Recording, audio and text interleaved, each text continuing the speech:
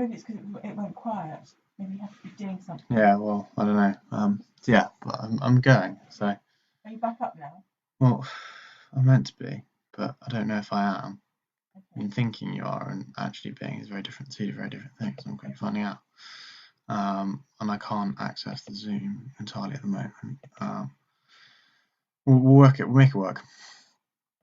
I mean, we'll check. Am I? No, but you send me a link. Oh yeah, of course. Well, no, if you go to the channel, yeah, you just go to the channel. Yeah, that's fine. Yeah, I mean, it seems to be working. Copy link. Okay, so. I've got you.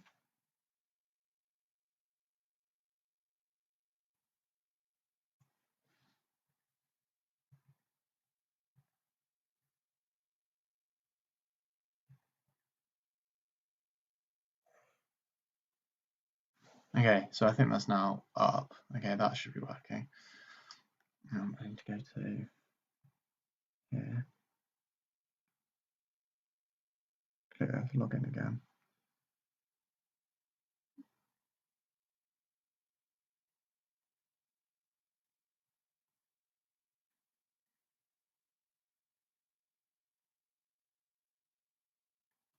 Hopefully it's now working. I mean, the total at the bottom's wrong. The time clock's right. But we'll see. We'll see. Hopefully. No, it's not because I can't access the window. But it might sort itself out. Hopefully it'll sort itself out.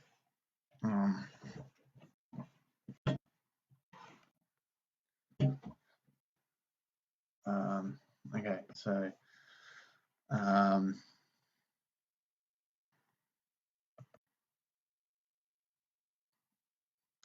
yeah, I think that's working. It should be open. It should be working. I think it's working. Hopefully it's working now. Yeah, it's just how long it lasts for, because it keeps going. It keeps dipping in and out, which is the issue. If it cuts me off again, should be all right. Should be working now. Okay. Edit. Flip page.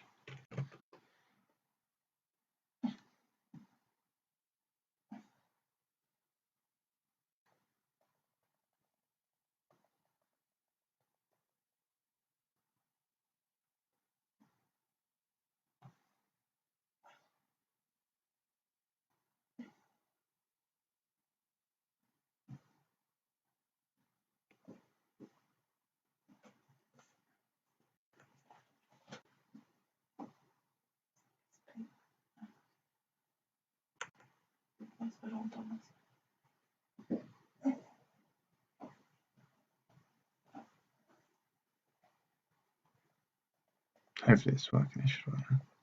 Pardon? Are you doing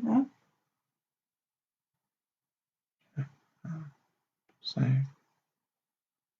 Hopefully it's still working. Come on. Dum, dum, dum.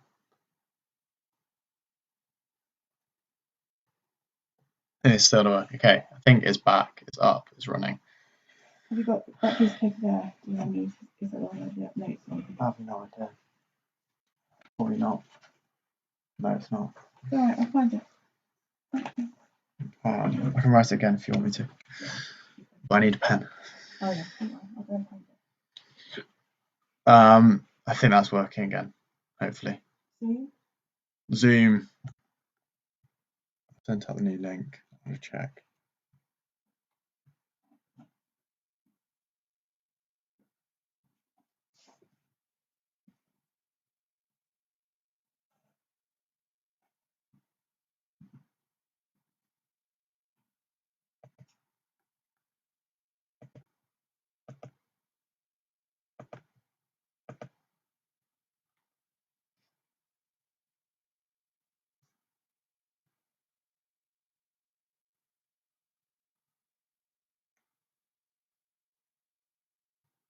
Hopefully, I mean, it's sort of working, sort of not. Okay, so we can manage it there. Okay, where's that there? I manage. I lost my base. That one there. Okay, so I think that's now working. Hopefully that's now working because It looks like it's working on the screen. yeah, I think it's working. It looks good. Just the total not coming across. The total's not going to be right though, and I can't update that until that.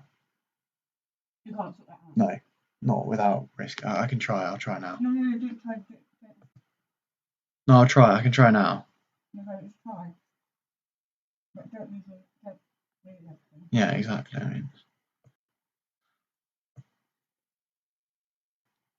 I reckon it's just to take it off. no, I'll sort it. Oh, I'll just stop using the chat. Okay, we'll refresh it there. Please work.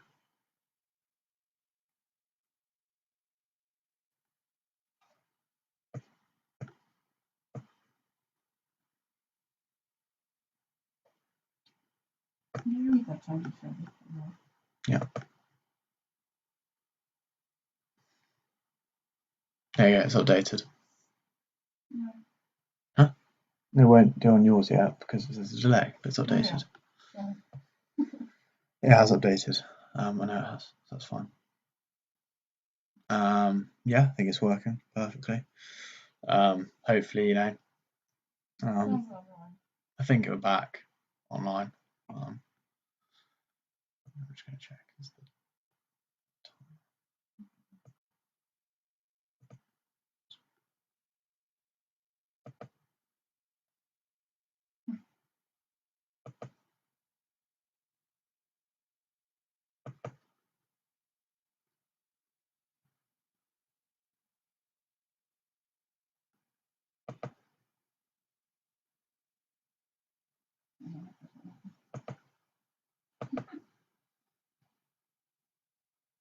Okay, try again.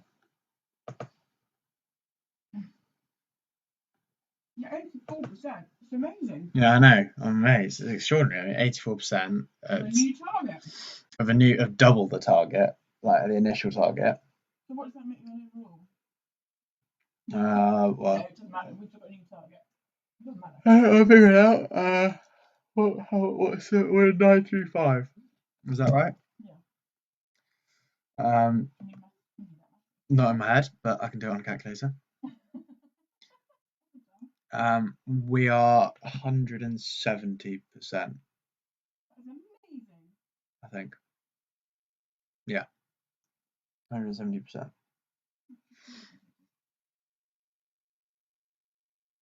Because this is double 200. This is double 200%. Yeah. I can't be right then. I don't know. No, I don't know. Yeah, because 30 would be 32, so 168. Yeah, actually is. But yeah, we're nearly there. Just, you know, got over that set of technical issues. Hopefully this is now going to stay and work. It might not. You know, we don't really know. See what happens. I have done. I've sent them a new link, a new Zoom. So hopefully it will work.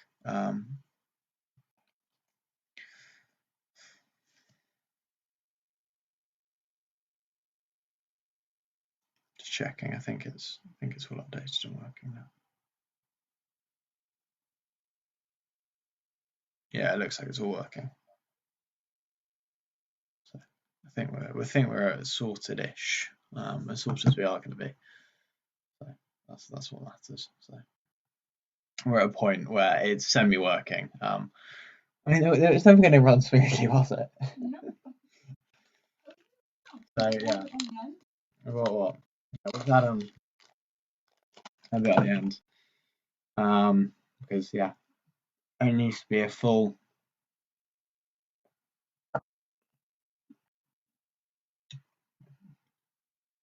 24 hours live. So I don't like the app as much as other things. Who's watching it? There's a third person who's watching it. my phone. Maybe. You mean phone. Yeah. potentially. Pressing me. How's your phone found it? No, my phone hasn't. No. Is that back down to 2? Nope. That was a bad person. Oh, I missed you, third person. Reveal yourself. No like it, no like it. It's like a really bad version of, Take Me Out. Wait, wait a minute.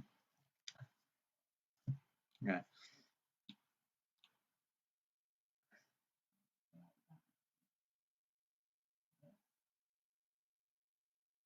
And it's interesting.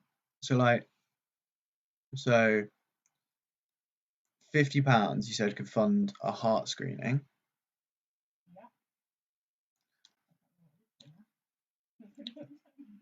Yeah. So that is 935 divided by 50. That is 18.7 heart screenings at the moment. No. Will have provided. Divided by 2. Why divided by 2? Oh. 50 quid. 935. Divided by 2. Why divided by 2? Because we're raising money for farm and. So yeah, divided by 50. Aren't we raising money for 2 charities? Oh yeah. I forgot about that. So that, yeah. So 9 heart screenings is what each of these is providing the money at the moment.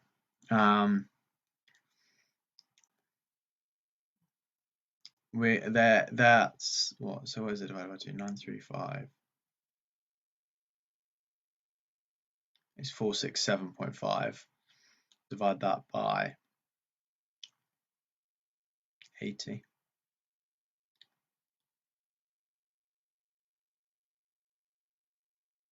So that, yeah, we paid for like nearly a week of Cry's website being run.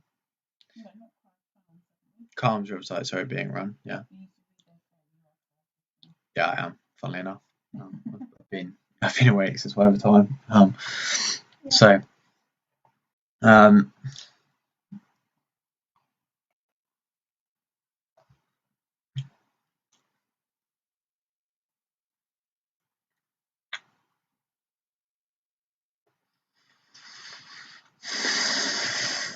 Hopefully it's not going to work.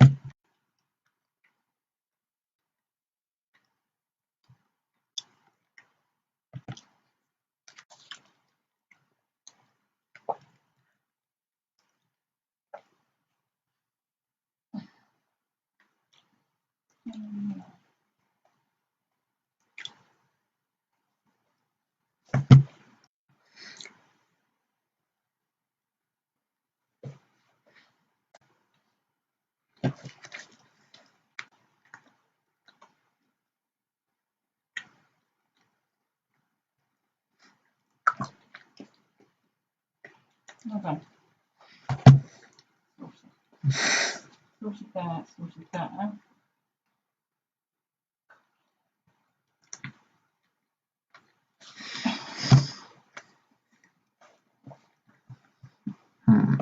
Yeah, you right? Mm-hmm. Yeah, no. We fine? Okay. Don't have too much in there, but there's a nice fan. Yeah, I know. But it gets easier now. I feel like I'm through the bad patch. Okay. I feel like, You've got enough out there, so your friends can get in touch if they need it. Yeah, exactly. Is Zoom back up? Yeah, Zoom's on. It's running now. Oh, cool. I've set the links up. So. Great. So we're back. We're back in theory normally. But it's just hoping that it keeps us ticking over and keeps us working. So. Yeah, I'll keep talking. You're going to tell me quickly about your cycle race. Yeah, I was. Kind of a weird one. No, I don't know.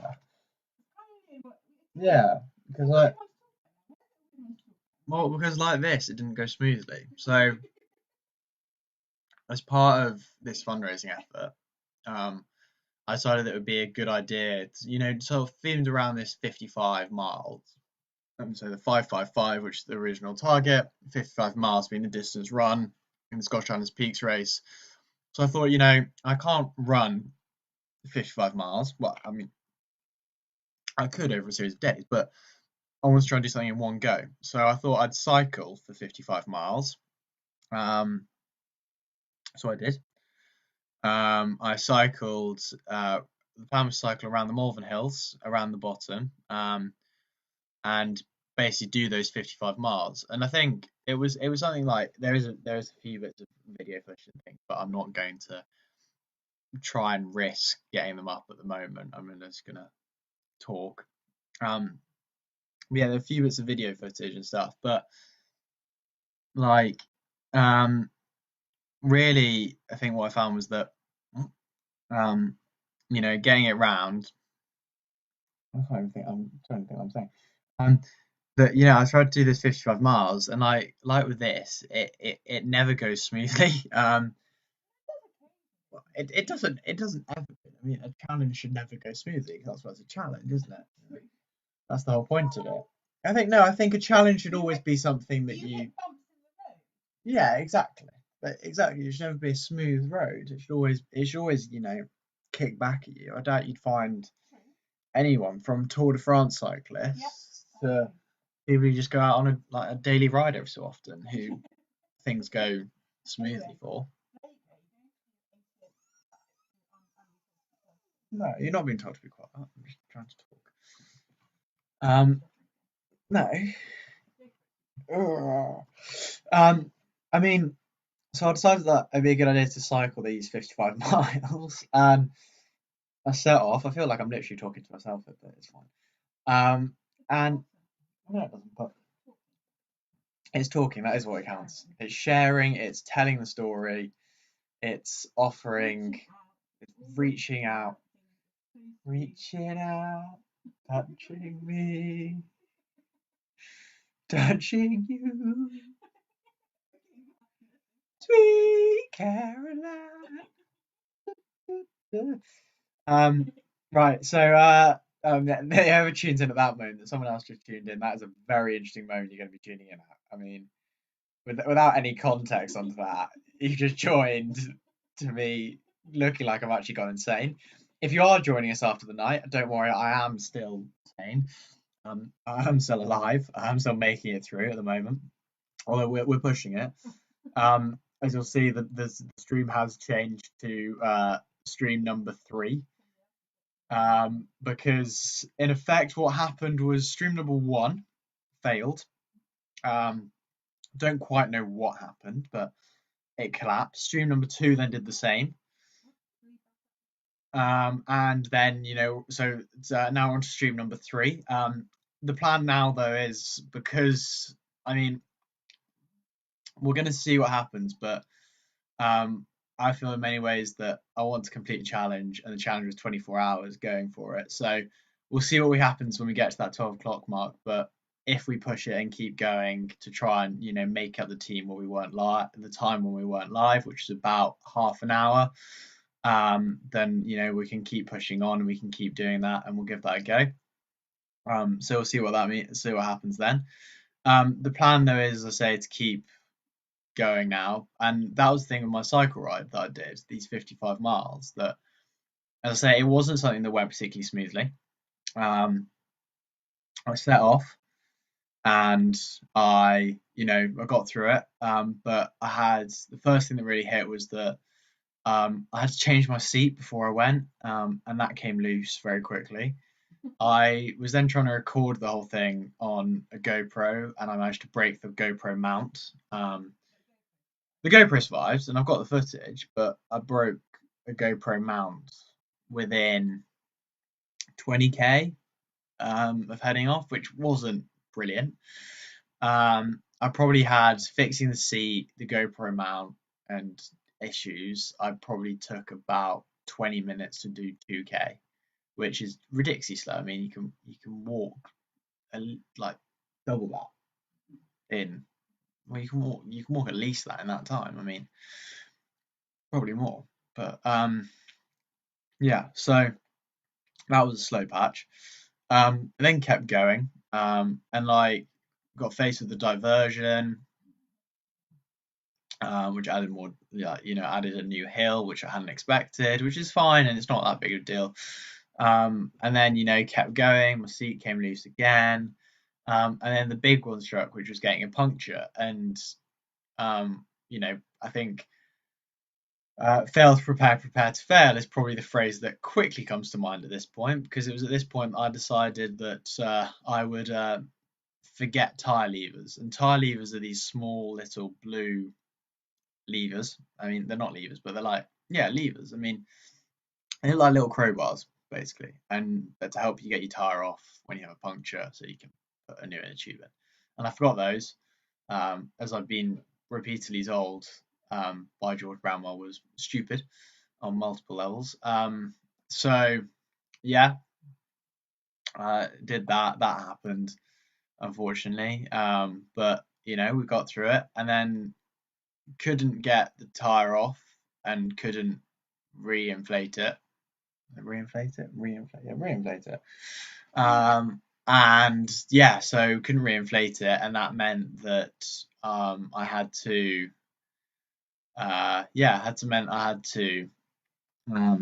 cycle back the rest of the way, which was like another 10 kilometers with a gradual puncture, and then my seat came off, and that was like another 3-4 kilometers without a seat standing up. And then I decided that because I hadn't hit my distance, so I had to go back home a quicker way, I ran the last 3K to make it up to those 88 kilometers, 55 miles. And yeah, it feels like a bit of parity then between that and this, because here again, we've got the same thing happened. A stream that was going really well. I think it was showing us on like 14 hours. And then it sort of died a death. So now it's back, better than ever, I'd like to say. Was it? No, it wasn't. It'd be much more than 14. It must have been a lot more than 14. Yeah, it'd be like 18, wouldn't it? 17, 18. Yeah, 16, 17 even, not 14. And yeah, and it collapsed. We've tried to fix it. We've got back. We tried, first attempt fixing it failed. So now on to the second attempt, or attempt number 3 overall. Hopefully it will now work. The plan is then to stick to the normal routine until 12 o'clock, and then if we need to extend anything, we might extend a few bits and pieces in between. We might see what we could do. And really, I think we had a suggestion from Louis Nares in the middle of the night, which if you heard that suggestion, then well done. I'm glad to hear you were listening in the middle of the night. So thank you very much. But there's a new link on that Louis has a suggestion that the plan is to try and get as many people who have supported on this Zoom call as well.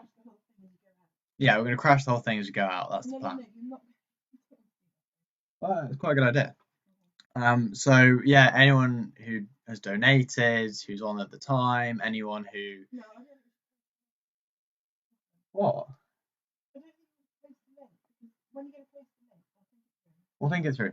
But I think genuinely, I said this all along, that it's a real team effort and everyone's helped. And I'd really like, not only to finish this on my own, because it hasn't been a solo effort, but to finish it with as many people as possible, because from Jamie's starting to check in with me at 4 a.m, which genuinely I was surprised when he messaged me, and genuinely it's been really nice to have that. He won't be hearing this, he's still fast asleep, I hope. To Louis and Greenie staying up and playing Joking Hazard with me, the Bates dropping in at whatever time he decided to rock up, to people who were there right at the start. I mean, everyone who's been there supporting it, really I can't say thank you enough. So it really genuinely does mean a lot, and whoever the people watching are now, and there aren't many of you, but thank you so much for watching. And I hope you're enjoying it. I hope you are. I hope it's going well. I hope it's going well. I mean, I'm losing my train of thought. I don't really know. I'm just babbling. Yeah, I've kind of just hit the hit the end, the babble point. What's the next one? What time's the next I think Anna's on in the next 10 minutes. one? No, but Does she know where to get she does know where to get to. I've checked that.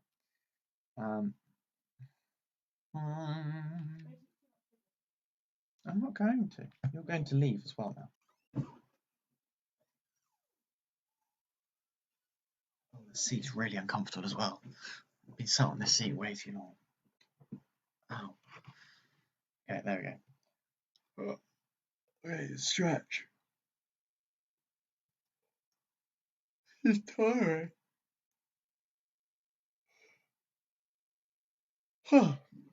Like, never underestimate what people like the jobs people do. Like working as someone in a television broadcasting studio and like changing between the scenes and doing all of that, like genuinely, it's one of the new skill that I've been able to pick up at this about how to set your scenes and do all your recording and do your transitions. I mean, I haven't done any fancy transitions really, but like making sure you've got all your presets and stuff done, which is what this software is allowing me to do. It's been really interesting because I've really enjoyed learning how to do that and how to use it. And if you ever have a bit of time and you want to make your own TV show, OBS haven't sponsored me, haven't donated themselves, but OBS, look them up. It's good software. I'm just talking. I mean, I've got two people on. I don't really know who those two people are, but yeah, exactly. The other one could be me. It's not the number of people, I agree. So. Oh, Claire, morning. There we go. So yeah, thank you very much, Aunt Claire. Hopefully it will start to work and we'll figure it out.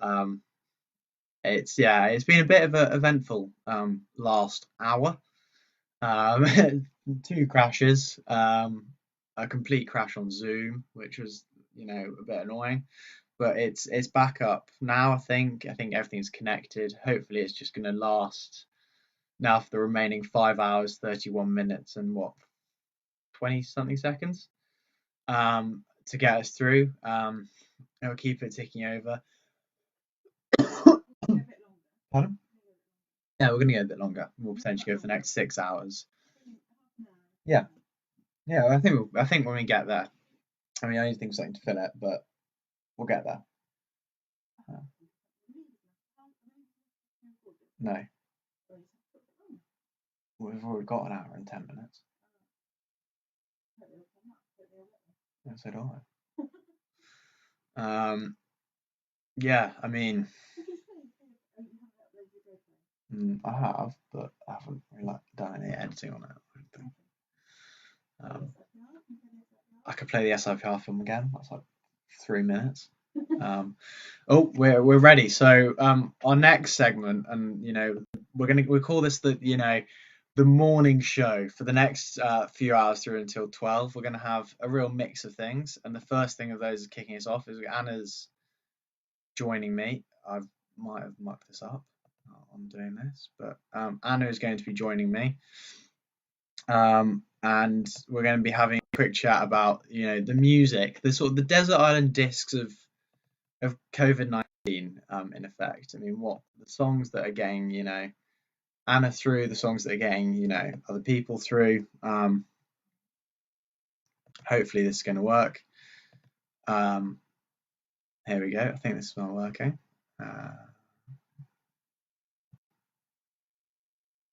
Hopefully. That's the one. Okay. Hello. Morning. Morning. How are you? I'm well. How are you, more like? I'm okay. I'm tired. But yeah, I'm good. Getting there.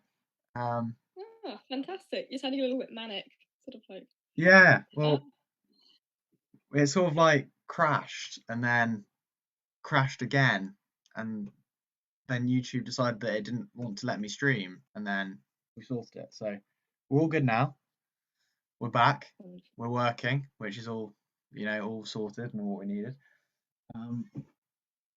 So yeah, I think we're good. So this segment was really going to be then, a little bit chatting about music, and I mean, I'm very much. I don't know if you had any ideas, but it was going to be sort of talking about the music that is getting you through lockdown. So, well, do you listen to a lot of music? I mean, I know you play harp. I'm trying to think of the other instruments. You've definitely played the harp or organ. Mm-hmm. How many? Can I have a number? How many? Well, I don't know if one really counts as an instrument. I'm So sure it does. We'll go with 5. 5. Okay. So harp, organ, piano, Mm-hmm. guitar. I don't think you can call. No, I'm not counting that. I don't call it playing. Okay, fine. We won't count that. Violin. Yep, extremely. I don't know if I can even call that playing, but I had lessons for ages. Okay, so we count that.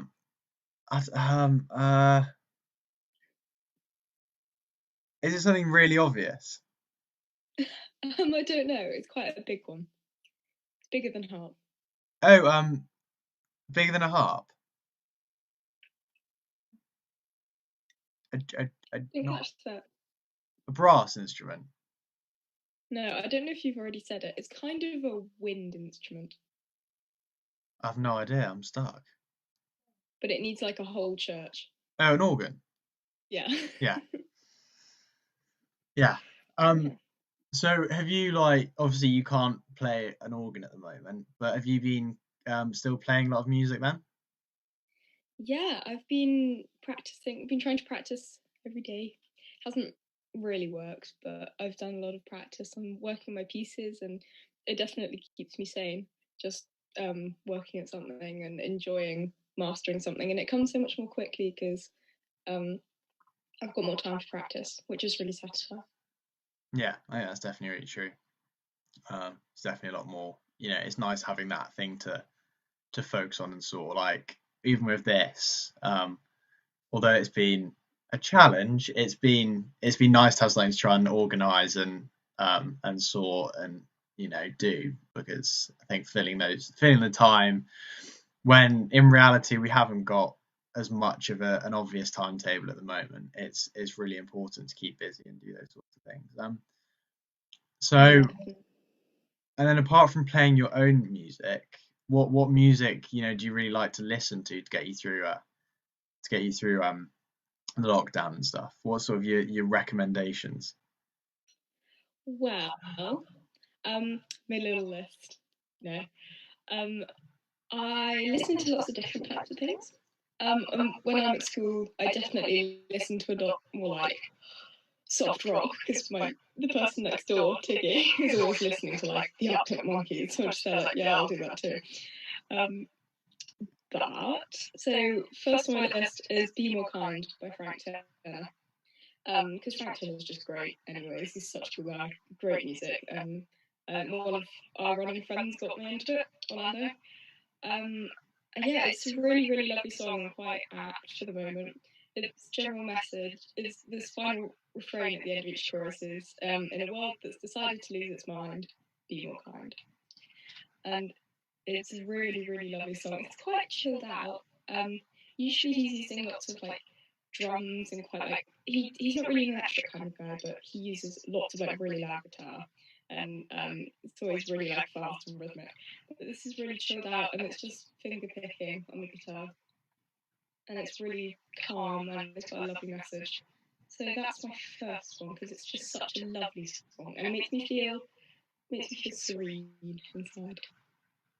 Are you someone who likes to have music on all the time, or are you someone who do you have key moments where you have to have music? For me, I can't work without music. Sacrilege, really? Yeah, I can't can't work I with can't like music. I can't like do with an essay. If I'm writing an essay, I have to have some like background music or something. It could be really, really chill, but if I don't have any type of music, then I get really easily distracted. But if I have some music on, I find that I can actually, work through it a lot easier. Really? Yeah. Talent, that's a superpower. Can you not work to music then? No, not at all. Unless it's like really, really quiet Debussy, I just get distracted and like start humming along and like singing or whatever. Wow, superpower. No, I Yeah. listen to a lot more music when I'm at school. I don't know really why, just to keep me company. But my family really judge my music tastes, so I tend to just keep it really quiet at home, like listening to the Beatles really quietly, like pretending that I'm not. Yeah, not so much as at school. Yeah. So, like, is listening to music for you is very much something you just, it's a real chill activity. It's not a. Do you tend to listen to music, or do you quite often have it on as, background? So I mean. I generally listen to it.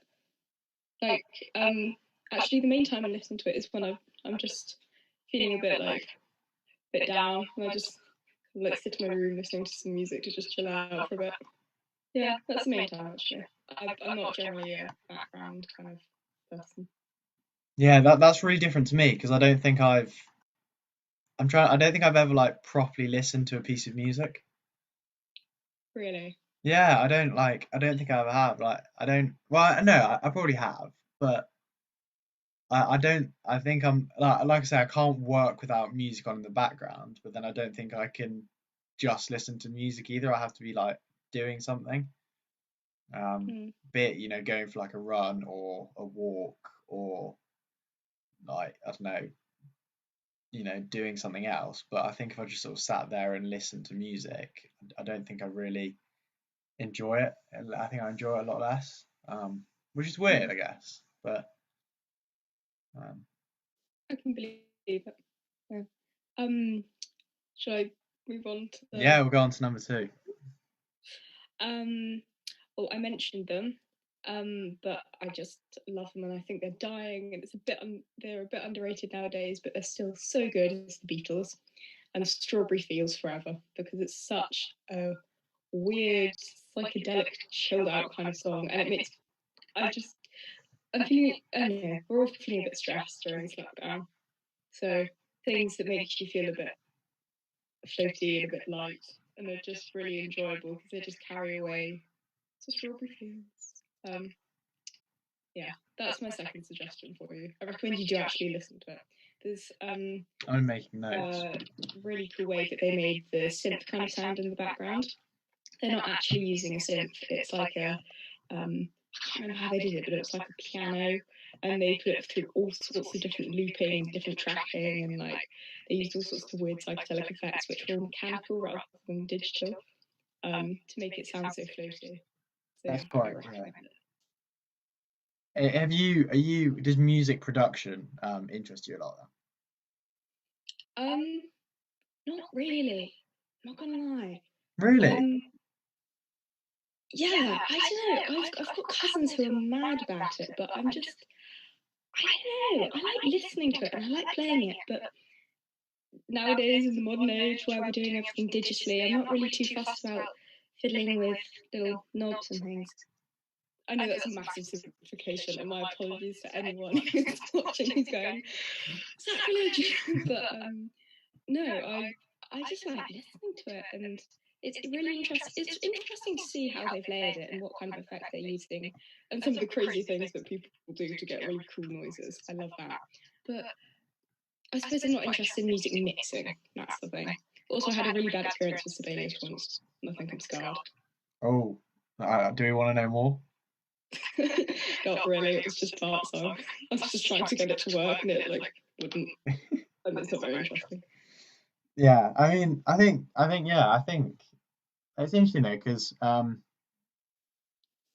what you're saying about like music mixing. I think there is a lot of the digital age has made it very different, but I think at the same time it's allowed a lot more people to get involved in it. Like, because so when we had Bowman and Saffron last night, I think people who can literally make music from their own home is something that you couldn't really do in quite the same way, a few years ago. And now with all the technology, you can download a piece of software and you can make a fully recorded song, which sounds amazing with how many different instruments, and that's that. I think that's really cool. Like the technology that we have is really, really interesting and stuff.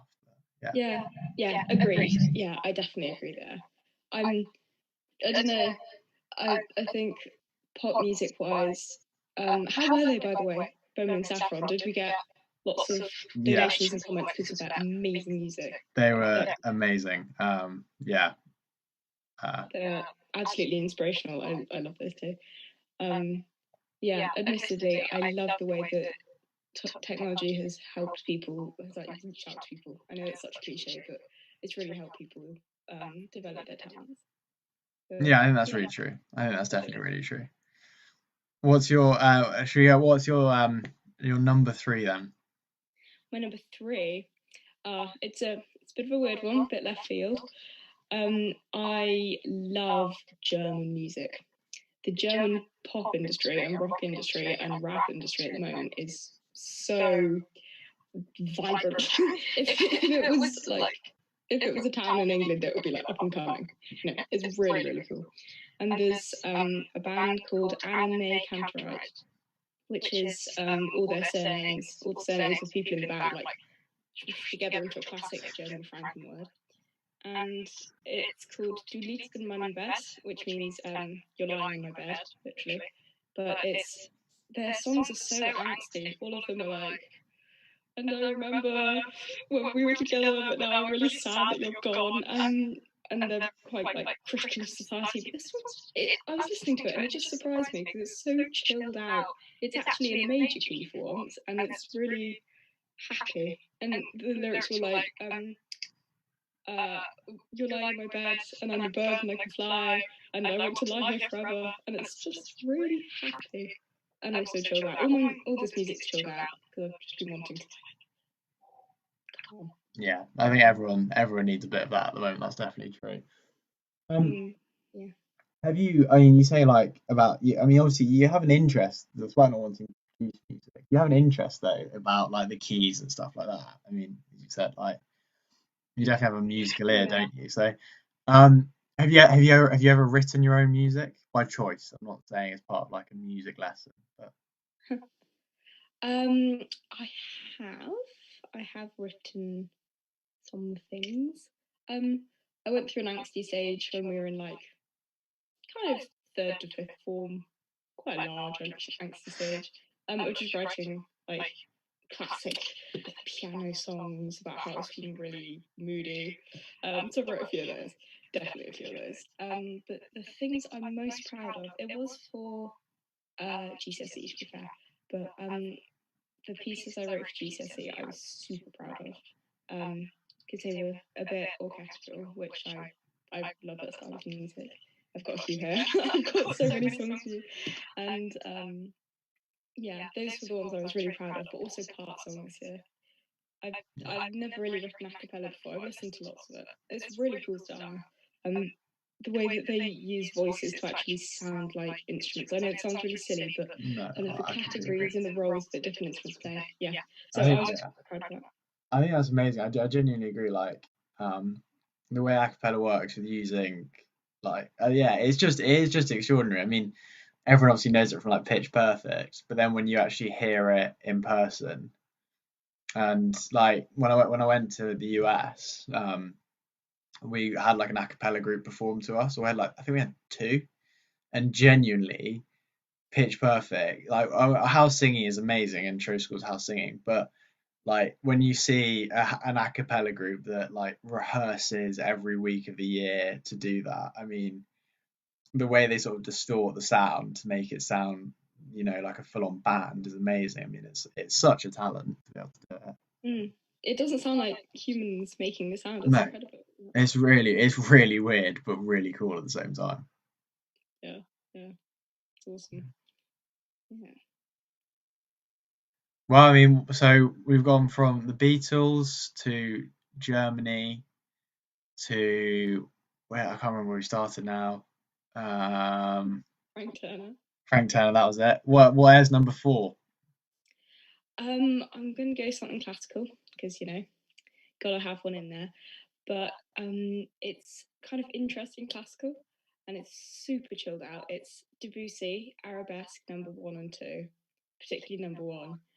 It's just piano, just for solo piano, and it is so chilled out. It's ethereal.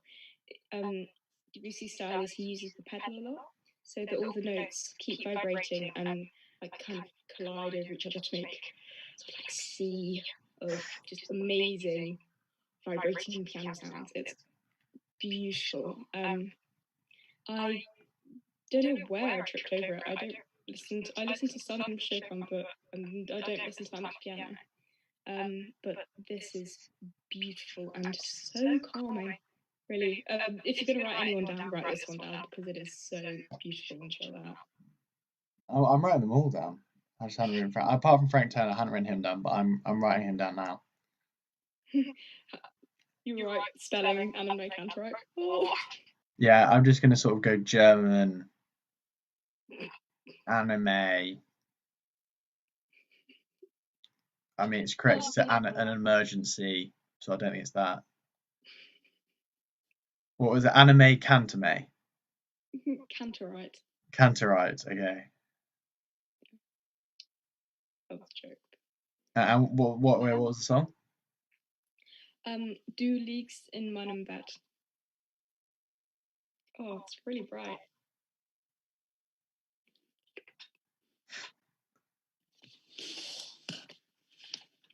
Okay, and then Beatles, Strawberry Fields.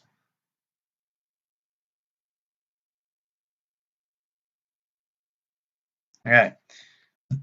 So, do you tend to listen to? Is the majority of the music you listen to classical then?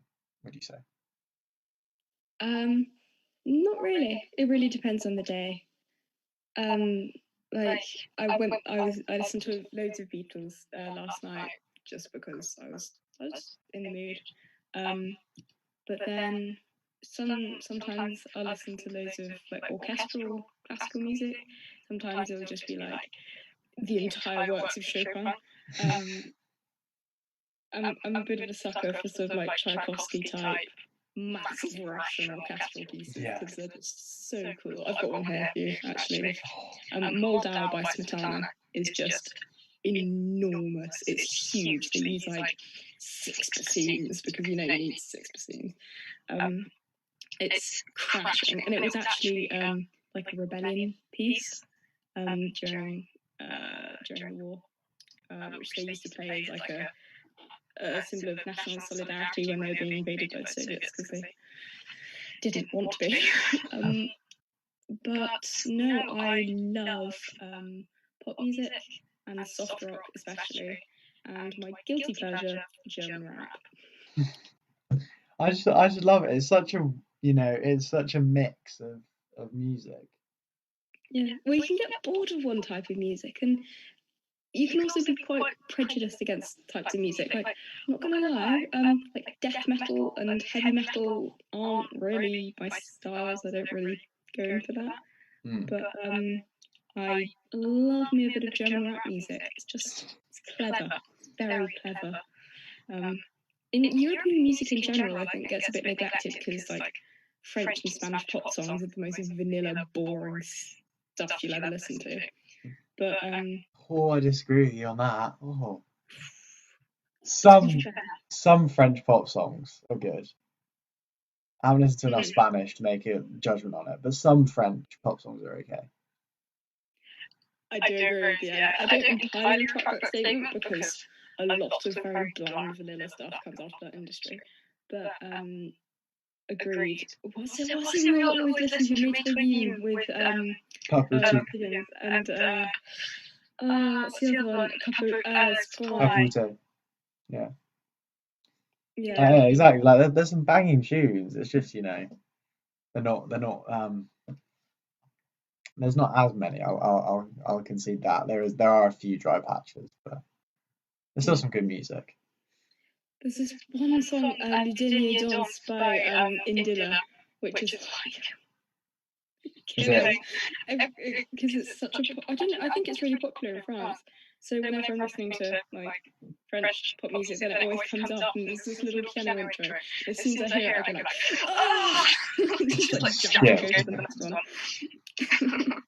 Yeah, I think that's definitely true. Like there are certain songs that you can't you just can't listen to for more than 20 seconds or that. I mean, no, agreed.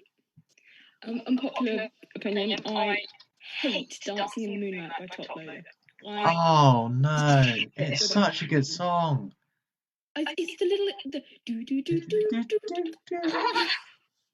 Drives me crazy. Yeah, but it's just iconic. Like no, it's well, it kind of is. But yeah, but it's like you can't say you hate banana.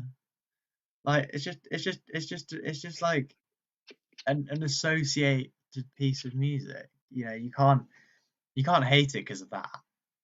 I mean, you can hate it because of other reasons, but just not that. That it's just It's the little riff. It's I just don't like it as a song.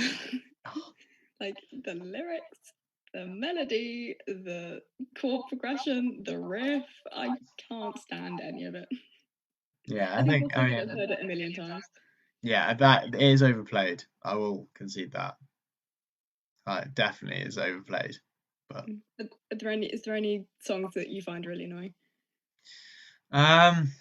Yeah. I mean, I'm trying to think what at the moment, but yeah, there are definitely songs I find annoying. Mr. Sandman. I can't stand that song. I'm not sure if that's even really a song. Does that Yeah, it is. It's counting as a song, but it basically it didn't accidentally go onto my playlist. It deliberately went onto my playlist, and then I've just never taken it off. And it for every time I seem to play that playlist, though, it comes on, and then there's like 7 hours of music on this playlist, and every time without fail it comes on, and it just drives me insane. Just Spotify being vindictive. Yeah, it's just I don't know. I don't think there are many. There aren't. I think for me, I don't think there are many songs. If I haven't listened to it, if I don't like it, I don't listen to it a lot. If you see what I mean. Like I'm quite restricted in what music I listen to. I'd say. Like I very rarely add new music to a playlist. Yeah. How do you generally find out about music then? Radio. I still listen to a lot of radio actually. Really? Yeah, like surprising amounts. Because I think you get quite a good mix if you listen to a radio. Because it's not sort of just going to be what everyone's listening to all the time. They might give you something a bit different, something a bit upcoming. Like radio, BBC Radio is really good at that because they do sort of like young talent coming through and stuff. So you tend to find something quite new.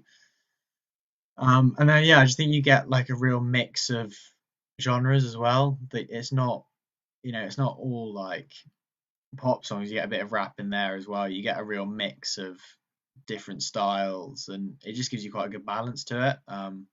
Where I think with Spotify, if I try and find a song as a starting point for a playlist, then I'm just gonna find 10 other songs exactly the same as it, and you don't really get the breadth in the same way. So yeah, that's such a good point. Yeah, I think radio is being a little bit neglected by our generation because it's kind of what our parents listen to. So and we've got all these digital platforms. But no, that's wonderful that you're still listening to radio. I think I don't listen to that much music on the radio, to be fair. Just mainly just whatever keeps feeding on stream. But German radio I listen to a bit. Yeah. I mean, you did. I mean, I know you did German A level. You're doing. I don't know what we call it now. Who knows? Who knows? Who cares? But like, do you want to? Are you planning? I can't remember what are you planning on studying after?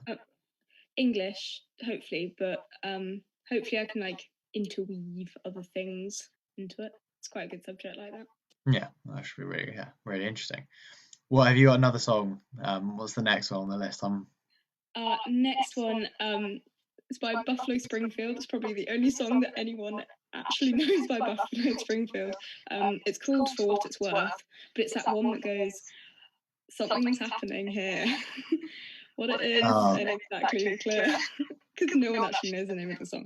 And my Liv used to play it all the time when we were in fifth form, like really late at night or first thing in the morning when the alarm went off. And it just reminds me of like the kind of quiet down periods when we were working really hard for our GCSEs. Like in my mind, it's always really quiet and really comfortable in the room, and it's all really dark. But then there's like bright sunlight coming through the curtains. That's always what it makes me think of, because that's always when she used to play it. No, it just reminds me of happy times with my friends when we were young and innocent. I think that's the best thing about music, is it's very rarely the song that actually makes the impact on you. It's always a lot about what sort of when you first heard it or what you associate it with. I think has a huge impact on why a song becomes important to you. Yeah, I agree massively. Yeah, definitely.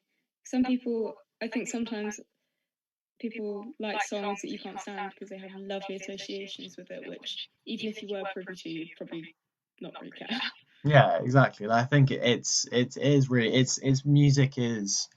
I mean, having your taste in music is very much your taste in music, but even beyond that, it's sort of like it's not only your taste that decides your favorite songs, but it's at what point your taste was active and which part of it was active and where you were when you first heard a song. I mean, I think you could probably you probably play the same song twice and listen to X, and at one moment you'll hate it, the next you'll love it. So I think it does depend a lot on where you hear it and things like that. And yeah, it's surprising. Maybe in the right context, might even enjoy Dancing in the Moonlight, but it's unlikely. Yeah, I mean, I can understand that. There are some songs which are potentially irredeemable. I'll agree with that. Yeah. So I mean, yeah. So I mean, a song that I'm guessing isn't irredeemable. What's the next one then? Next one. Well, I mentioned it before, but to go into a little more depth, Moldau by Smetana is crashing. It's the biggest one on my list. And actually, I'm going to mention it again because I was going to write it down twice, but I kind of congealed it into one because I thought it was a bit excessive. Is that there's an amazing harp arrangement by Valerie something, can't remember her name, she's French. And whilst a harp arrangement of a Russian piece probably isn't going to be the first thing that you go to, you'll be absolutely, if you haven't listened to any harp music before, which I suppose quite a few people haven't, it is an incredible display of her abilities and her dexterity and her strength. And her artistry as a whole, and it's the most incredible arrangement. I really recommend it. Is harp your favourite of the instruments you play? Yeah, it is. I love piano. Piano is my second love, but yeah, it is. It's different. It's kind of it's a bit more forgiving than piano, and it sounds a lot nicer than violin, and it's a lot easier than organ, and I like it. Yeah, it's definitely my favourite. Yeah, I mean, it's one of those instruments that is just, I think everyone sort of looks at it and is like, oh my God, how do you play that? Like it seems ridiculously complicated to play. Oh, well, thank you. Yeah. Kind of like glorified piano, to tell you the truth, but don't tell anyone. Okay, we'll keep that secret then. Yeah, sure. And what? Okay, so what's next on the list? I'm curious. That was my list. I have 1,000,001 suggestions for you. Okay, I'll keep them coming. I'm curious, and I've got a few. Okay, well, I'll have to give it a little think then. I love Sufjan Stevens. Spelt with a J in the middle of his name. He's American, and he wrote that song which you've probably heard all over social media, from Call Me by Your Name. I think so. Yeah. Yeah. Like we were saying about like songs having meaning for you. I really loved that film, and I loved the book, and it was a beautiful, beautiful story, and so that song kind of took on different significance because of it, and I thought it was really beautiful. So I was listening to that, then of course that prompted all his other music, which some of it I would argue is even better. It's amazing. He's got, again, all his songs are really ethereal, and I don't know what kind of warp he uses on it, but he manages to distort it to make it sound all like fairy-like and tinkly and flowy.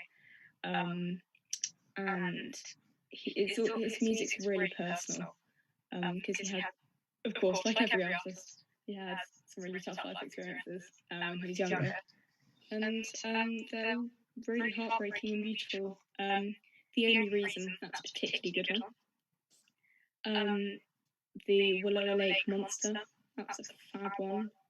And the one that I can never remember the name of, but it's one of my favourites, is I can never remember the name of it. I'll look at wait. I should have known better. There we go.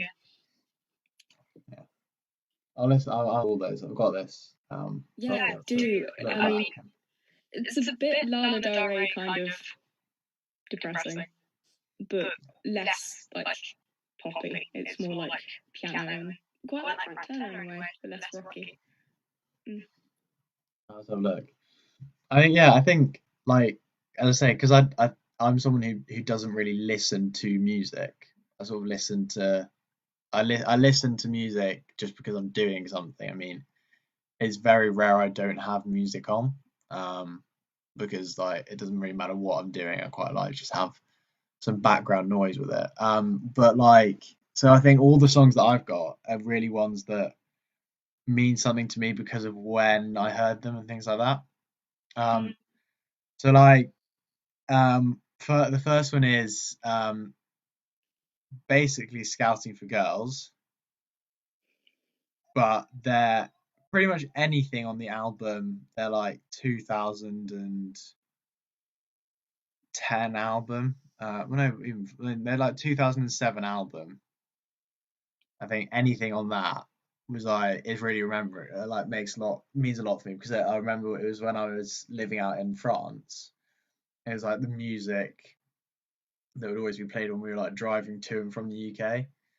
So like that, Jason Mraz, those two were like the absolute, the songs I just really associate with that, and that I think is what, for me, really, links the two together. I mean, Tom Grennan, I'm a huge fan. Never heard of him. You must have heard Tom Grennan. No, I haven't. Like Found What I've Been Looking For. He does Found What I've Been Looking For. Trying to think what else. Yeah, he's really good. And I think, have you heard of Jerry Cinnamon? I don't think so. The name rings a bell, but I don't think I've ever listened to anything actively. He's someone who's really interesting. Like he's someone who I've discovered recently. And he's someone he's got quite a distinctive style, I'd say. But I think his music's really, really good, and it gives a real set of variety. It's not like, I think he uses a lot of other sounds in it as well. So like he uses rain noises where he can and things like that, and I think that makes it really, really enjoyable. That's nice. I suppose if you're using it as more like ambience than like actively listening to it, then I suppose other sounds are quite like soothing. Yeah, definitely. I think, yeah, I mean, and then have you heard of REN? Yes. He's on my list, definitely. Blind Eyed is an absolute tune. Bowman introduced it to me this year. And that is it's a really, really good song. I mean, it was like one of those songs that I thought when I first listened to it, I was like, this sounds terrible. But then when you listen to it more and more, you sort of really enjoy it, and actually it works. It's a really, really good song. I'm trying to think what else. I mean,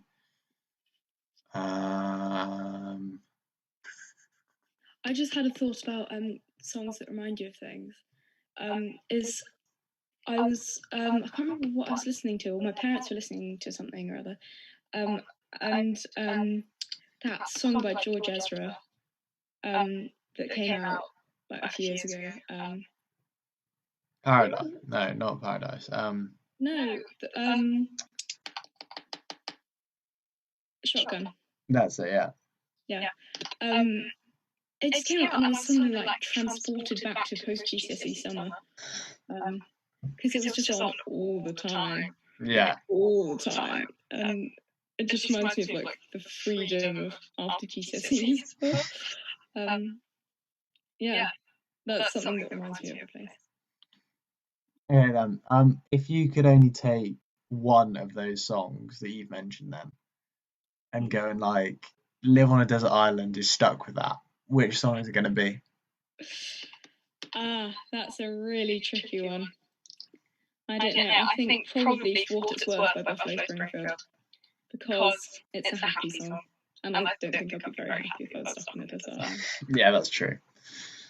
I think for me it'd have to be Human. I know it's a really standard one, but like Human by The Killers is just like you can't beat it. I think it's a classic, yeah. You can't beat it, but I think that's definitely up there.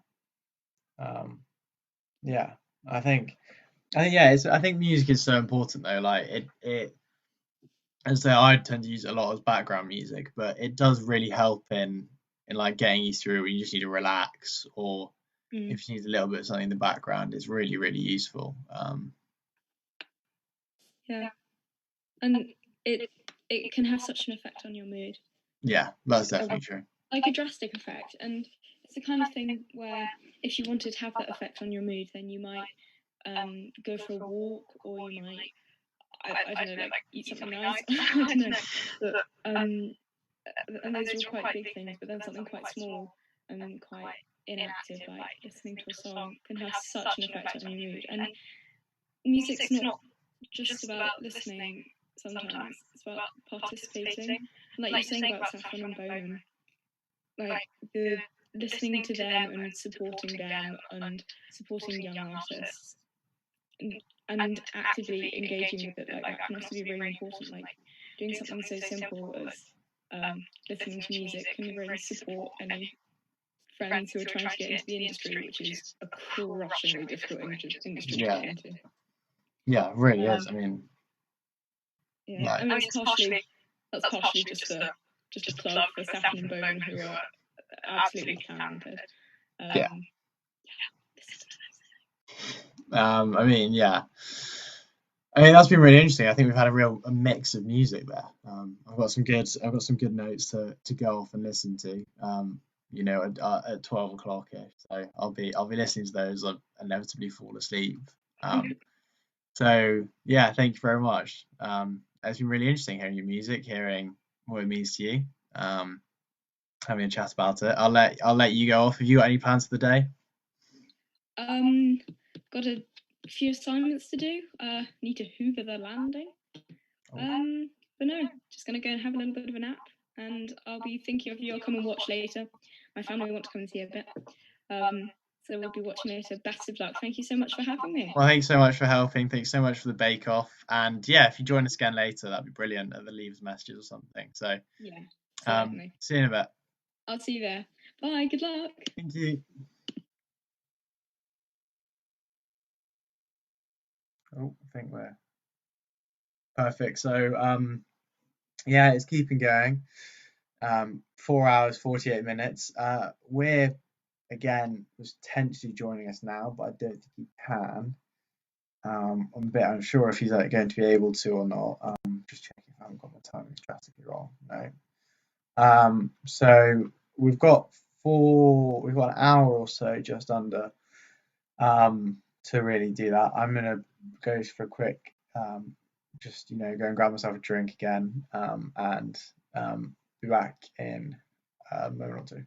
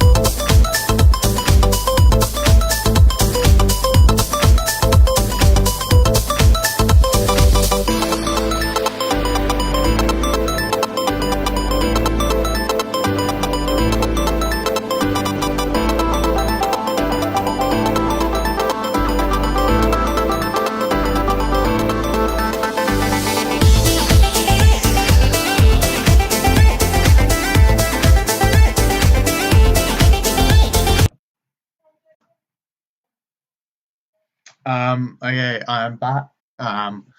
Again, you're stuck with me again. I'm trying to keep going.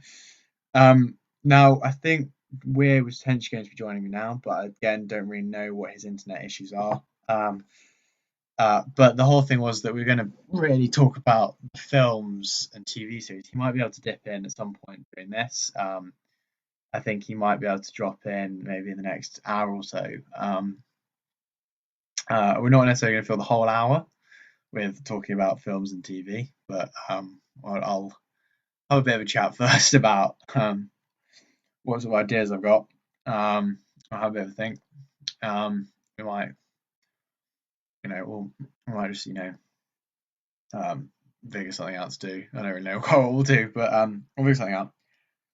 We'll munch on the Snickers. Keep me going for a bit. But yeah, so if you have Netflix, then well, lucky. I mean, I do as well, thankfully. And as with everyone at the moment, during the lockdown, I've been able to, get out, and be able to binge my way through a number of seasons. So, the seasons that I've sort of really enjoyed, we'll go with sort of the seasons, the series. That I've really enjoyed. I think, as like everyone, I binged through Tiger King. I mean, I think you struggled to find me anyone who didn't. And I thought it was good. I think that there's a lot of interesting debate that you can have about Tiger King, because it's not as a clear-cut thing as people, I think, tend to sometimes make out. It's not really Joe Exotic was bad or Joe Exotic was good. It's a bit more of an in the middle thing, really.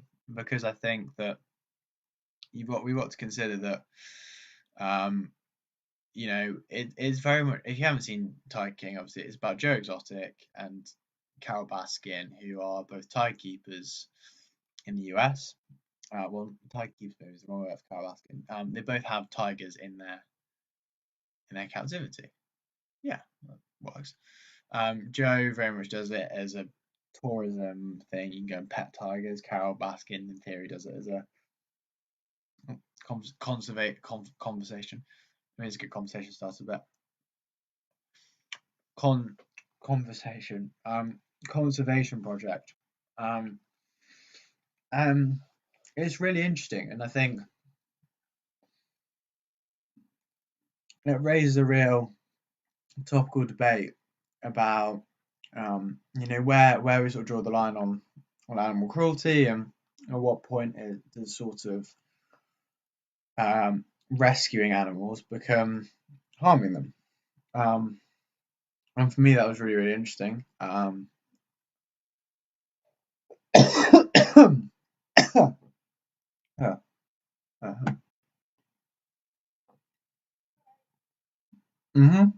good.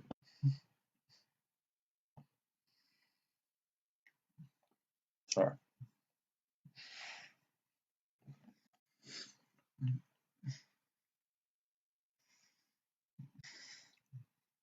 I'm 4 hours 42 to go. Yeah, I think it was really interesting because I think in the case of Carole Baskin, you have to look at it, and I think the whole animal rights issue is one that's really, really interesting because in Carole Baskin's case, it wasn't a clear cut, Carole is right, Carole is wrong. It was very much one of those things that sort of sat in the middle, that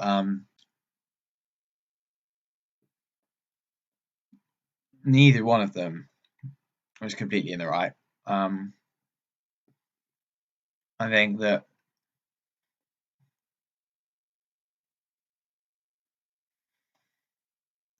Joe Exotic made some really interesting points, that ultimately, by doing what he was doing, he's raising awareness about these species. And if what is needed to keep them alive and keep them healthy is to raise awareness about them, then you can criticize him, but what are you really going to say? Because he's trying to protect them. He's trying to show that they might have a friendly face, and that they can be not so domesticated, but they're not terrifying creatures. And as soon as people can relate to them and feel some sort of empathy for them, that's when you can really start to get them to tackle poaching or tackle deforestation. And without those sort of initial steps and make sure there's trust between the man and the animal, it's really almost impossible to be able to sort it and to be able to deal with it. I have no idea if that sentence made sense. So yeah, my eyes are tired. That's what I noticed the most.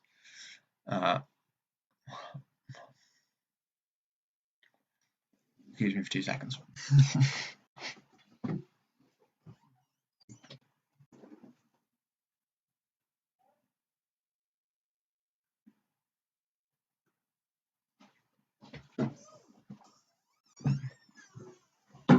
Everything else is, hopefully it might give me a bit more.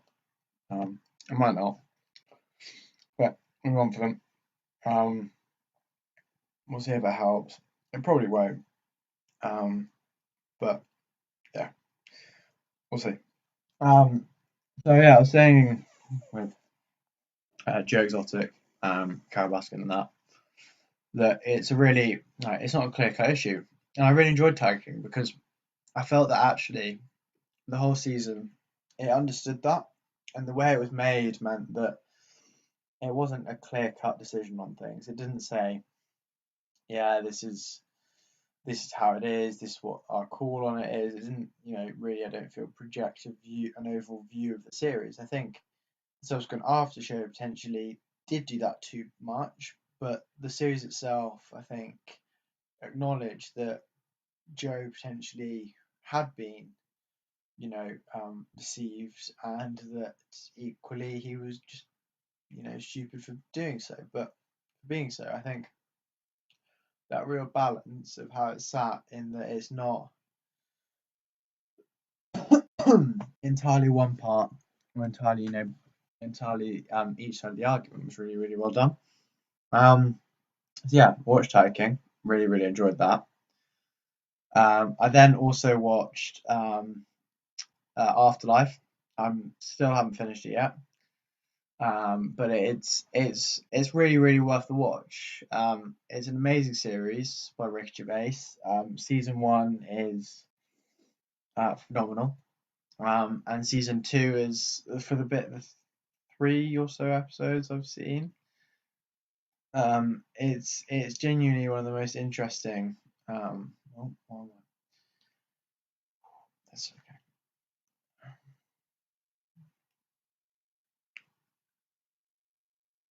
okay. It's genuinely one of the most interesting. What am I talking about? Afterlife is genuinely, I think, the way it tackles grief. Again, a real taboo subject, and mental health is really, really important because it acknowledges that there are occasional issues, and it does its best to highlight. Oh, I have no idea what I'm talking about anymore, which is not good. I'm making no sense whatsoever. You know. Yeah, so series that I recommend you watch. I'm not even going to bother trying to review them because my mind switched off as soon as I get about a sentence into saying anything. So, if you haven't seen it, Afterlife, have to watch it. Tiger King, must watch. Let's have a think through. So, sort of looking through Netflix. Outer Banks, I've heard that is really, really good. It's worth the watch. I haven't seen it, but I've heard good things about it. Rick and Morty, obviously now on channel ITV, channel 4 ITV. One of the two. Really, really worth the watch. Really enjoyable. I'm strong enough. And yeah, I think we're going to next. Narcos, if you haven't seen that came out a while ago. That came out back in 2017. So if you haven't seen Narcos, watch it from the start. It's really, really, really worth watching. I think Narcos, it's a really good show. Really enjoyed it.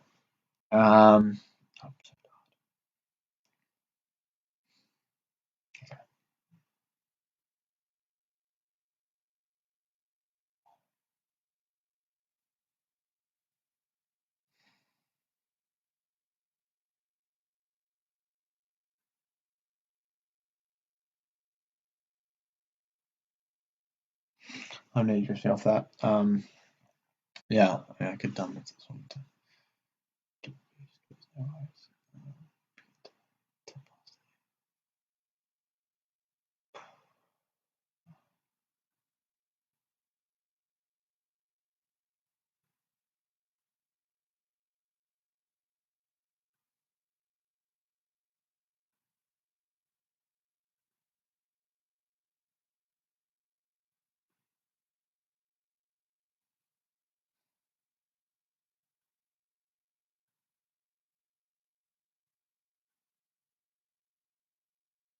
I need to stop drifting off because that's what I'm doing. Yeah, so as I said, for a TV series, Tiger King, Rick and Morty, Afterlife, and Narcos are the 4 series that you need to try and think about watching. Outer Banks is on my list as well. I've heard very good things about it, but yeah, you need to try it yourself. Some people love certain games, other people hate them. Some people are asking the game to speed up and aren't wearing Pantomoy, conventional, aren't wearing oh my god, I'm so tired.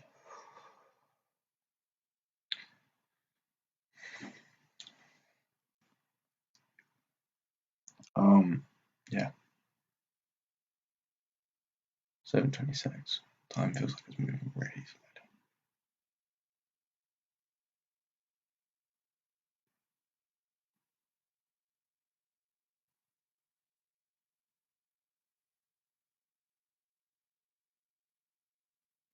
Yeah. So I need to stop drifting off because that's what's happening.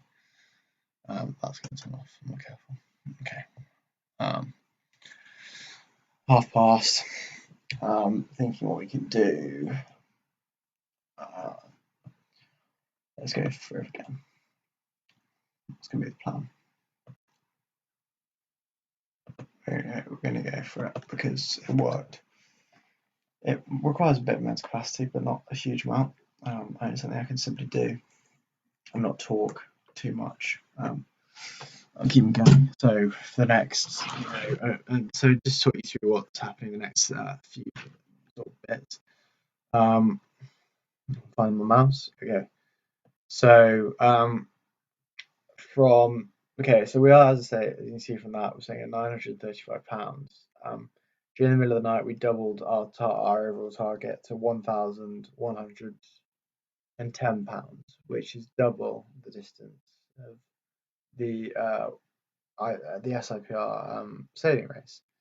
So I think we want to give it a challenge, and my challenge was 55 miles. 11.6. No idea who that was.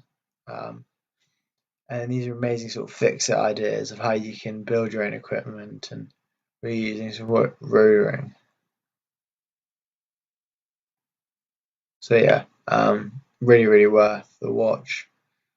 Oh my god, Virus.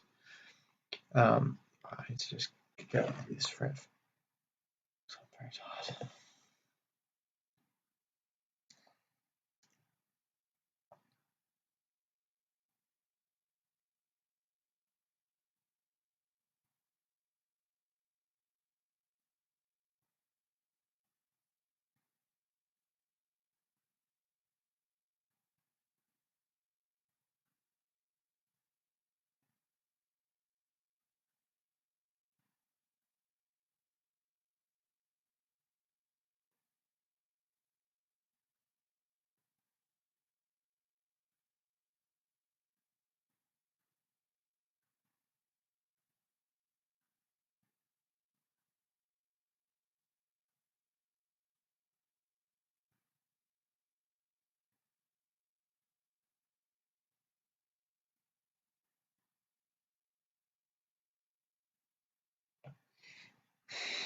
I mean, so switch on. Cool. Wake up. I need to keep awake, keep talking. Yeah, 40 minutes until Charlie's interview. Oh my god, that's hard.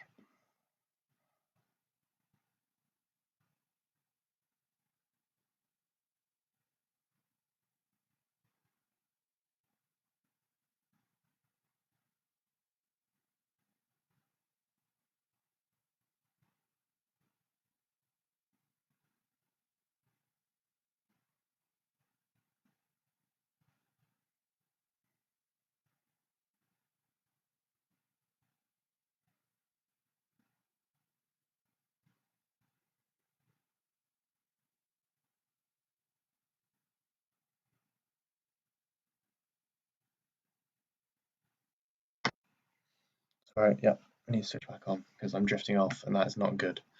Because that might kick me off, and that's not good if that kicks me off if I'm, asleep. So, we're back. I need to keep switched on because you don't want to just watch me sleep. We're just gonna pretend that was an issue with the stream.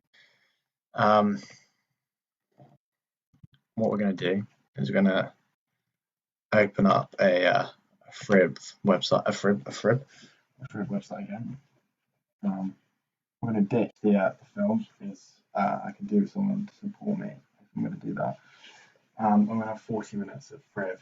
The plan is, if you still hear me, Open the window. So a little bit cold air in here. Has to wake me up. Yeah, so we're good. We are going. Oh God, it says.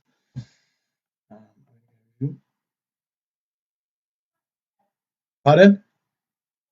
No, I don't think so. Has it?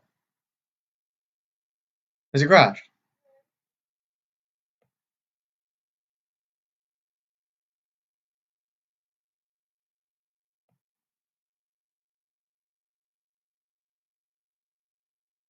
Maybe.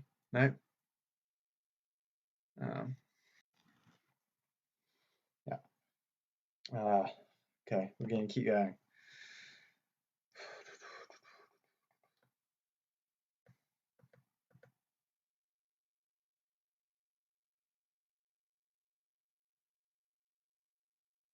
There we go. Friv. Okay, we're going to nitro.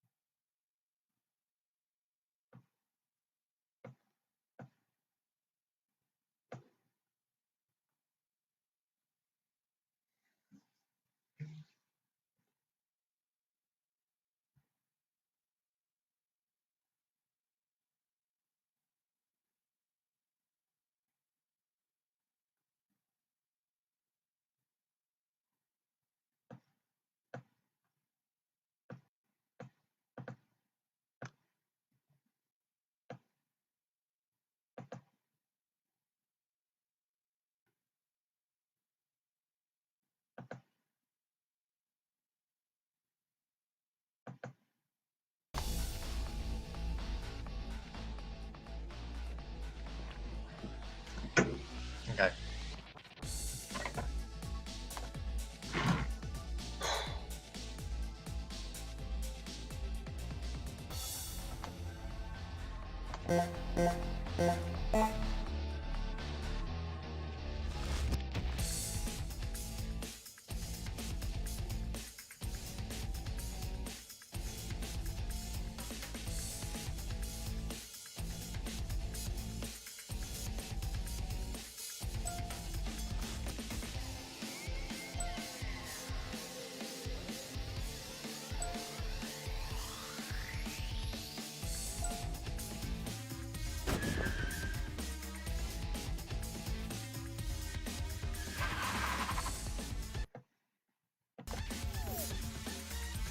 Right, we're going again, and I can't fall asleep myself.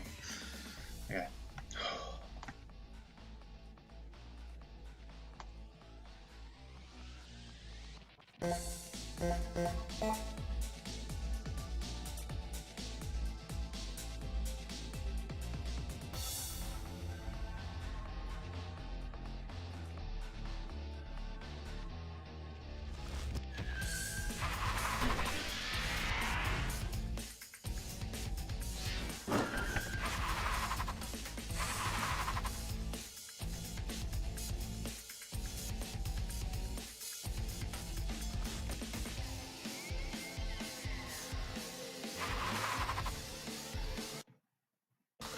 I need to tear at this, I need to just be alert, which is not.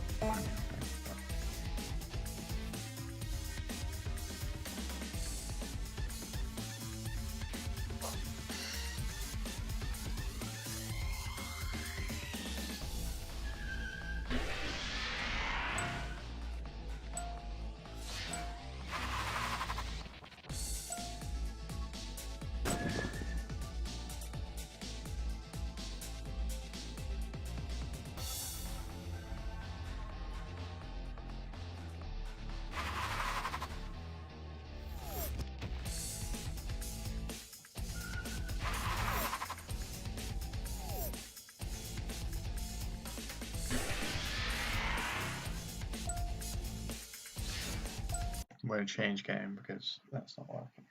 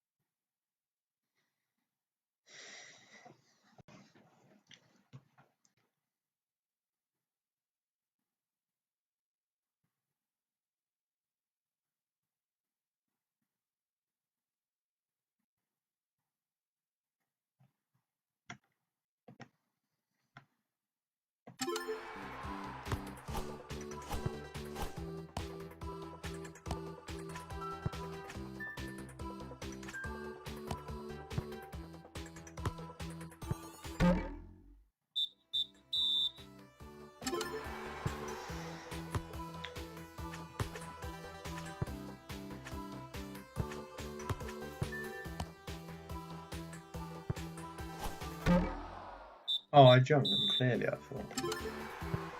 Oh, that was all.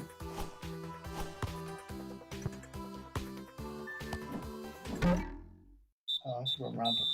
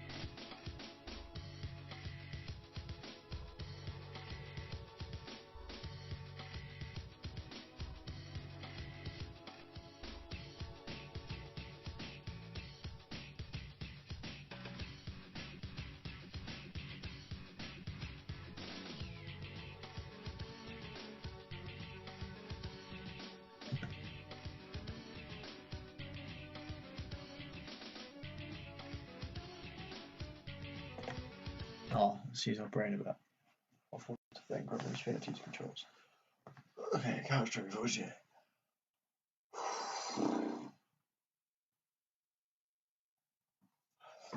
Yeah.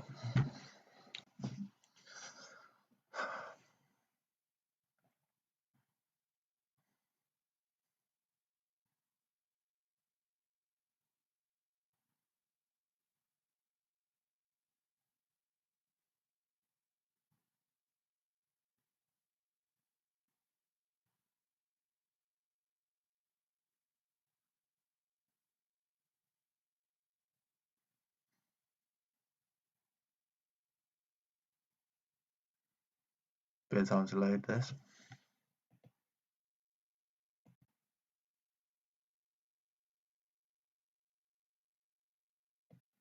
Hopefully it's still loading and working. Seems to have frozen slightly, but it might come back. Might put it off. See what happens. So, yeah. Wait for this to load.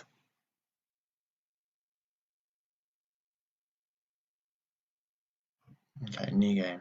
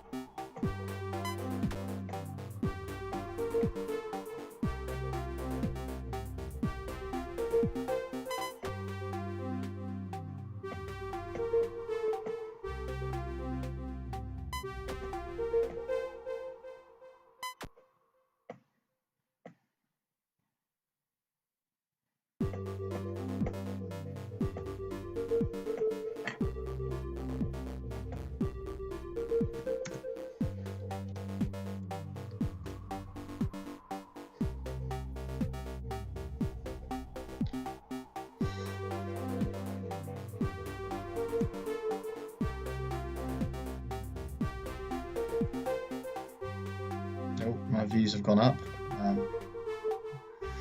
Morning, Angus. We're just sort of trying to keep something busy for the next 20 minutes or so until we have a special on North Korea at 8:10. We've got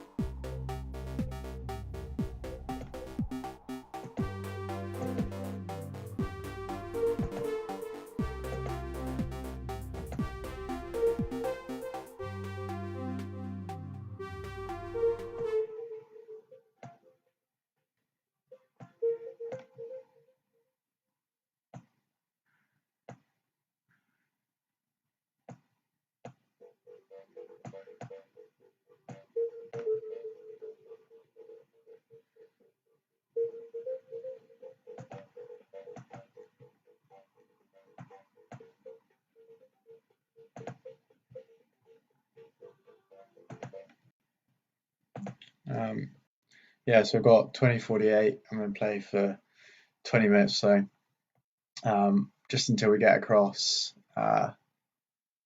to 8:10, at which point I'm going to be able to play your pre-recorded interview from Charlie Hancock. So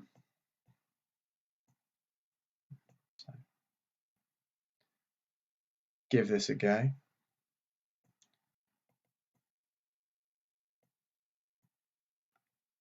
Oh, right.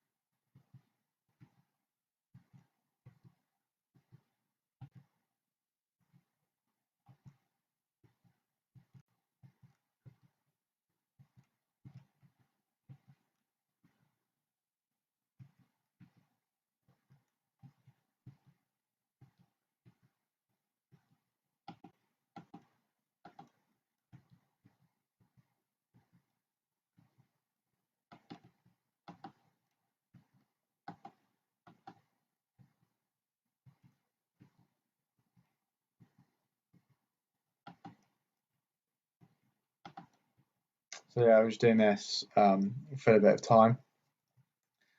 This looks like it's a bit weird. There we go. So doing this for a bit of time until 8:10. I've got a really interesting interview with Charlie Hancock. Thanks to everyone who has been supporting and donating. Really means a lot. So yeah, thank you very much. Thank you very much for the people who are watching now, keeping me going.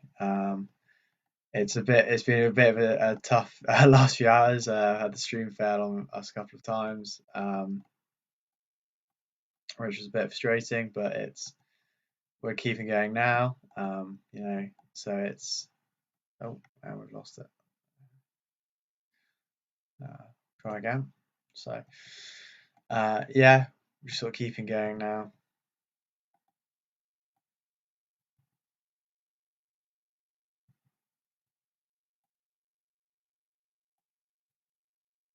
That was a terrible move.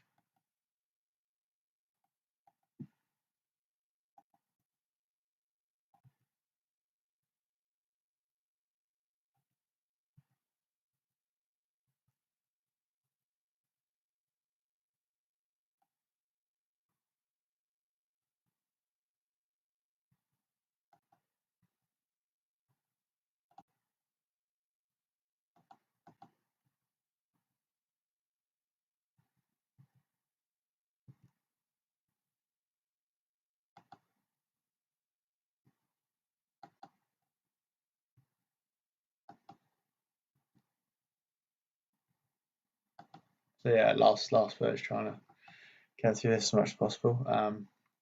Thank you, Carol. Morning.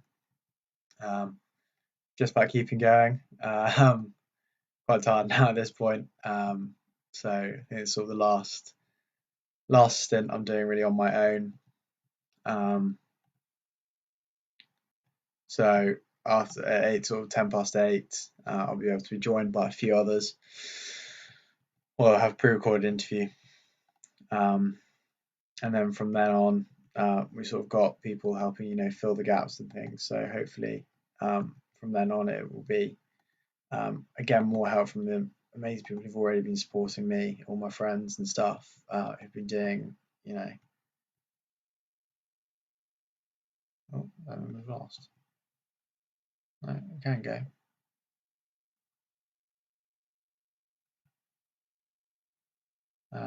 Yes, thanks to all the people who've been supporting me.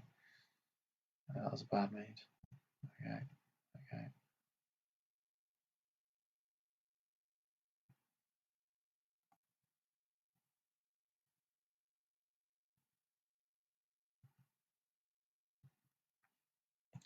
Try again. We keep going. We've only got 10 more minutes of me trying to kill time. The reason we're killing time, which was not on the original plan, was that unfortunately someone's Wi-Fi isn't unfortunately being able to work, which is one of those things. And so unfortunately we've had to find a way or two to fill some time. It's been one of them. So I've just, giving this a go.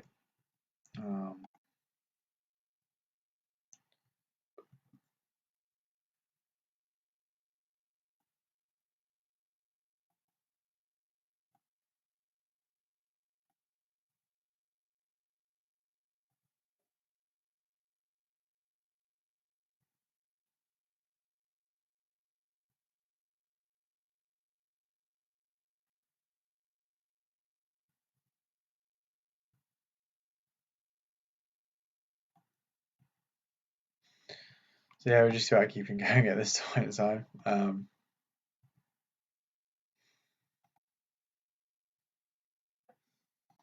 So yeah, keeping going.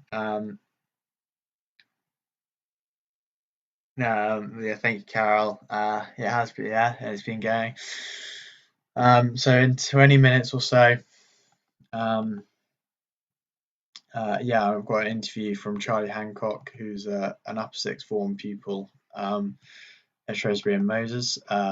She's an aspiring journalist, had articles in The Guardian, and she in particular has just come off doing an article all about North Korea, and it was an article which I read and found really, really interesting, and felt that it was a good opportunity to find out a bit more about it. So yeah, you'll be able to see that fairly soon, and then after that, we still have Salop Live to look forward to in the next few hours. We still, I'll say about Steeplechase events in a moment. Where are we going? So we still, so we still have Salop Live to look forward to. I'm going to switch if we can find the right thing. Oh, God, it's confusing. There we go. So yeah, we sort of have a couple of hours left. So at 8:10 for 40 minutes, I've got an interview with Charlie Hancock. I'll say a little bit more about her then. Hopefully at 8:50, I'm going to start to be joined by a load of the leavers. Hopefully, there's been a few technical issues, but hopefully we'll be able to get as many of them on as possible. Seeing who is around, but quite a few of the leavers this year really wanted to be able to say our own goodbye messages, because for many of us we won't be able to we won't be able to be sort of saying sort of leaving in the way we wanted to, and a lot of us felt it was really important. Trying to find these last few email addresses things sent to. That a lot of us really want to say goodbye in some way, and I think there's a lot of people who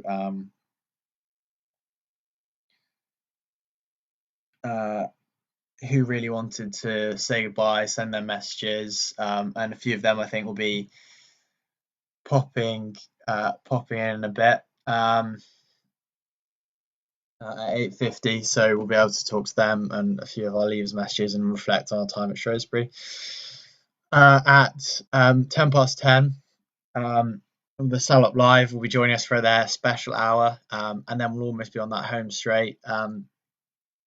We are on that home straight, just 4 hours to go, 4 hours 10 minutes to go. So we're getting there slowly but surely.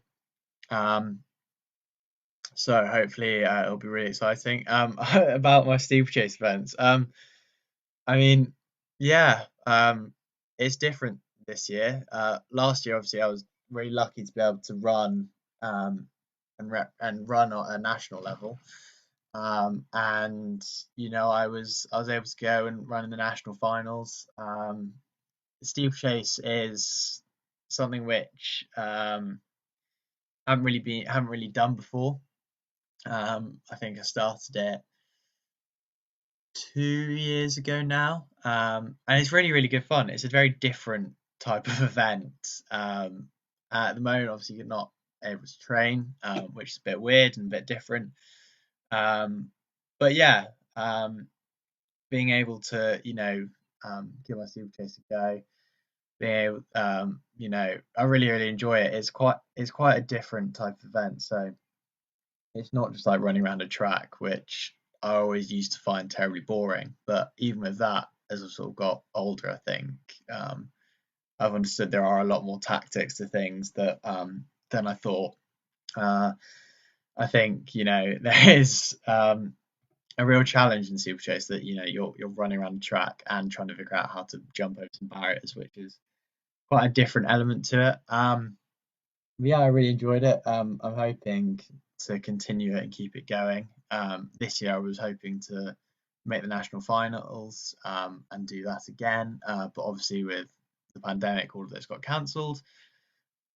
So instead, looking to the year up to next year, to 2021, and hopefully, I'll be at the top of my age category and things, and the aim will be to really, give that a go, and see what I can do. But yeah, we'll wait and see what happens. And hopefully I'll be able to keep that going and get running again. I haven't actually been running a huge amount because just with nothing to train for, it's quite hard to keep things ticking over. So I've been cycling a lot more and just staying fit and active in other ways, which has been really, really nice and really, really enjoyable. So yeah, it's been good. As I mentioned briefly earlier about the 55 mile cycle ride that I did as part of this, and there's this fundraising effort. Excuse me. Part of this 55 mile cycling effort, cycled 55 miles, 55 being the number of miles we ran in the Scottish Highlands Peaks race, which is, coming back to it, what this weekend was, and it was sort of in many ways I picked this weekend, because it was that real opportunity to remember an endurance challenge and to do something to commemorate that. And our original target was, I say, stood at £555. Over the course of the night, I made the decision to double that target. So we've gone up to £1,110. We're currently sitting at 935. The aim is to try and get it as close as possible to that target. I think it was a risk to go for it and double it. But yeah, I'll be so happy if we get anywhere near it. I was not even expecting to get to that 555. So to be, potentially knocking on the door of £1,000 is amazing. And thank you very much to everyone who's donated, to everyone who's supported. It genuinely really means a lot. And anything more, anyone who hasn't been able to give, anything you can give is really appreciated and will go a really long way. I think we looked at £80 will fund Calm's website for a week. £8, so £80 will there we go. £80 a day. So we'll run their website to run one of their websites. So, we're looking at split the money between charities. They're going to be able to run their websites for about a week. £8 can answer one potentially life-saving call. So that's in looking at the amount of money we've raised, that's about 70 lives that will be saved as a result of these donations. At Cry, it's cost about £50 to fund a screening, so that's about 10 people who have the awareness and understanding that they are, that they'll be living with a heart abnormality. That's 10 lives and 10 people who otherwise wouldn't have been picked up, and that's 10 people, that's sort of 10 families who don't have to lose a loved one. So the money that you're donating, it does really, really go a long way. And again, I want to say a huge thank you to everyone who has donated. It really does mean a lot. It's really kind. Thank you again to Mr. Howarth. I don't think I mentioned you yesterday evening. And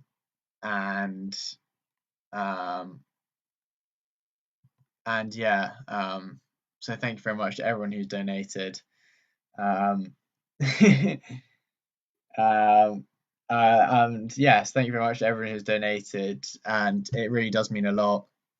And the two charities, Cry and Calm, are doing such amazing things, and anything you can give to support them really does help, and means a lot to me, but will mean a hell of a lot more to the people that they go on to help. Looking then at the comments, 146 miles. I have to think about it. It's a bit longer, but I'll be willing to give it a go. I need to figure out how to repair a puncture a bit better, because what happened when I tried my 55 miles was I got probably with about 10-15 kilometers to go, I managed to get a puncture and forget that I needed things, the tire levers, to help me unhook the tire. So managed to have to cycle back without puncture. So I was okay doing it on a 55 miles, but I'll have to make sure I'm sorted for it. I attempt the 146 from Ledbury to Lancashire. So, but yeah, definitely looking to do that. I mean, some of you might know that I had plans to cycle across Europe as part of my gap year, and they're still very much on the cards. Sort of wait and see what happens, but still, it's something I really want to do on my gap year, depending on what happens and if I'm allowed to.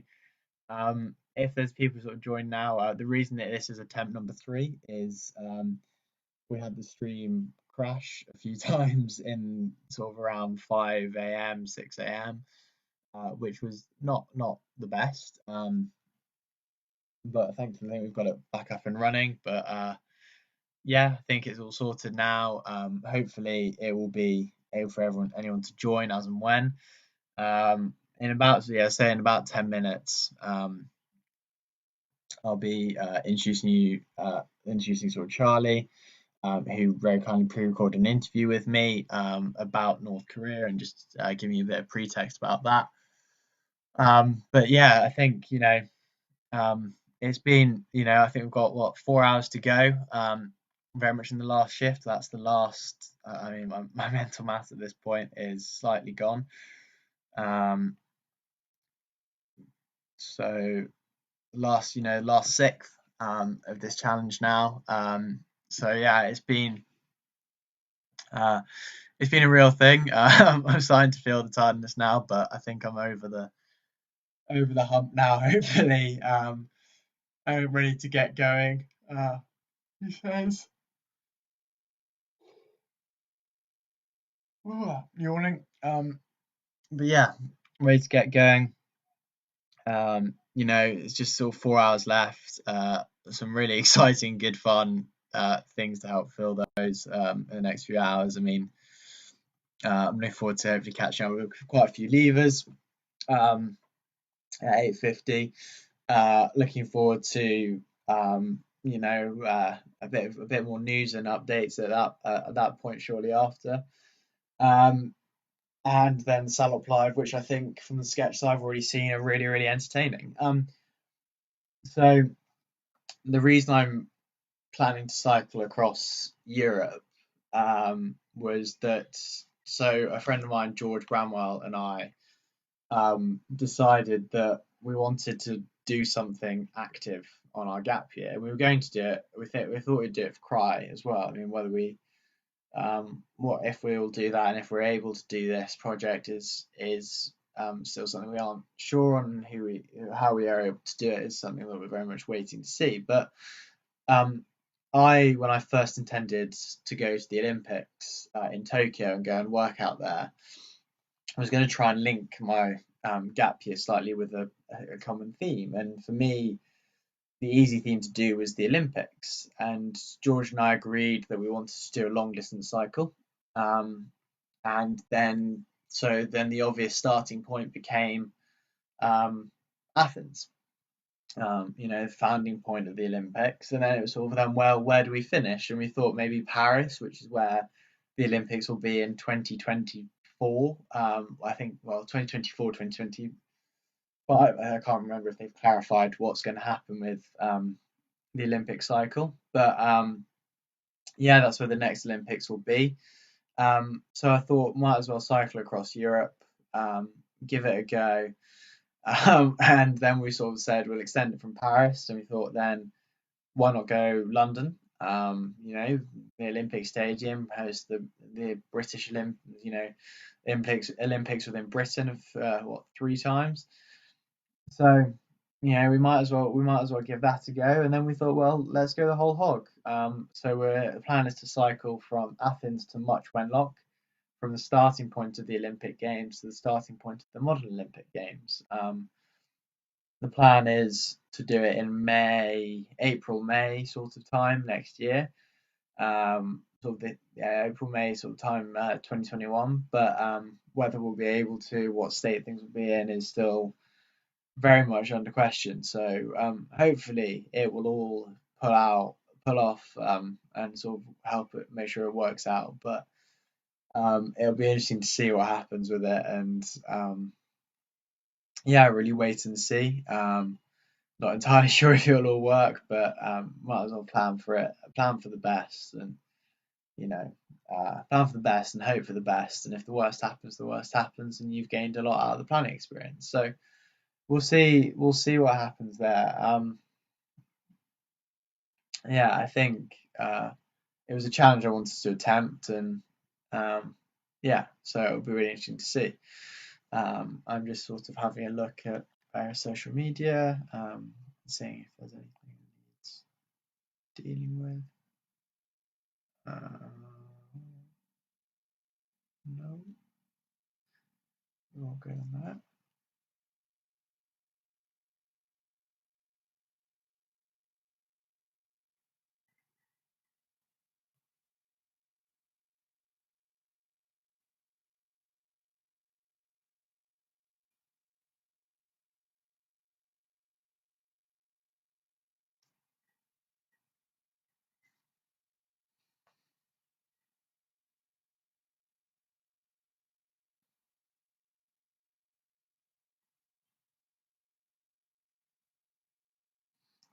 So just looking at social media, just check if there's any messages coming in on there.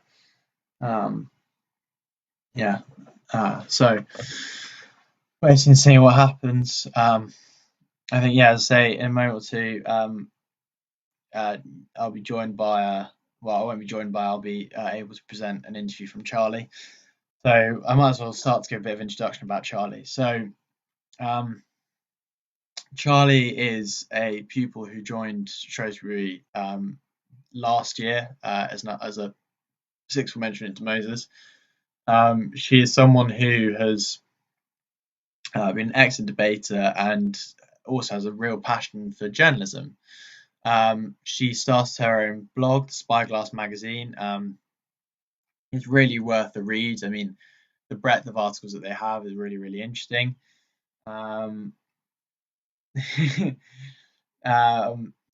It's really, really interesting, and very much worth a read if you get the opportunity.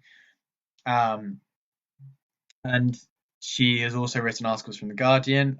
She's been passionate about raising awareness about the reality of living with autism, and she has written some really interesting articles, one of which was her decision to watch North Korean news for a week. She watched a stream of the Korean news and wrote an article about what she found. And on that, I read the article, found it really, really interesting, and thought, well, there's another story about all of this, and there's more that we can talk about and find out about and see what happens with it.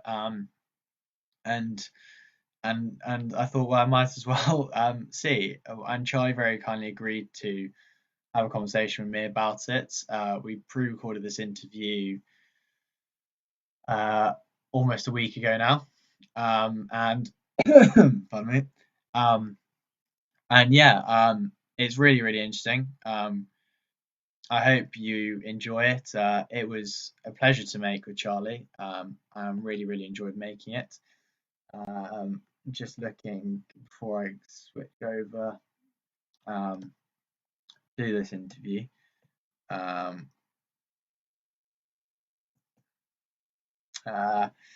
Yeah, Helena, Greece is fairly hilly to cycle, which I hadn't really realised until I started planning it. I thought, if I was near the coast, I'd be all right. But it's fairly substantial, and we pretty much stick to the coast for most of it, on our initial route ideas.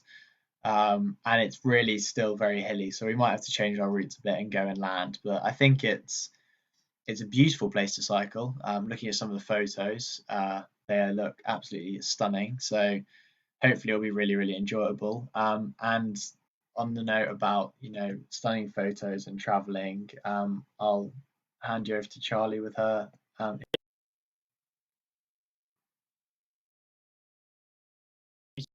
You firstly, taking the time to speak to me. It's really interesting.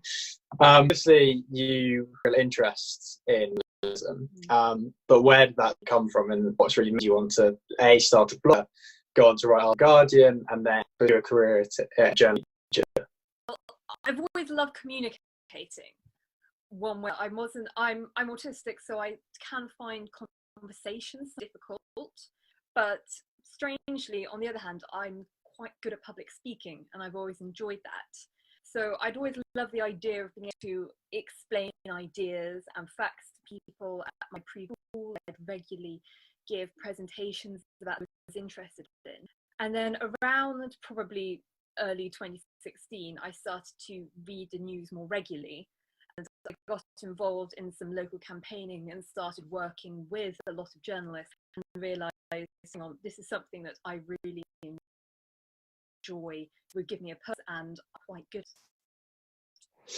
You say so that's really how you got into it, and then with this art, it's something very much that I've never seen anything like it, and I don't think many people have anything like it. Where did the idea to look at a country which is very much shrouded in secrecy, and look at their media, where did that come from? Well, I'd had an interest in the country for many years. I have probably about a dozen books on the subject from a variety of writers, and I regularly use websites like Daily North Korea, Radio Free Asia, NK News, and see some idea of what is going on. And most of the time it's not terribly interesting, but sometimes things do come up. And one of these was that Kim Jong-un had been absent from the Day of the Sun Festivals, which celebrate the birth of Kim Il-sung, the father of North Korea, and their national ideology. And it's the most important day in their calendar. So naturally, if he wasn't there, there might have been something serious going on. So I started to look in with what some Korea watchers were thinking and some of their ideas. Maybe he was ill, maybe he was hiding in the mountains to try and avoid the virus. And I appreciate what they were finding out, and there was a great video in the New York Times explaining how they do their research. I thought that, well, I'd quite like to see what the North Korean media is saying about this. And if he does reappear, I'd quite like how and when, and they're treating this. So I found a stream of Korean Central Television, which I watched every week. Initially, I was just thinking about focusing on their news, but then after that, I noticed so many interesting things about North Korean television that I'm going to make this broader. Yeah, I mean, the article you cover so many areas, from their music to their, advertising, and we'll come on to that a bit more later. But yeah, but one of the things that you said there was about Kim Jong-un's disappearance. And do you think that was something that was, obviously we were aware of in the Western world, but do you think that it was something that was very much portrayed through their own media, or was it sort of covered up there? His absence wasn't really reported on at all. Now, obviously, my Korean begins and ends with annyeonghaseyo, hello. So I couldn't necessarily understand everything they were saying. I had to rely on educated guesses, what other people were saying about it, and every now and again there'd be a title card, and I just copy the characters into my phone and translate that. But there are translated newspapers that I can look at, and they didn't report his at all. They just found other things to talk about him and his family in the context of. So you couldn't attend Day of the Sun gatherings, but then at the same time they published an article talking about how the international community was celebrating Kim Il-sung's legacy and the Day of the Sun, and the Indian for the study of the Juche ideal commend Kim Jong-un as a thought leader whose influence on the world is up there with the philosophers in history. Naturally, that organization does not exist, but they focus on other things. They have any indication of why he wasn't there or where he was. Right, and then, as you say, there was speaking about that large focus on family. Obviously, in the Western world, everyone was sort of teeing up who's going to be next, and that real focus was Kim Jong. Yeah. We'll go for that as the pronunciation. Do you think that, obviously as well, you noticed that a lot of the newscasts are female, and a lot of how sort of there's quite a strong female presence in the Korean media? Do you think that actually in a country which seems so far behind a lot of nations in how progressive they are, the role of a female leader in that country might be miles ahead of, America, for example, US counterparts? It's complicated. So I'll begin by contrasting the presence of women in North Korean media. I reckon the newsreaders, it was about 50-50 gender balance, with actually the most important news about the Kims being delivered by a woman. Now compare that with South Korea, where their equivalent to the BBC, their public broadcaster, only got their first female newsreader this year. Quite a staggering fact. Yeah. But so in the North Korean constitution guarantees equal rights between women and men, and women make up under half of the country's workforce, which, taking into account how many in the military is a great degree of, and they are expected to work, and they are important of them as workers is clearly shown. However, at the same time, North Korea is a deeply patriarchal society, and they are expected to a traditional female role within the household, as well as working as hard as a man in the factories or in the fields. As a whole, I mean, when people were discussing whether Kim Yo-jong would take over, her gender was the main reason why people doubted it at all. Because on the one hand, she's a descendant of Kim Il-sung.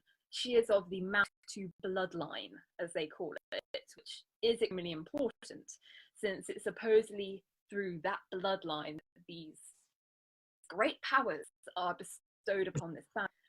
But on the other hand, would the North Korean people accept a woman in that role? And not only that, but women are essentially excluded from the upper echelons of power in that country. So would the authorities in that country accept her or challenge her authority at all? It will be interesting to see.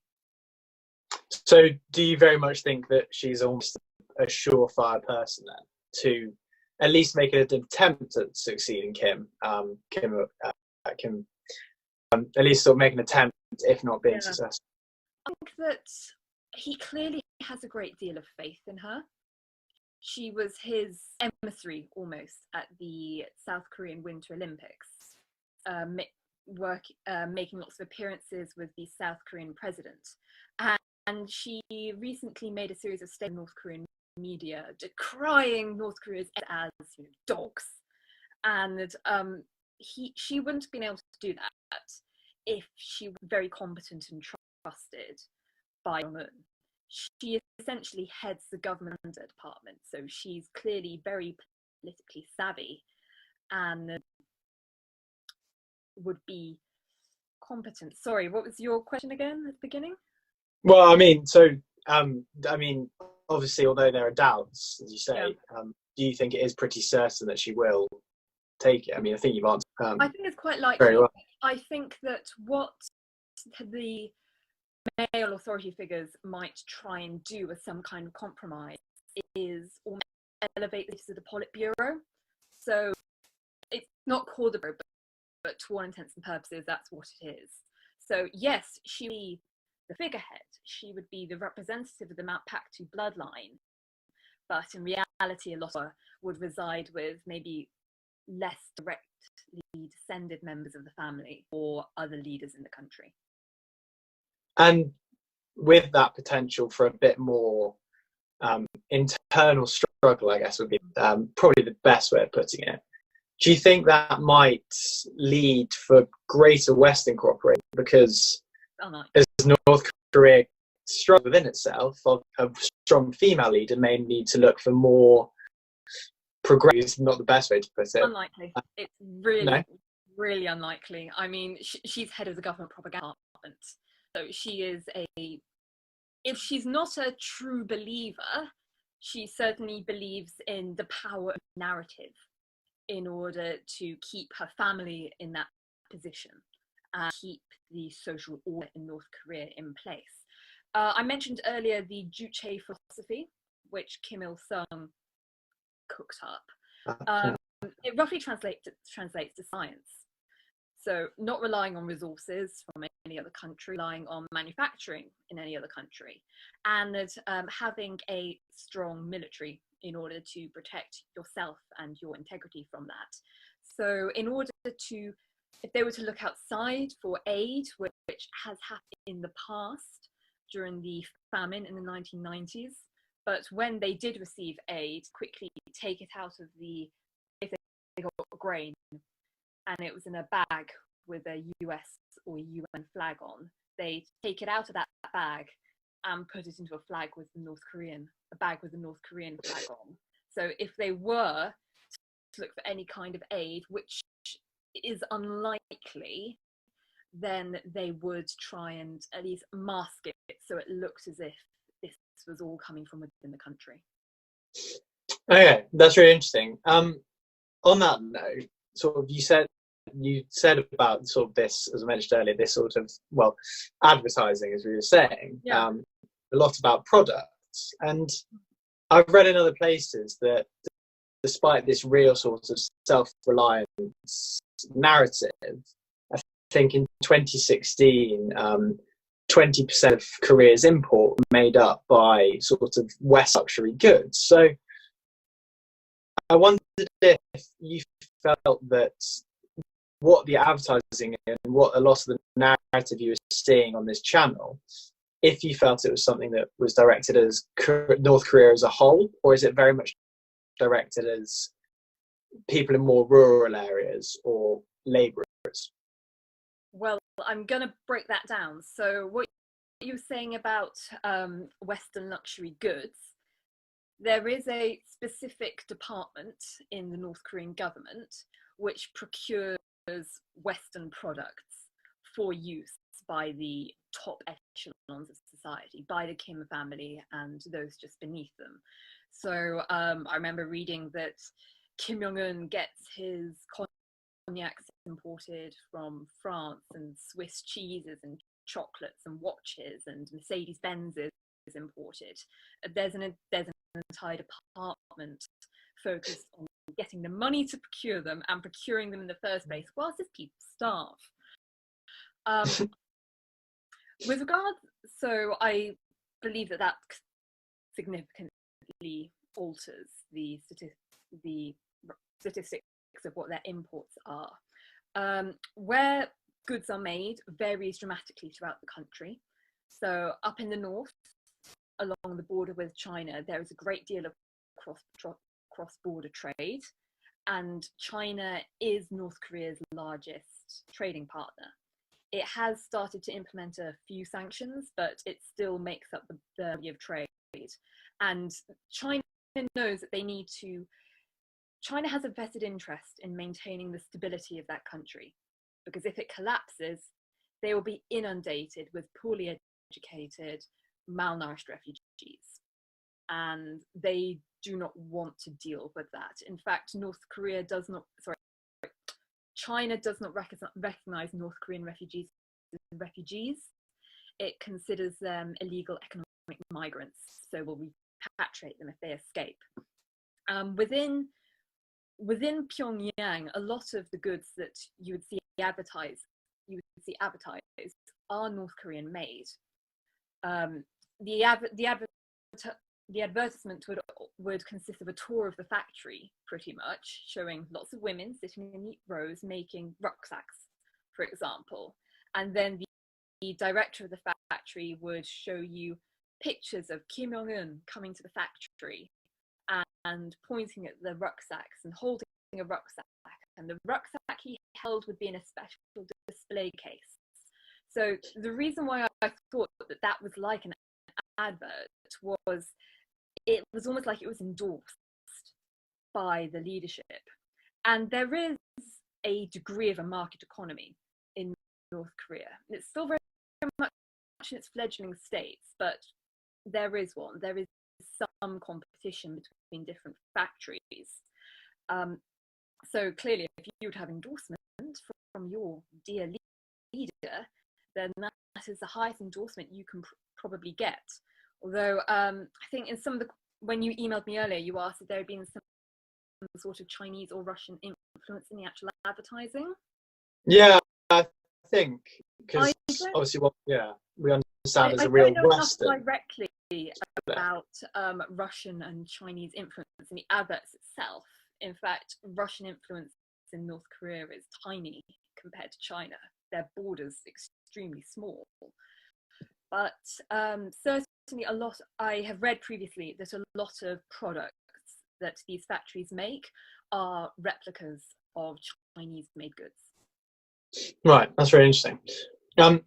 So linking on to that, about sort of the links to Russia and China, I wondered if you noticed, so you spoke a lot about children's TV, and well, firstly, if you wouldn't mind explaining a bit more about what you saw in those children's programs. Well, of course, when you're young, your brain is at its most malleable, and you are at your most susceptible to being indoctrinated almost into the national ideology. So I came in there sort of looking, can I see any hidden messages here about faith in the leadership, whether this country is under attack from the rest of the world and you are going to have to be a good citizen and learn how to defend it. So I was consciously looking for these messages in there. I might have seen somewhere there weren't any. As I said in the article, sometimes a CGI bacterium that's coded to look like a Japanese person is just that, and there's no ulterior motive to it at all. But I saw a variety of cartoons aimed at very young people, and they varied from some very subtle things that were slightly off about it and clearly that were very, very different to my cultural understanding. But then there were some messages in there which I go into in the article, which were clearly trying to good values and capitalist values and into these young people, create the practice they were this special country, and they had nothing to win, but everybody else was trying to take that away from them. Interesting. Sort of, firstly, you noticed a lot of the anti-sentiments, very much then about the pro-relation. Whilst at time constrained, North Korea does still maintain relations with China and to a degree the Russia, although that has been a bit patchy in recent years at times. Did you see any of that about sort of saying there are people who will help us, or is it very much still this internal focus, as it were?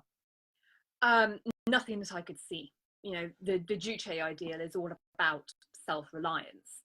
I mentioned in the article about a series I was really familiar with called Squirrel and Hedgehog, which I didn't see any episodes whilst researching this, but I had watched some previously.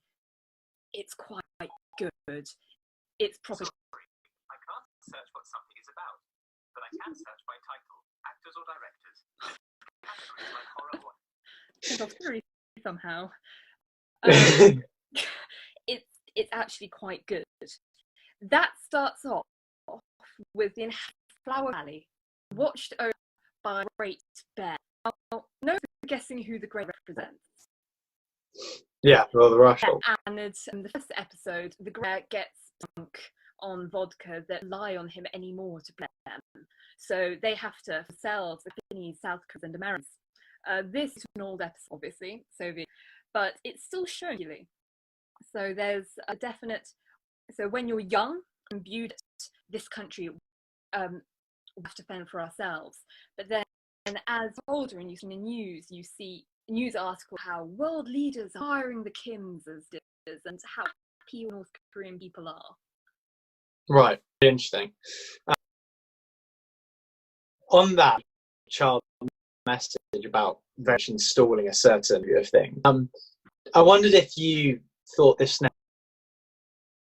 necessarily a bad to do it. I mean, I think you said for you the sheer poor quality of the CGI scared you into flossing. But if a message does its job and does children to floss or learn to be respectful and not greed, which is another thing you mentioned, is it really that bad?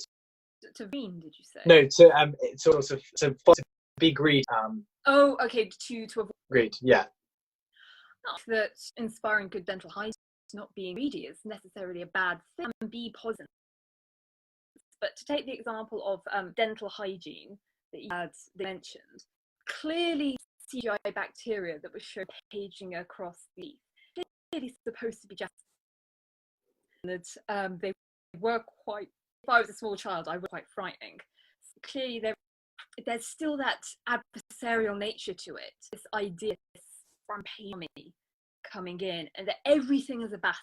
So when I went to the dentist and put some special powder on his teeth or something, the way that bacteria were dying, they were being hit by missiles. That military imagery in there. So it's very important to have good dental hygiene, and North Korea dental infrastructure in the world.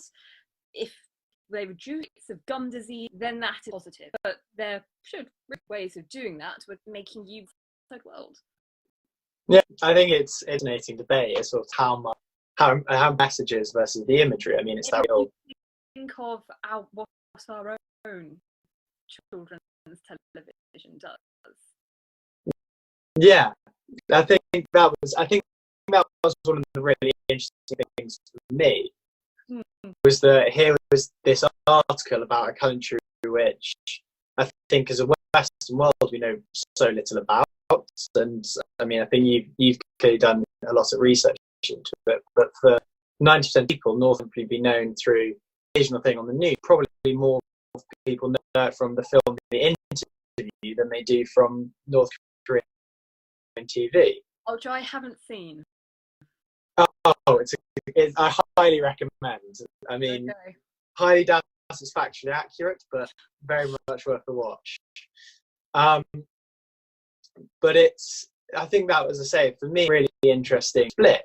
And I wondered if, as someone who knows journalism, but if you actually felt that the role of the media at the moment very much firstly, what do you feel the role of the media really is? Well, I think the most important one is to inform and inform them not only to inform but to aim, because it's all very well using technical language, but otherwise you're just so you've got to make what you're actually saying is comprehensible. But beyond that, a key way, thing that we think about the media as being is it's asking the questions and holding people to account when they're being evasive or lying, they're pursuing a dangerous path. Right. So obviously we're living in a peculiar, I mean, Yeah. if us would be set to be A-levels, universities are ahead of us. But in a time though, holding people to account, this actually what Korean media is doing, and about slightly portraying a more positive angle, is some ways better for the population. I mean, it's that real, in linking it to what Mark said about religion being an opiate of the people, it's that soft hiding sort of drug almost. Is that something that we should look to do more of at the moment, rather than necessarily always telling the truth? Well, as an aspiring journalist, I would obviously say no. But you're mentioning right now with this current state of being, I say especially important now that the media doesn't just get behind the government and correct whatever they're saying, and doesn't purposely try and keep morale up, because it's important that people take this seriously in order to follow the correct guidance to avoid the spread of COVID-19 further. It's perfectly possible to report on a good news story or a heartwarming story without creating this false sense of optimism that leads to people behaving irresponsibly and making the situation worse.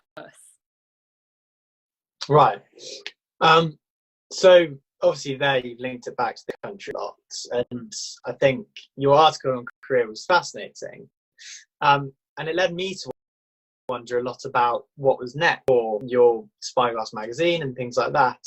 I wondered a lot if you plan to look at the similarities you find, and if you've seen any already, between North Korea's media and how that's been politicized, but equally look at the similarities between there and the US, for example, or even our own media, if that was something that intrigued you at all. I wouldn't so much say that the North Korean media has been politicized much, because there's no media plurality there. There are no alternative viewpoints. Everything is controlled by this central agency, which Kim Yo-jong, Kim Jong-un's sister, is in control of. So I think if you were trying to compare it to the situation in the US, where media plurality has rather started to distort the truth, I certainly think Fox is a bit of an oxymoron at the moment. It's comparing apple and coconuts. They're both supposedly informed people. Neither of them do it particularly well at the moment, but they're in such a different context that you can't really draw a comparison between the two. But looking for similarities could be an interesting thing to look at. Perfect. There we go. Right. So, as you're sort of saying, we're coming to the end of it. I think. Thank you very much for taking time to speak to me. Firstly, thank you for asking me. Well, it's been really, really interesting. I think we've covered a range of things, as the magazine or the blog does.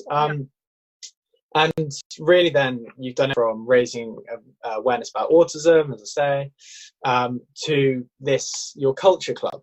And on that basis, I really wondered what your tips were for finding something new, avoiding boredom through this sort of very weird and peculiar time. Well, the first thing I'd say is get some exercise as often as you can. I'm in the middle of the glorious Yorkshire Dales. I have great incentives to do so, but even if you live in a city, make the most of it. It's good for you, it's good for your brain, it's good for your body. I started the COVID-19 quarantine culture club partly because, well, for several reasons, and partly to help other people find things that would find them interesting, but also to give myself an incentive to broaden my horizons a bit. I have, over the past 2 years, been filling up my bookshelves, but haven't had the opportunity to read any of them because of A-levels. Not having those anymore, it's been an opportunity to start through those. And I now have more spare time that I can go on things like Curzon Home Cinema and find a weird little film I'd never heard of, but is actually terrific, or get through a pile of sets that's been stacking up. So when you're looking for a new book or a new film, try something new. Try a foreign film. Have you been Parasite yet? I haven't, I must admit. It's something that is... I will say nothing except it's fantastic. And it's a great example of how interesting it can be, not only to watch what is a great film, but a great film from a different cultural background to you. So not only do you enjoy yourself, but you get to see how another culture sees the world. And there are some good jokes about North Korean newsreaders. So broaden your horizons, and this downtime is an opportunity to yourself too hard if you're not being productive. In fact, don't look at those blogs, because all that will do is make you anxious. But if there's something that you've wanted to do, you've wanted to clear out your bookshelves by actually reading what you've been buying, you've wanted to pick up a language you haven't looked at for a few years. I've been trying to learn some Arabic. Make the most of it. A lot of if it's of course harder if you're still having to do remote schooling, and if that's the case, get some time away from the screens and get some rest sometimes. But especially if you're in the upper sixth and you're looking for things to do, just broaden your horizons, do something you've always wanted to try, and try something that you never thought you would. Perfect. That's been really, really interesting and really, really informative. So thank you very much. As much as possible. Yeah, of course. Yeah, so thank you very much for speaking to me. It's been really, really interesting. And yeah, well, thank you very much. And everyone, should go and read the article. Good luck with what you're doing. Donate lots of money to this, and whoever a course that is asking you, and pay for your as journalists to eat. Well, thank you. That's been brilliant. Well, I think we're back with me then. I hope you really enjoyed that. Just looking at the comments, I think the point about media being challenging, but also the ability to report good news that Hannah was saying, is really interesting. And I think I really enjoyed discussing a lot about North Korea with Charlie, because it was something that, I'd never really done. I didn't know a huge amount about North Korea, in all honesty. I hadn't done a huge amount of research into the country. I mean, I've heard about it through doing things like MUN, which I really enjoy, which Charlie enjoys as well. But in reality, I hadn't really looked into it that much. And it was a fascinating discussion, because I think we covered a real broad range of interests. And I think it was a really enjoyable interview to do, and it was a really enjoyable article to read. And Charlie has loads of other really good articles. Go to Spyglass magazine.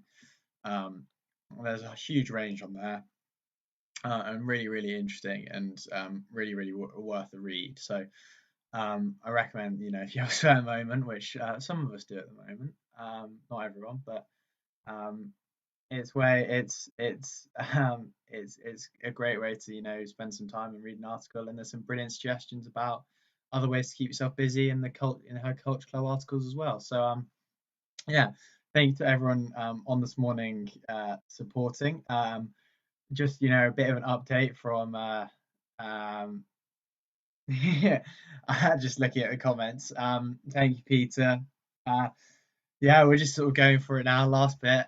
Yeah, and I completely agree. I think for me it would be one of those countries I'd love to visit. I think I said I was talking to someone the other day, and I said it's one of those countries that if it didn't have such a bad sort of initial stereotype around it, I think it would be a ridiculously popular tourism destination, because I think it's a country which has a lot of undiscovered gems. And then for me, I think the bits about it that sort of have that stereotype about being very, and probably a valid stereotype in many cases, about being a very closed off country, sort of add to that factor and make it even more appealing, and add to the encouragement of wanting to go and visit it.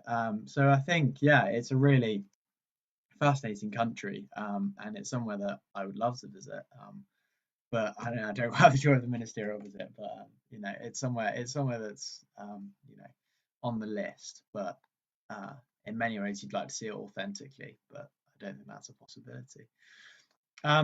Yeah, I mean, so I'm just going to update a bit with what happened over the last we'll go for the last sort of 10 hours.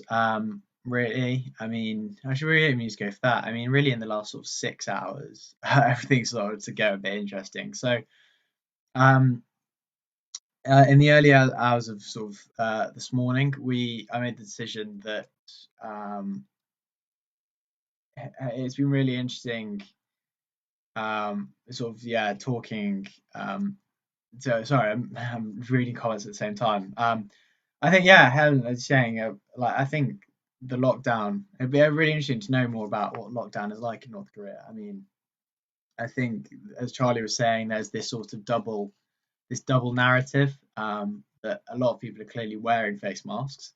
I mean, albeit if you go on through the article and look at some of the photos, not actually wearing them properly, but there's this real sort of split narrative between keeping the positive image outside and the truth behind it. I think that's a really interesting part of so many countries, like North Korea in particular, who have that real split narrative and split views. And it's fascinating. And I really, really enjoyed making that talk and making that interview. So thank you very much again to Charlie, and I hope you enjoyed it as well. As I was saying, just updating a bit on what happened in the night. So about in the early hours this morning, I couldn't say exactly at what time.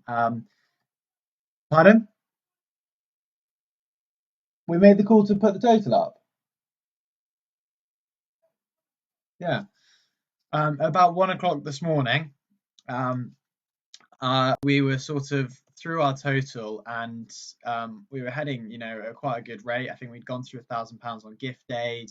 We were, hitting through almost 150% of our original target, and we were really going for it. And we sat and made a decision, and people who were there watching at the time know that I asked you what your opinions are on it were, and we made a decision that with the total we were at, how brilliant would it be if, rather than making £555 for the charities, we made £555 for each charity. Ultimately, I am doing this for 2 charities. The SIPR race is a race that is always done with 2 runners. Well, in the junior race, it's a case of 2 junior runners and an adult accompanying them, and in the senior races, it's 2 adult runners. But it's always that team of 2. So maybe it's really only fitting that each half of that team, in effect, we did the 55 miles. So we upped the total to £1,110. As you can see, we're currently sitting on £935 out of that, 84% of the way there. So really going to try and in the next few hours see how close that we can push it. I'm not necessarily expecting to break it or get to it in the next couple of hours, but as close as we can get would be amazing.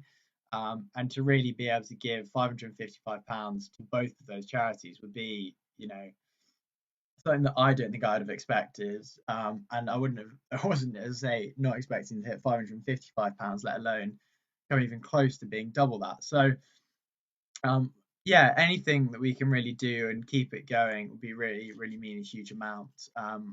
I think, as I've said repeatedly, the work that these 2 charities are doing, the amount of research that CRY is doing, and the support that you can give to that is enormous. And then with CALM, I think their frontline workers and their awareness campaigns as well are really, really important, because they've got people who are answering those phones and saving those lives. Sort of just saying again that, sort of reiterating it again, that for CALM, it costs them £80 a day to run their website.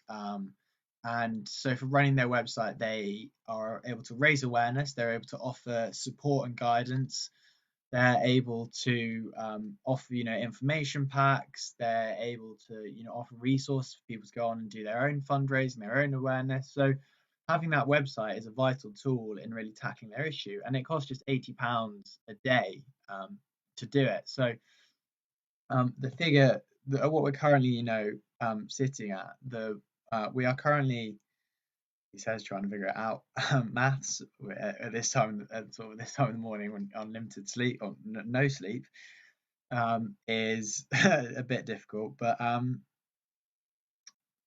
so with that, that little gap, the £175 that we've got to get us up to that final total, that is another 2 days, or another day in effect, when you split it down the middle. It's another day of their website being run. More to the point, it's another 10 calls from someone on a phone line. It costs them £8 to answer a potentially life-saving call. So that's another 10 calls. Those £80 to get us there. That's another 10 phone calls. That's potentially another 10 people who will be able to have that support and guidance they need at their toughest time. It's 10 families who won't be affected in the way that unfortunately so many people are, and it's 10 steps towards making sure that suicide isn't the biggest killer for men aged between 15 and 45. I mean, if there's ever more of a reason to donate £8 and that is all it is to save one life, then to save potentially one life, then there you go. I mean, you can't really put a price on a life, but £8, that's all it could take at the moment. And it's I think that's you talk about good value for money at the moment, and making sure that people are having to make savings and cost cuts, but for £8, look at what you can do. And that is a service which you can't sort of value anymore, and really, really important. In also looking at Cry, I think £50 funds a heart screening. So with the money that we're sitting on, like heading up to that £555, if we manage to hit that, that's make sure I get so that, yeah, £555.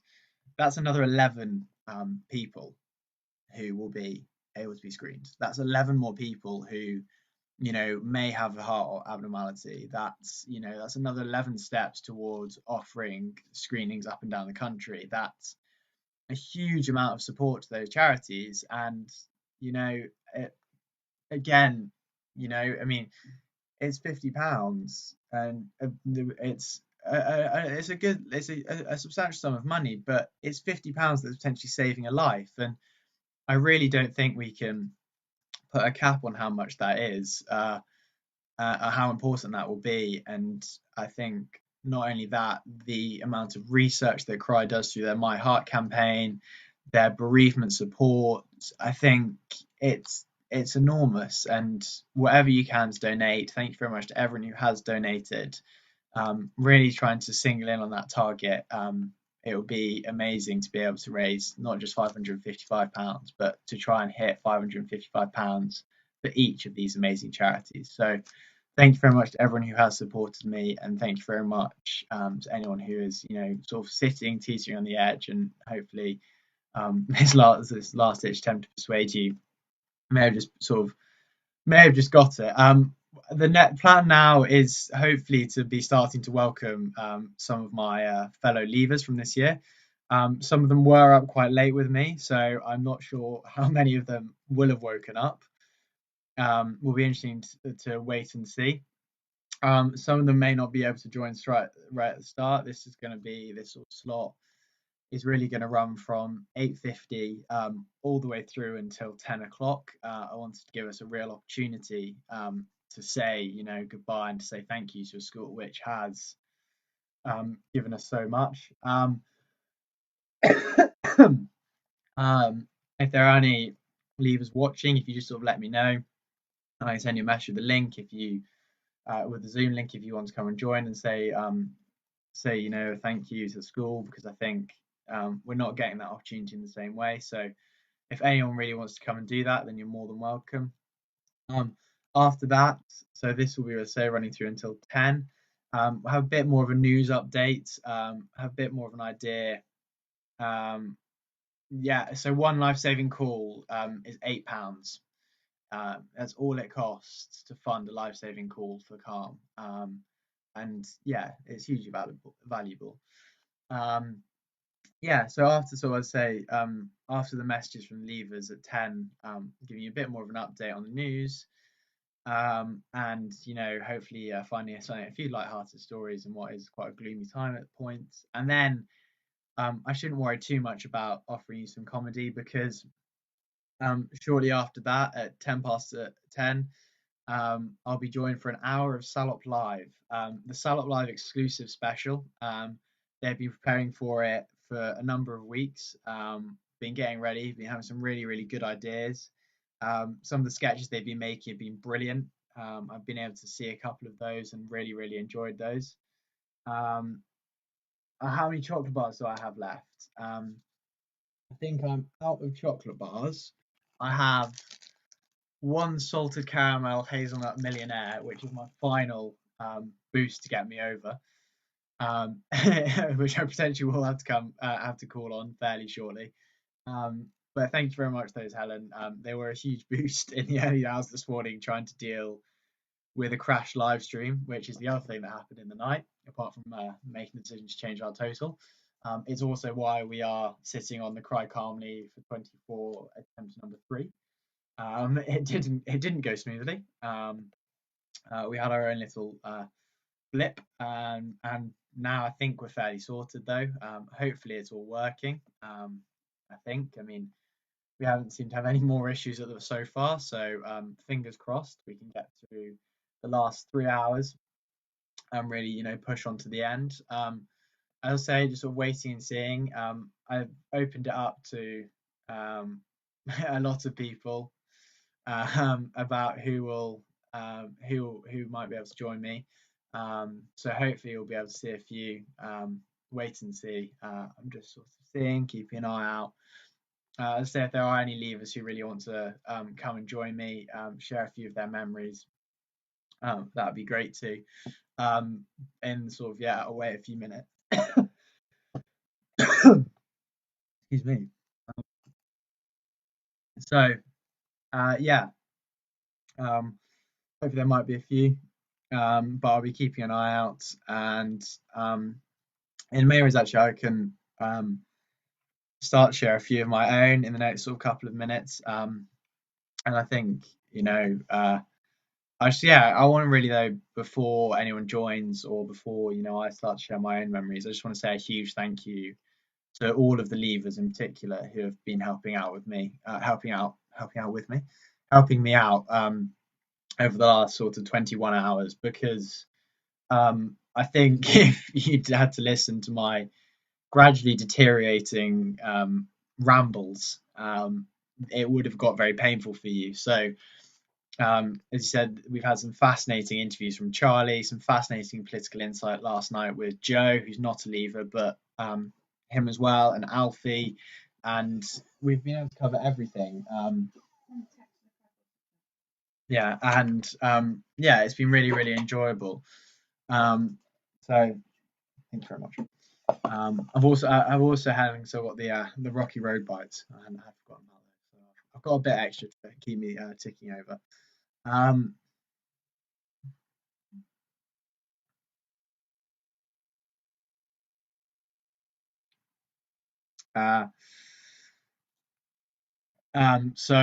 think thank you very much to all of them. I think the talent we've had from, you know, Bowman and Saffron, as well as thank you very much to Madeline and Aaron over from America, whose performances were really, really enjoyable and who I learned a huge amount from, as well as being actually able to sit back and really enjoy those, because genuinely it was a privilege to be able to witness them and really, really enjoyed it. So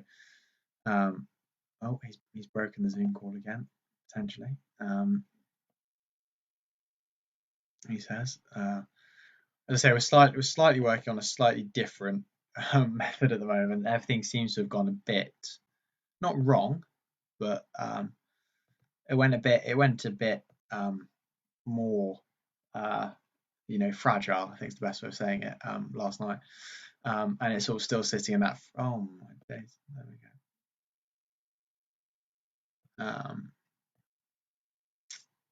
Zoom starting. So yeah, keeping things going. Yes, you can. Is the new YouTube feed up on the top of the Instagram thing? If people can find it. It's in the top link of the Virgin Giving page. Yeah. Yeah. But can people put your phone find it easily? Put that on? Yeah. Because remember we had this one yesterday. This laptop. Yeah.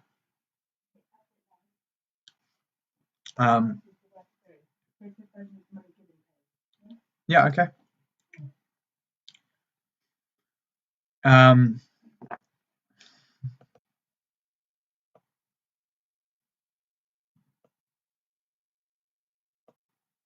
So yeah, I mean, hopefully, yeah, a few people starting to join in the moment. Have a look. Ben Coulson, deputy head of school.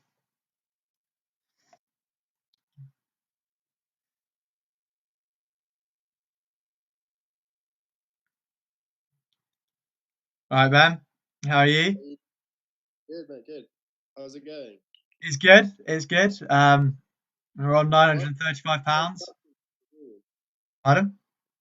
We've got 2 Tom Jacksons on the Zoom. Yeah, one's on my phone, just like because when I was doing it on my own, it started like locking me out if there wasn't anyone on it for 40 minutes, like apart from myself. So I put my phone on it. So it kept going. I see. What happened with the Zoom link and the YouTube link? Oh, so basically, at like 5 a.m., everything crashed out of the blue. No. Yeah, so we had to redo it all and like reset it up. But I think it's sorted now. It's been working okay for like the last sort of couple of hours, but I'm touching wood. So yeah, hopefully. How are you feeling now? A bit tired? Yeah, I think I'm all right now actually. The patch from like 4:30 till about 8 was probably the toughest. Yeah, you're probably on overdrive now, aren't you? Yeah, I think I've got like 3 hours to go. It's fairly, I feel like it's in the end of it, so you feel like. See, my mum wrote a message on her donation thing. Did you know about that organisation? No, I never heard of them. I think they're similar. I don't really know the story, but I think they're similar to. Yeah, I'm gonna have to look into them. I'd never heard of them. Yeah. But she says well done because it's a really good effort from you and good causes. Well, thank you very much for her donation. It's really, really kind of her. And thank you very much to you as well for giving up your time to come and do it. I mean, it's been really, really nice. I mean, this slot is then kind of unscripted. Like, obviously, we're not going to get to leave in quite the same way as we would have done. Yes. But like, what will be your memories of like Shrewsbury and stuff? What are you going to take away with you? Well, I mean, sixth form's totally different to junior school. I'd say that I preferred sixth form a lot more in that you get a lot more freedom and whatever. So sixth form is definitely one of the better memories. Probably all the sports. You don't really get to play sport to the level that we do, as regular as we do anywhere else, really, do you? No, I think that's definitely really true. Yeah, I mean, from your point, like running, you're at the oldest running club in the world, aren't you? Yeah, we drop that one in every so often. Yeah, I mean, that's really true. Like, I think I was said earlier that I think you massively underestimate. Sorry, you massively underestimate like how nice it is to have regular sport. You do, yeah, you do. You really do. Like, and even to have people who like genuinely have an interest in you, like your coaches, your your housemasters, mistresses, Mm. like every single teacher has an interest in you for you to do the best. Okay, apart from maybe a few who perhaps don't like you, but the Right. rest do. Mm. And so, like, going on to uni or wherever you're going on into later life, like, you're on your own. Do you know what I mean? Yeah, I think that's really true. Like, So that's one of my highlights, is just having people who care about you around you. yeah, I think I don't know. I think it's something as well. Like you say, we do really undervalue it. I think like You don't realize it until like you're in this period of leaving. Like, I didn't appreciate it until, you know, Boris said no school. I'm like, oh, okay. So I don't get to say thank you to any of them. Yeah, You kind of like appreciate how much the school's done for you, how much you've done for the school, that kind of thing. that's really true. Yeah, I think that's the weirdest thing as well, because it was our year. We haven't had that sort of formal end of No. lessons really. We haven't gone through the exams as well. And talking about speech day online, and like obviously it's the best that they can do at the moment, but it's not the same, is it? no, it's not going to be the same. I think it is obviously going to be different. No matter what they And I give mean, a go. even the Leavers Ball won't happen when it's meant to happen, and No. as great as it will be when it does happen, it's not the same as, end of school, here you go, well done, that kind of thing. Yeah, it's I think like it's what Livermore was saying. It's a reunion, I guess, at that point, isn't it? Not a not exactly. a leavers thing. I mean, it'll still be good. Don't get me wrong. Like, the school are doing a great effort trying to make it happen, but it won't be as great as perhaps it was last year for the leavers. Yeah, I think that's true. And it's definitely a really different experience, and like it's sad. I think it's all those little things that we just don't. I know we don't really pick up on. Yeah, until you miss out on them. Yeah. What would you say you're going to miss the most about Shrewsbury? I don't know. It's like, okay, genuinely, I think KH ranks up there in what I'll miss. I think despite the amount of stick we give it, like the thing that you get, like, I mean, obviously I'm at home and I'm still getting 3 really good meals every day, and I'm getting loads of food brought to me while I've been doing this. But like, genuinely, the ability to just go from lessons to food to lesson, like, it's so simple. Without having to worry about like what you're eating, when you're going to eat it. Yeah, like, it's so simple, and it just. I see that. I do see that. I really do. Like, I think coming together as one school. Yeah. No, I don't really think of that, but that's very true. And I think like little like all of house sport I'll miss a lot. House sport I'm gonna miss a lot. Like, yeah, the house spirit, sort of house organizing, like, things I'm really gonna miss as well. Yeah, like I'd always kind of I'd never dismissed First House. I'd always really enjoyed it, but I'd never like really seen myself being part of it because I wasn't a footballer. But then I think, like, despite all of that, I thought, it's a big hype and stuff like that, and obviously I love being there chanting. The hype around it. Yeah, and I love chanting in it.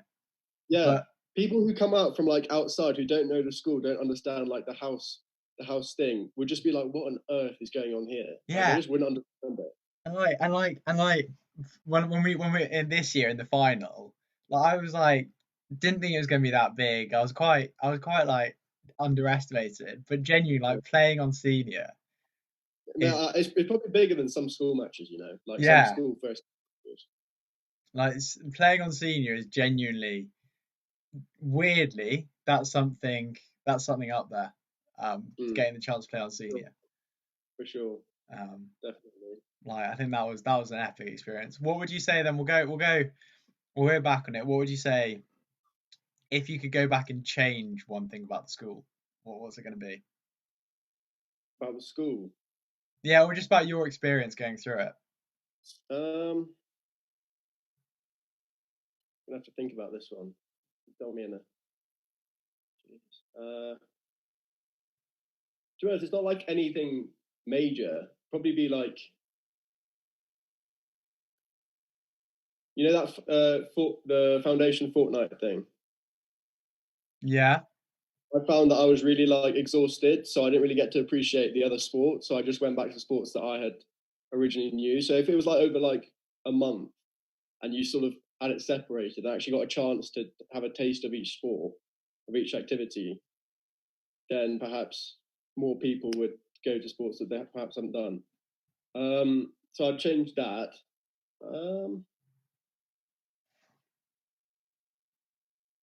Probably some of the A-level subjects.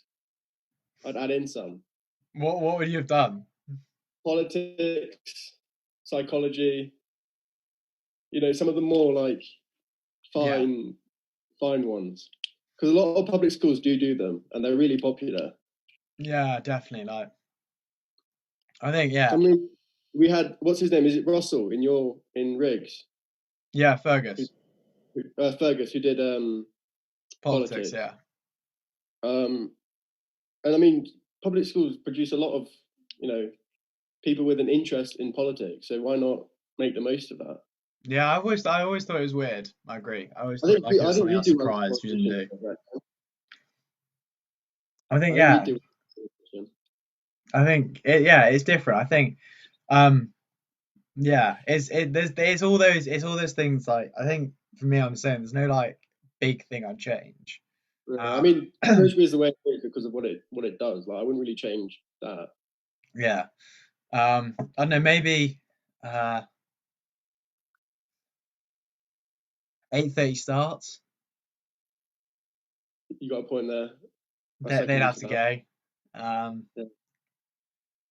Like 8:30 starts, and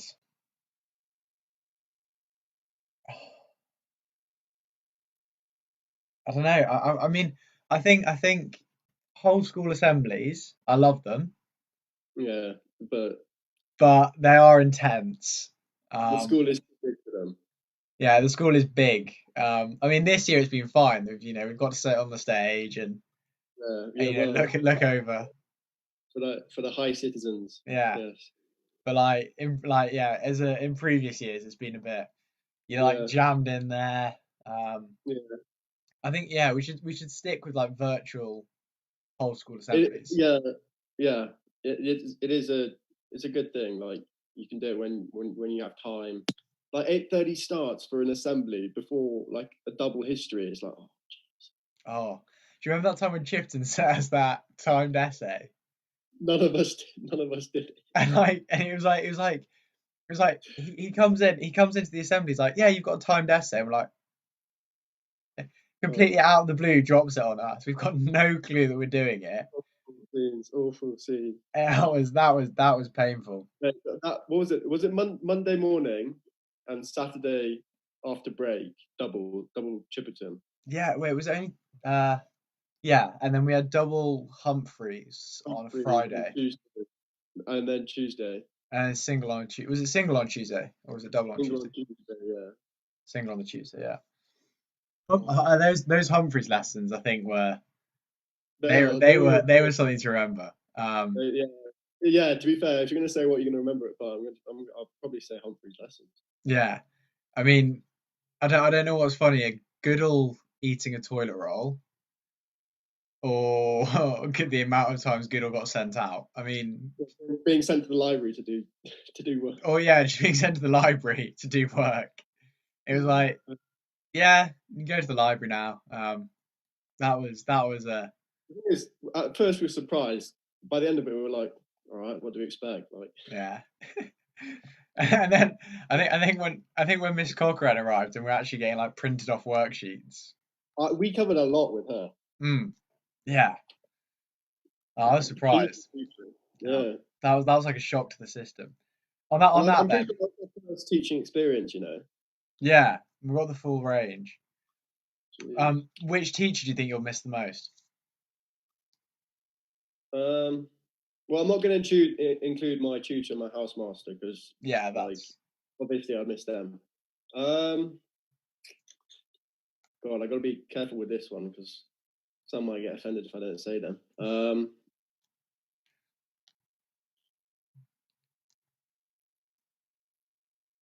Probably Mr. Portier.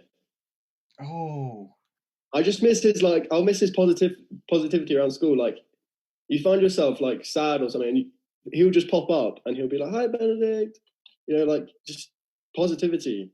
Yeah, that's definitely true. We probably miss him. Yeah, What about you? I know I'm a three-way split, I think, but I don't know who. Go on. I'm between Percival.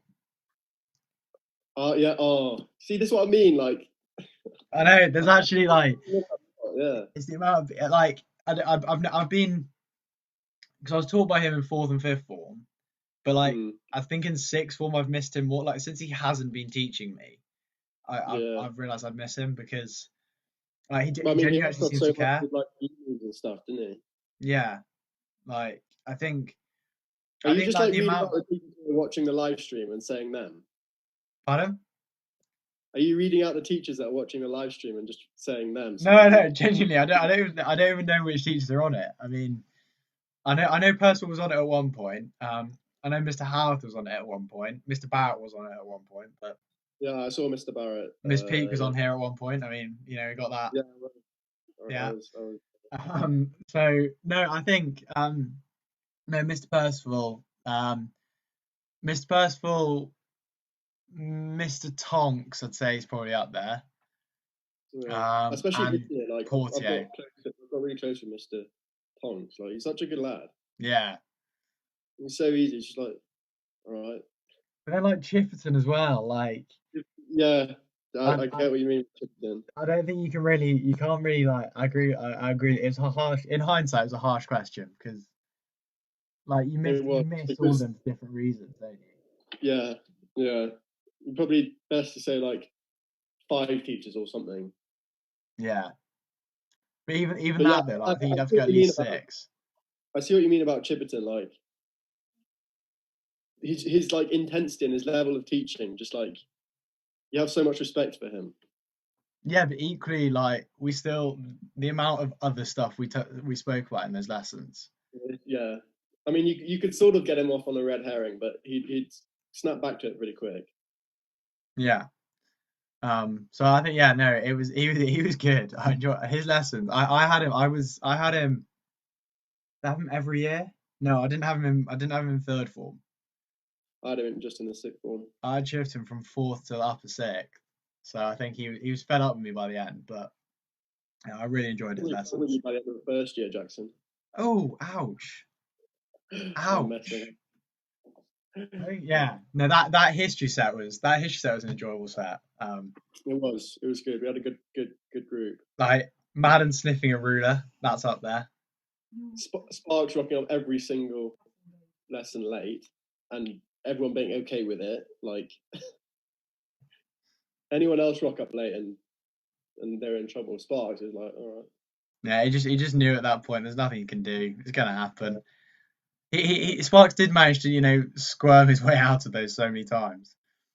And his weird comments that he always used to make. Yeah. We've got a few people saying that Peter Birch, who's like the head of the Oslopian Hunt, saying that we're quite lucky that we only have 8:30 starts. Apparently, when he was at the school, they had 7:30 starts for chapel. How long were chapels? I don't know. We'll have to find out in a few minutes. But yeah, I think that was imagine getting up at 7:30 to go to chapel and then into like lessons. That'd be peak. And they'd finish late as well. Like they wouldn't finish early because of it. No. I think I don't know. I think like it's gonna. I'm pretty sure I know the answer. If you were to look at Shrewsbury again now, would you pick Ridgemount? It's interesting. If you'd asked me this at the end of third form, I would have said no. Fourth form, I would have thought about it harder. Fifth form, I would have said yes, and then obviously sixth form, yes. But third form, no. Yeah, I think it's interesting, like how your opinion changed. It is quite an intimidating house to go into, like as a youngster. Yeah, I think all the houses are. Don't get me wrong, but like Ridgemount is that like. Yeah, the it's present. it definitely has the reputation of being It does. a house on its own. Not so much anymore, like, but back when I was in third form, I was. What about you? Would you change? No, I'd stick with Riggs. I think I went into it because of Mr. Middleton, because running, like, he just, dragged me Yeah. in. But genuinely, I really, really enjoyed it. And I think, yeah, I've seen it change, obviously, with the different house-masters going to being What would you say different are the changes from Mr. Middleton to Mr. Barrett? I know, I think Riggs became a more all-rounder house, since I've been there. Like, I For think sure. when For I sure. when Even I in the arrived, first one, it was like, it was the relatively clever running house. yeah, You but know what I mean? it was never like, in terms of like academics, it was sort of like middle of the rows.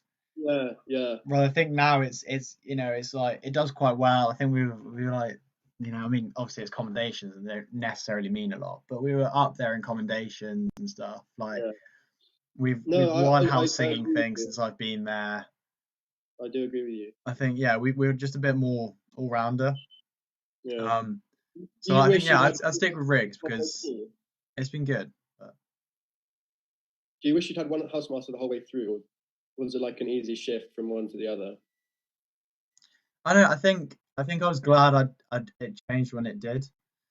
Mm. Because I think if I'd had sort of like 2 years with Mr. Middleton and then 3 with Mr. Barrett, that'd been a lot, like, very different. But I think coming with him with Mr. Barrett and being, like, the fourth form year, it's been really good because we sort of like we still understood what the house was like beforehand. Yeah, So we've still been able to yeah, try and keep sort of what the old rigs was like, but at the same yeah, time, we've been able to really like adapt quite quickly to Mr. Barrett and understand, what's different with him.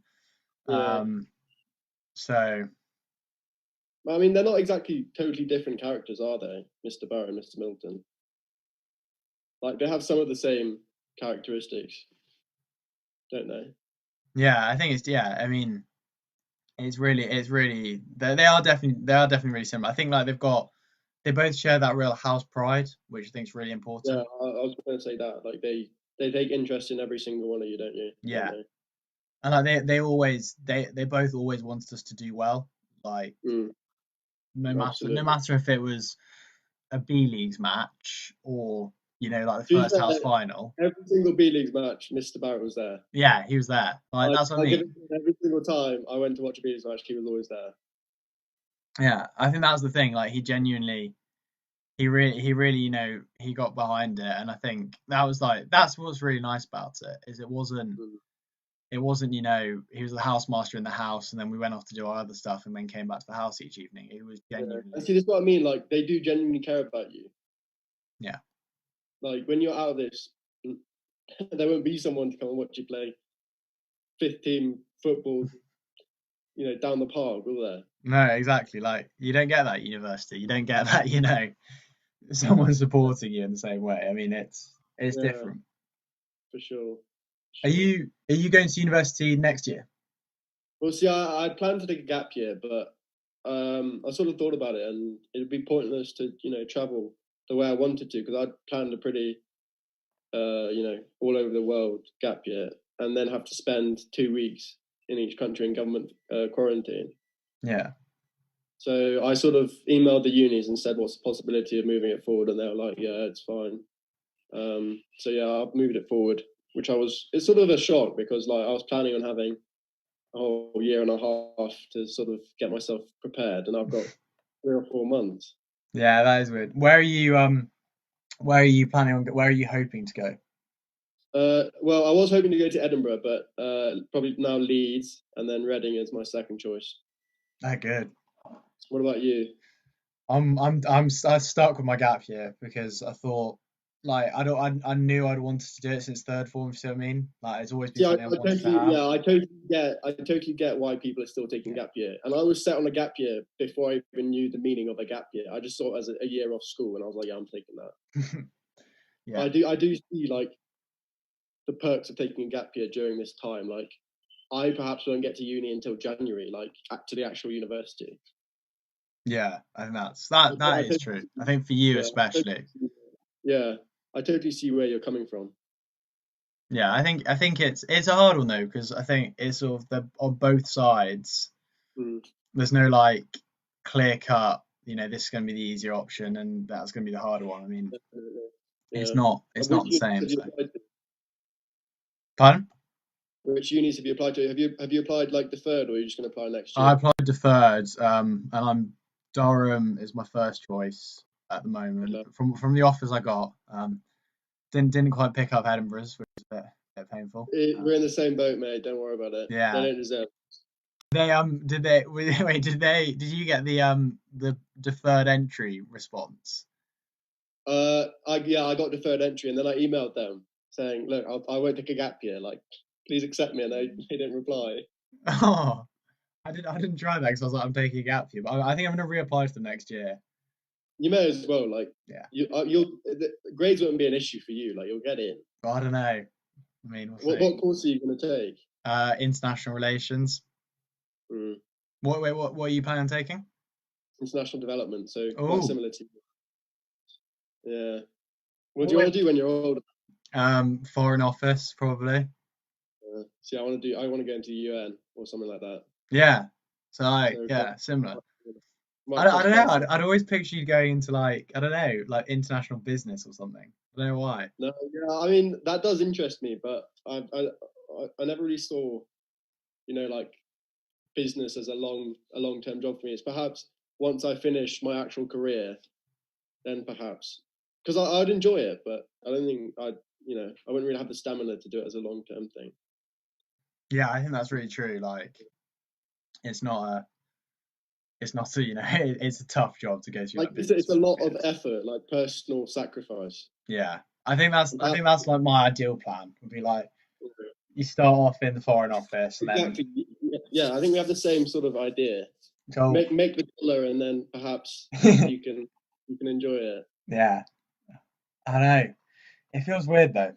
Like, I think it'll be interesting to see what happens. I think, the next few years I think how Shrewsbury ends for us is going to be really interesting to see what happens, and then what happens after that is going to be really exciting to see. So yeah.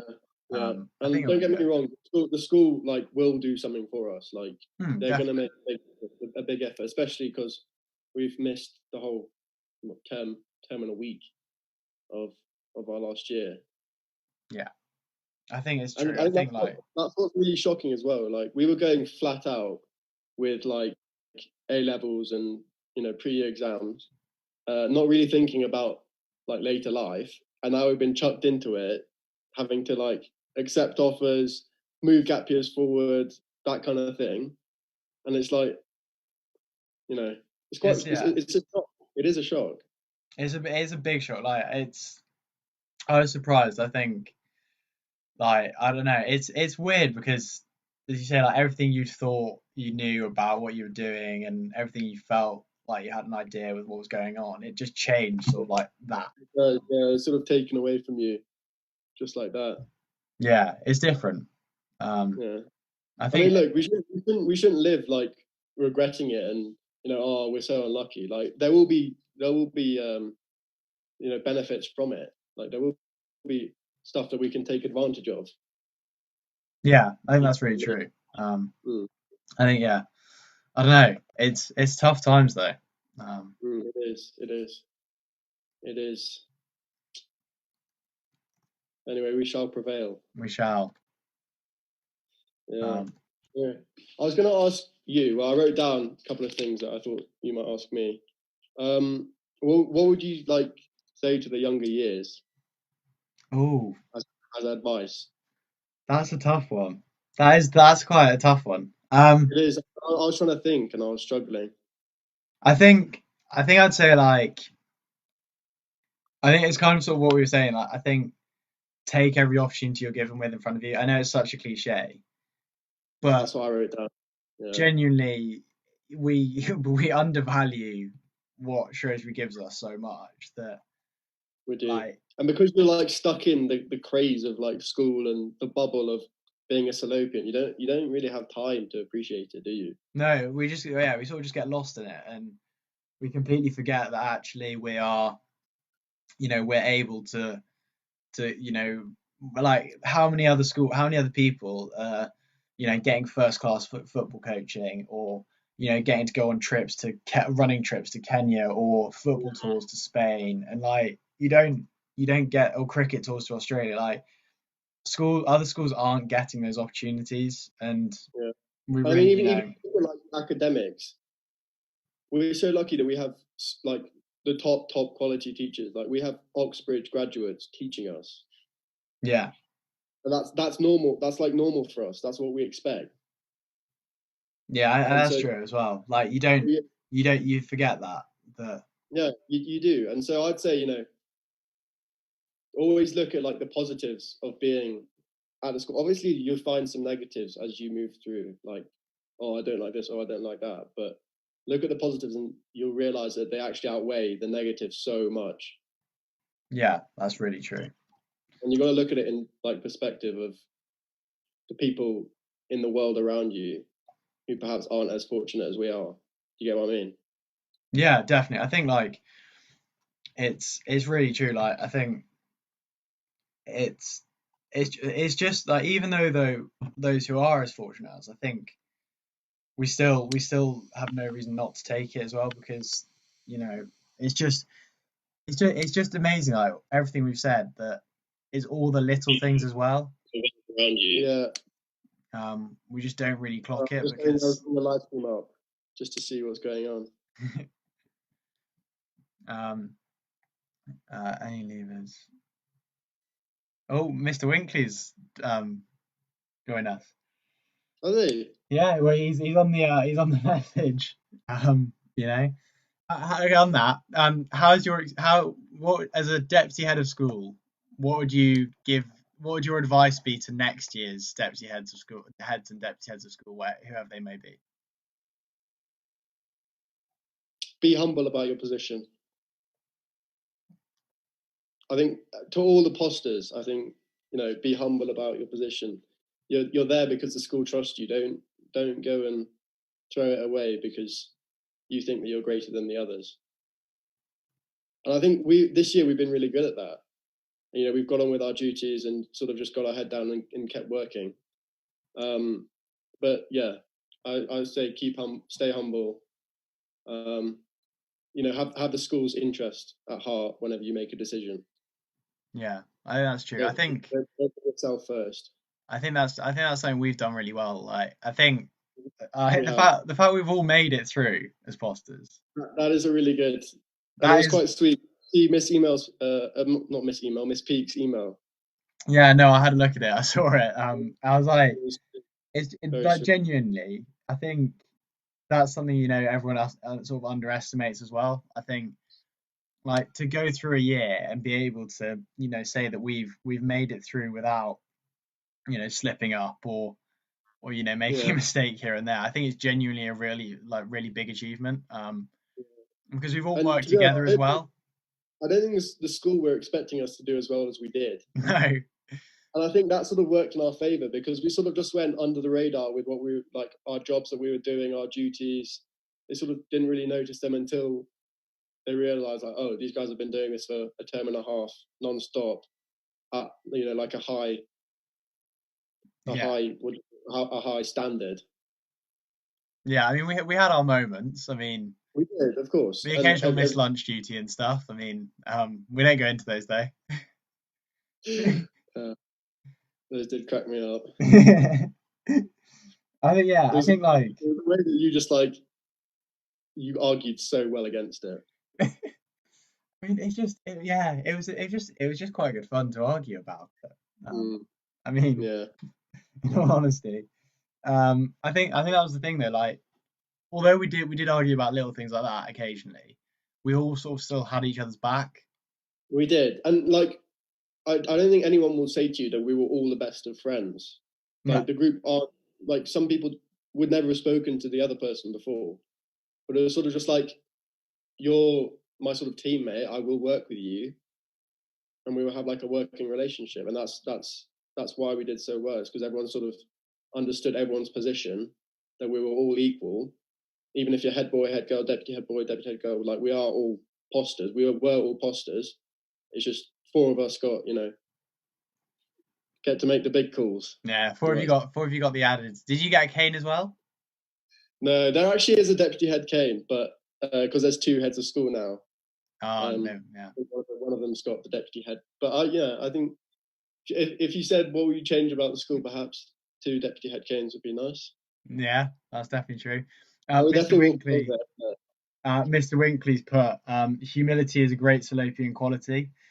He said that this year's posters have exemplified this style of servant leadership brilliantly. I think that's true. Like, it is evident. Like, yeah, not blowing our own trumpets, but not being still being humble about it. We have the right to, Jackson. Yeah, because we've done well, and I think every single poster should realise that and appreciate the hard work. Yeah, I'm looking forward to the quiz next week, like on Thursday. Yeah. All right. We had a head of school one last week. Have you played the game Side? Yes, but no. Like, yes, but I've forgotten what it is. You understand the concept of it? Remind me. So it's like it's like a situation, and it have like someone's name in it. So you play in a team, and it have someone's name in it. And it'd be like, if Jackson got arrested, what would he get arrested for? And then everyone writes down their answers. Oh yeah. You go anonymously in for the funniest one and that kind of thing. And it can get quite personal. Yeah. But yeah, I wouldn't say we should play it with the poster group, because perhaps then it might. It might. Mr. Winkley's noted your point about deputy head of school canes. Yes, thank you, sir. Thank you. So yeah, maybe next year's set we'll get it. I'll make my own one. Keep it here. Do you think? I mean, what do you think? How do you think next year's posters are going to have to deal with the challenges? I mean, they're obviously going to be posters in a really different time, because it's going to be a totally different experience, and part of being a poster is adaptability. And I mean, we've adapted well to different situations we've had, but it's not going to be on the same level that they're going to have. They're going to be in and out of school, perhaps. They're going to have half the school in, half the school out, that kind of thing. They're going to have people who have suffered from, grief in their families. They're worried about the situation. And it's going to be it's going to be a lot harder. I think it's going to be the hardest job that posters have had. But I think that, each poster will have to adapt. Yeah, I think that's true. I think like that is probably, you saying about being humble was your advice. I think adaptability would probably be my like buzzword for posters next, like ever, because I think it was what we were saying about covering each other's backs sort of comes under that again, that you have to be prepared to adapt to the situation if someone's missing on lunch duty. Absolutely. And also, posters are people. Like, they're just normal people. They will suffer from the same issues that the rest of the school are suffering from. And so, yeah, being there for them when perhaps they're struggling is key to next year. Yeah, I think that's really true. I know. I'm talking about, Huh? Yeah, talking about adaptability. I mean, I don't know where the rest of the posters are. We're like all like loads of people messaged me after I put it in the posters group chat. I'm like, yeah, I'll join. So don't worry, Jackson. I'm happy. Ben, to stay. You're holding the fort, so we're doing. I have got a lunch that I'm meant to be setting up for, but that can wait. Oh well, if you need to go, I mean, thank you so much. But no, don't worry about it, mate. Don't worry about it. I'm here to stay. I mean, I'm trying to check the total, but trying to figure it out. I saw you set the goal higher. Yeah, so like I thought I'd go, because we'd gone through it quite comfortably, which was a bit of a shock. I thought I might as well see if we go for a bit higher. Oof. I'm gonna have to adapt. Yeah. So we're now on to £1,070. So we are £40 off the double target, which is amazing. I mean, Jeez. 96% of the way there, over £1,000. That is wow. You know what? Out of all of these, there are a lot of charity events going on. Out of all of them, I think yours should be like the one that you're trying to get the most money for, because you're doing the hardest thing for 2 different charities. I don't know. I mean, Lewis has cycled 26 miles every day. Okay, yeah, I know that's a bit. Like, that is brutal. But yeah, you get what I mean. Like, some of them, with no disrespect to them, like, have set goals that, perhaps the work that they're putting in don't deserve. Like, every charity deserves, money, but perhaps the things they're doing for that fundraising. Well, yeah. Whereas this 24 hours, like, Jesus. Yeah, it's been good fun though. Like, genuinely, I think the bits I've enjoyed the most have been like people joining and stuff. I think like Miss Peak joining out the blue, Was slightly unexpected. That was was genuinely up there in my highlights. Because I was not expecting that at all. So I really enjoyed that. Yeah. She took it well as well. Like, she was joining in. Yeah, I wasn't quite sure what to expect. And then we were getting like the full on, I mean, I'd love for there actually to be a wig covered next to Mr. Tonks's office. Don't underestimate them, because there probably is. That would be, if that's true, that is the best, that's the best new school myth that has to start around school next year. Definitely. Like, that's like the starting rumor up there with, I mean, I can't remember what is the best rumor you heard while you're at school about the school or something. Relatively PG, obviously.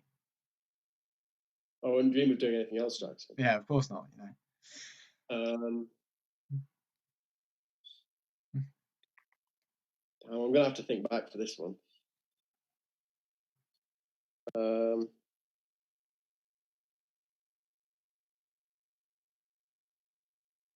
Why don't you start and I'll keep thinking? I think, I don't know. There was one that went around like about churches being turned into a girls' house. I was going to say I just thought of that. Like, each house has had their fair share of rumors about it becoming. Yeah.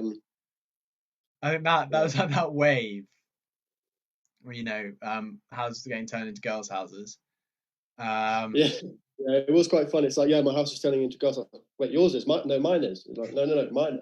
Okay, all the houses are. That was like an interesting time. I mean, trying to think.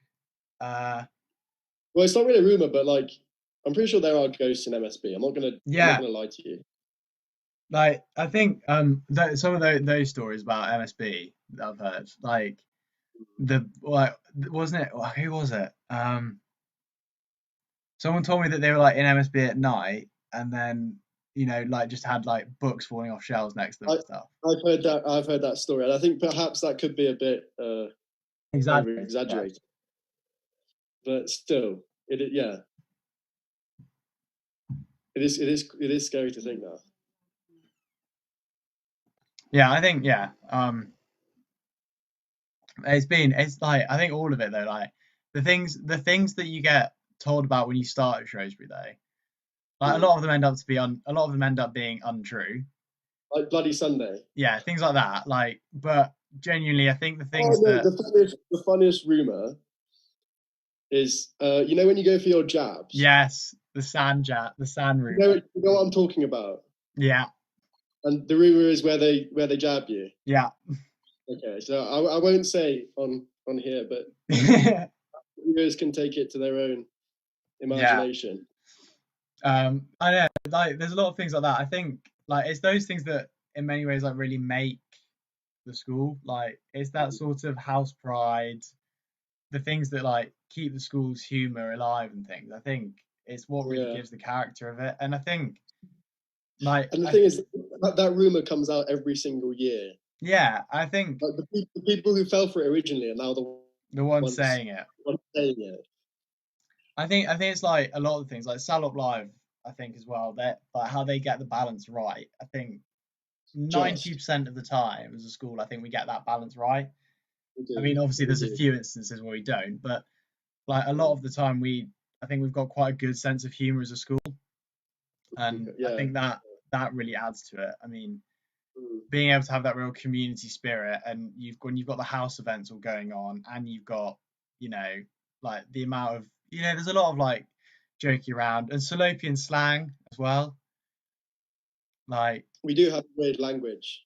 Yeah. A very weird language.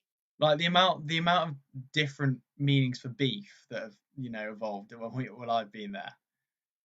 Like, yeah. And the thing is, like, it's different in each house. Yeah. Like in Seven Hill, they have a beef stick where it's like, you know how you have like the head of house cane, perhaps a monitor's cane. They have a beef stick for the person who is literally there to do nothing. And they're like, I'm pretty sure they're like exempt from duties and whatever. Yeah, I think they're like, there's a lot of things like that which you know, it's different, and like I think it's the fact that every house has its own character. Yeah. Like, yeah. I mean, my dad, who went to Ellesmere, he says like his school like had the house spirit was like nothing like this. Our school is like centered around the house community, isn't it? Yeah, whereas definitely. other schools are like the bigger school community, and I think having that house community, everyone belongs. Do you know what I mean? I think I think you're always a Salopian, but in many ways at points you're like a Riggite or a Ridgemountier and then a Salopian. Like, that's your real identity within the school. And like, I think that part of your identity, I think you have people who are from Asia and from, you know, America, and they're all sort of sharing that common identity. And, you know, absolutely. And if you think about it, well, we're a school of over 800. Am I right? Yeah, I mean, so if you're going on like a school, you're part of the school. You're 1 in 800. Like, your chances of being recognized are not slim, but like you have less of a chance being in like as a school rather than in the house. Yeah, I think I think that was like, were you at Pembroke House before? No, my whole family was. I am the odd one out. Oh, where were you? I was at a day school in Nairobi called Kenton.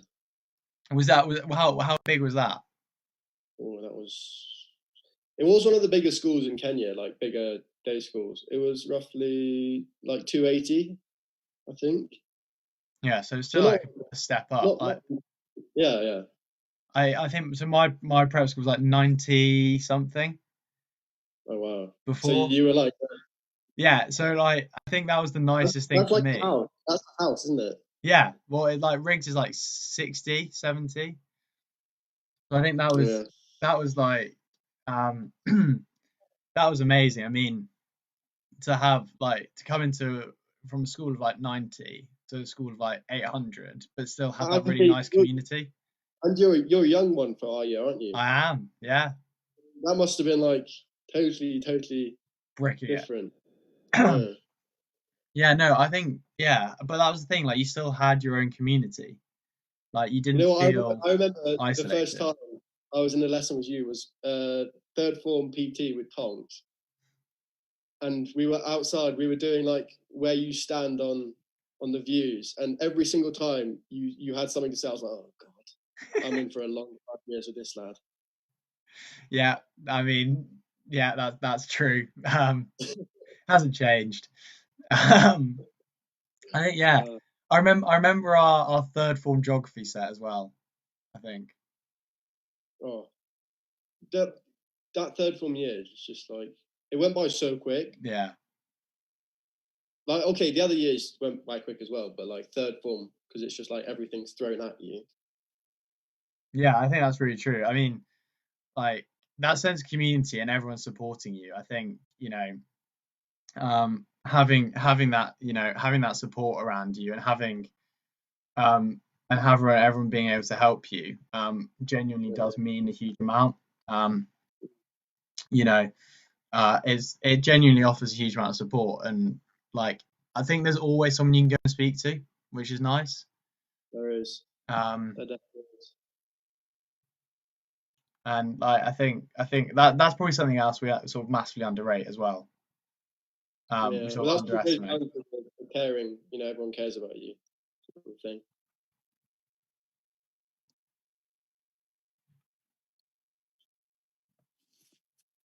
Who else is meant to join? Annabelle was going to join at one point. It's an Is that your support crew? It is, yeah. My mum's on it. Lovely.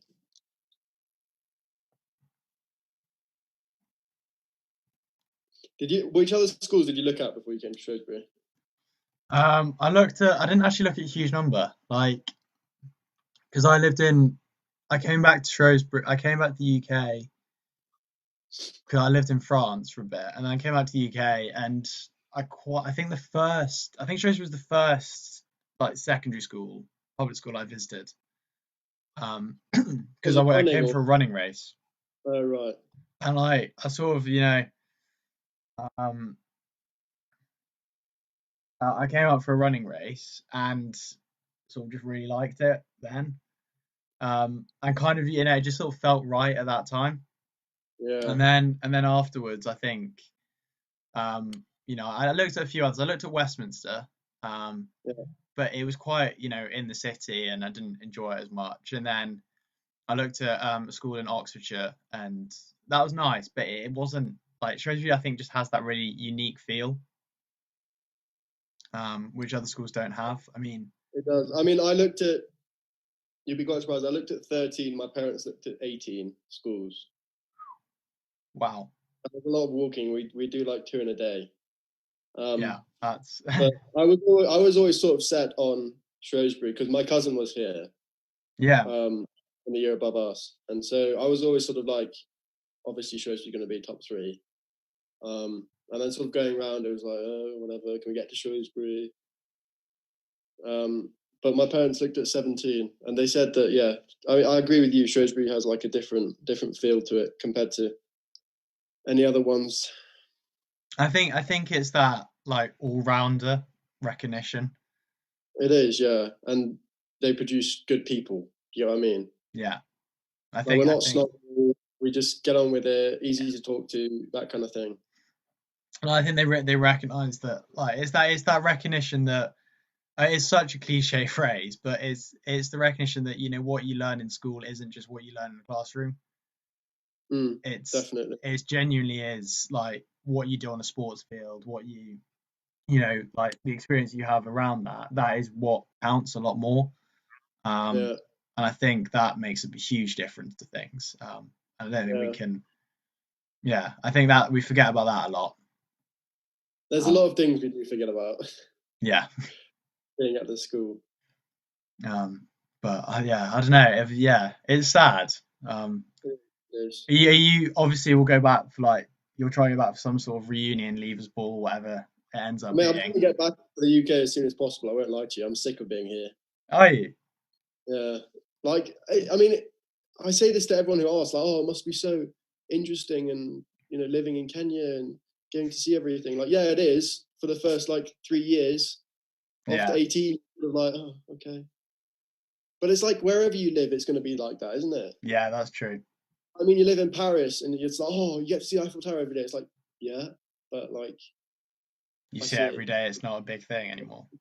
Yeah. So, I mean, like, don't get me wrong. I don't underappreciate living here. Like, it's an amazing place to live. But perhaps I won't live here when I'm older. Yeah. I think, it's interesting. Like, I think, it's sort of...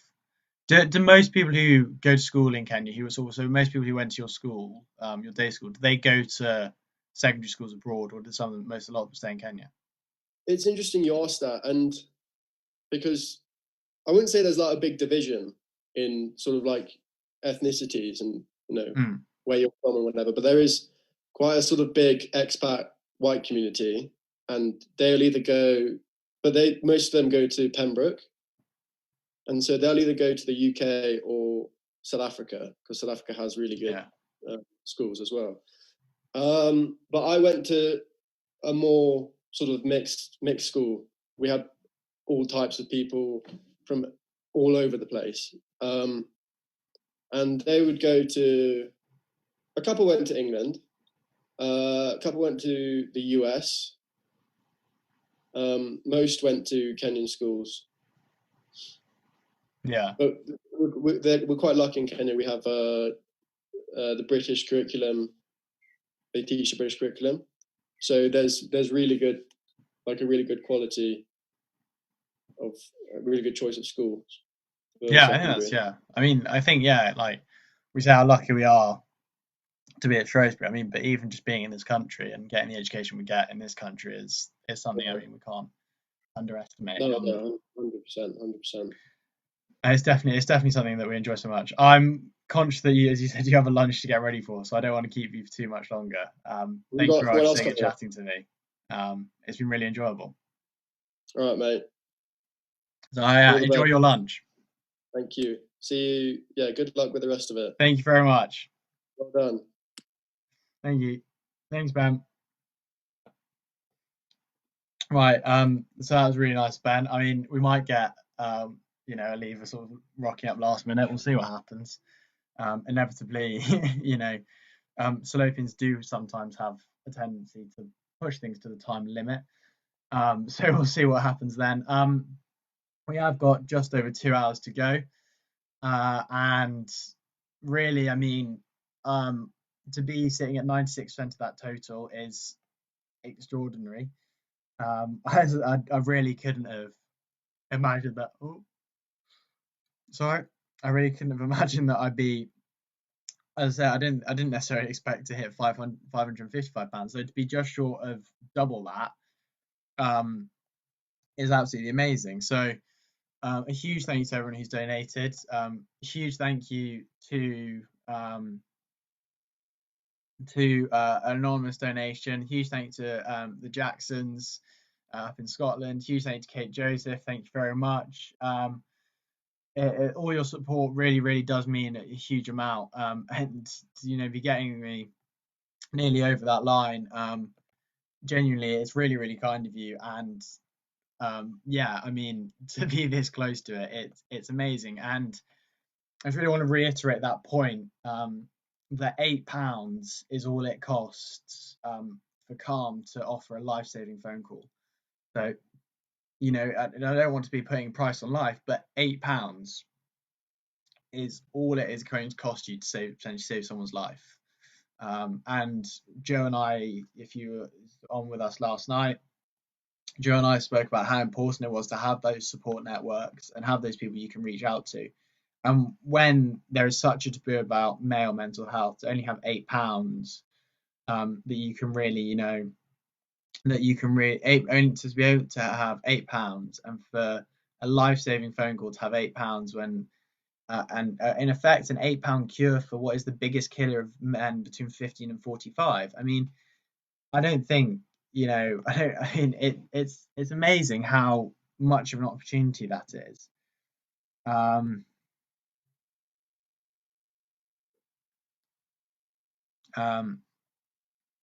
So yeah, I think it's amazing to have such an opportunity. So yeah, I think a huge thank you to everyone who's donated. I'm just going to take a quick pause and then we'll be back very shortly, just a few updates, and then in just over 10 minutes, it's the one that everyone has been waiting for. I've seen the viewer numbers slowly creeping up. They're really popular, and they've got an hour of what I'm sure is going to be really exciting stuff. So I'll see you in a few minutes, and then we'll sort of be getting ready for Salop Live, who have got a brilliant hour of entertainment to offer us.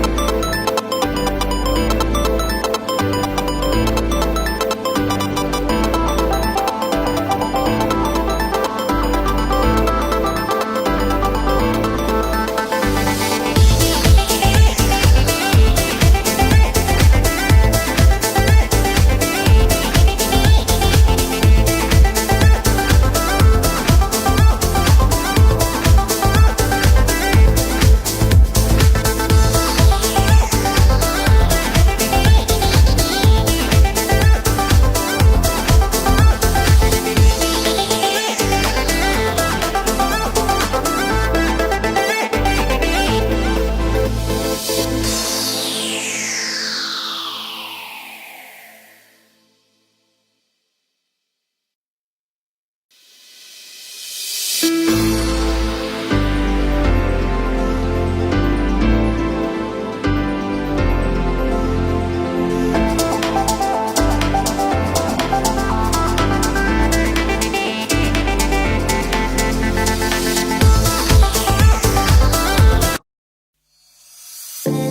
concrete walls, there's a place for us where we could go, where we could be alone.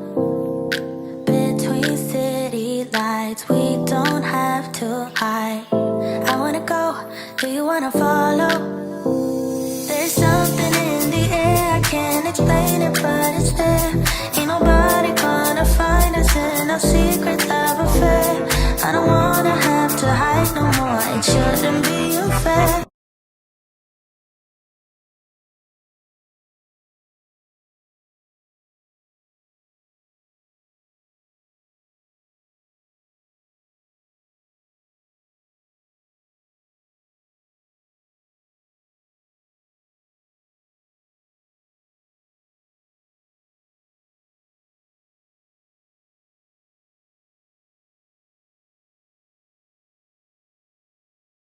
Course that we are sure will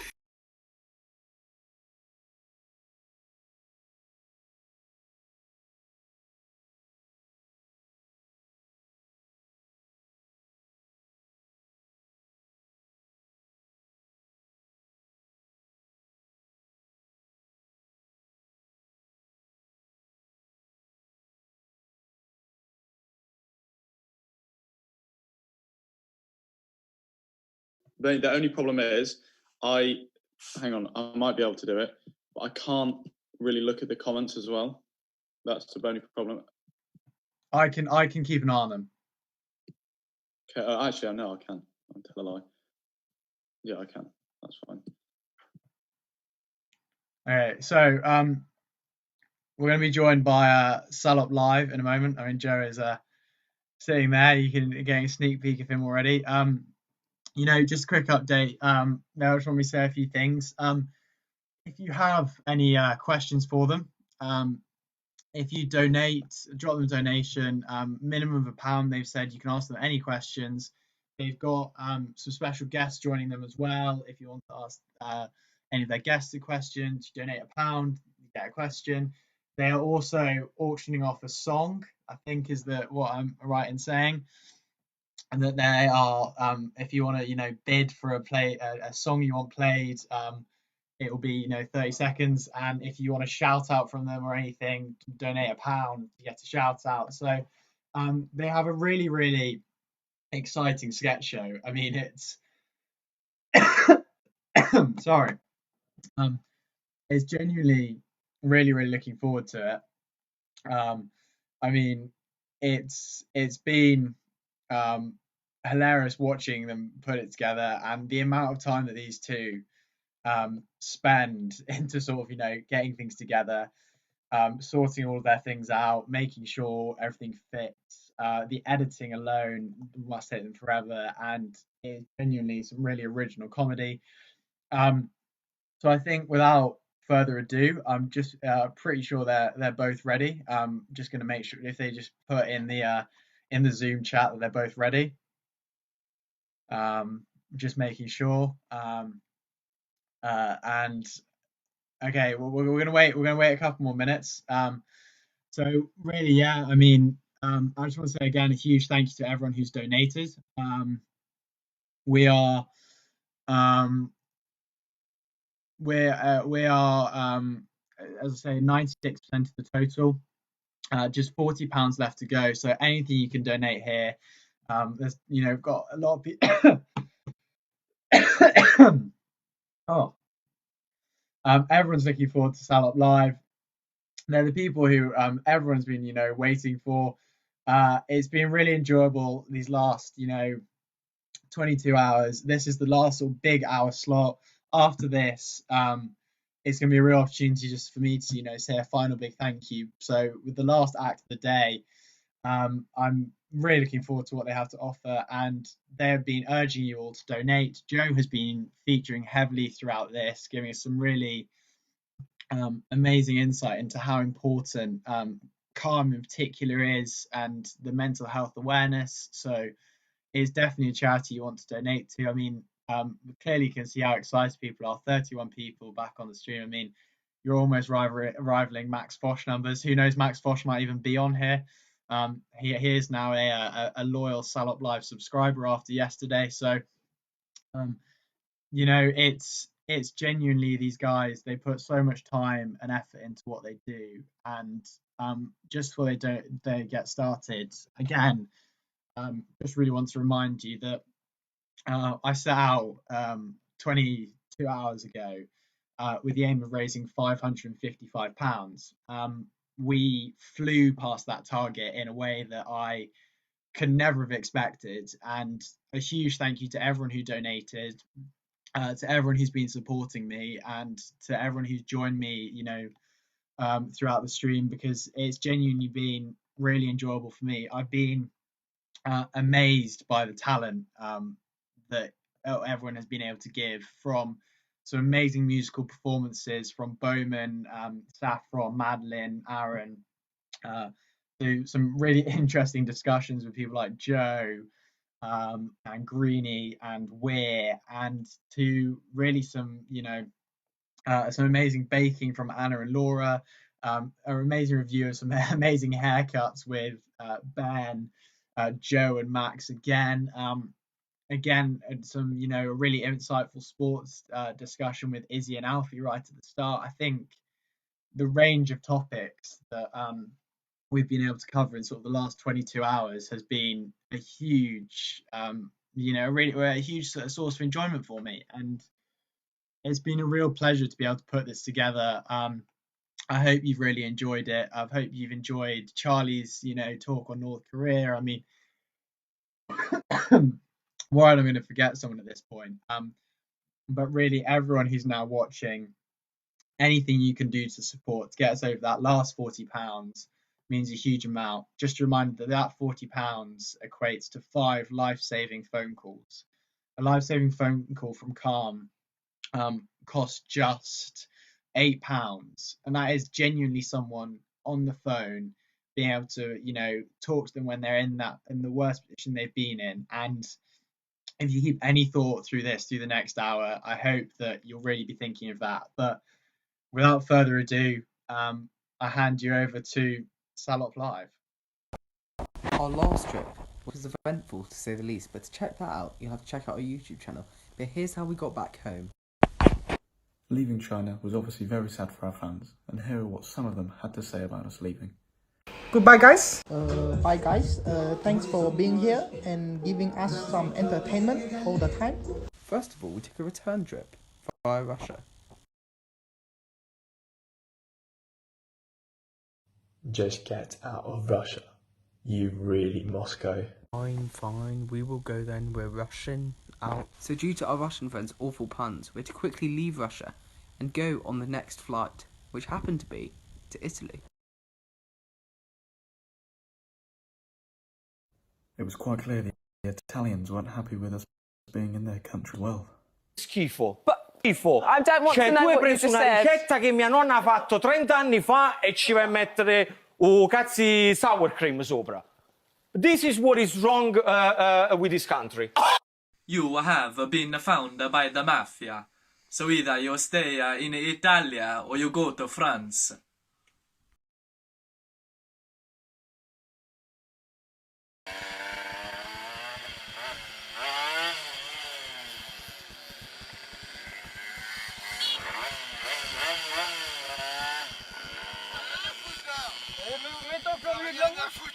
Et vous?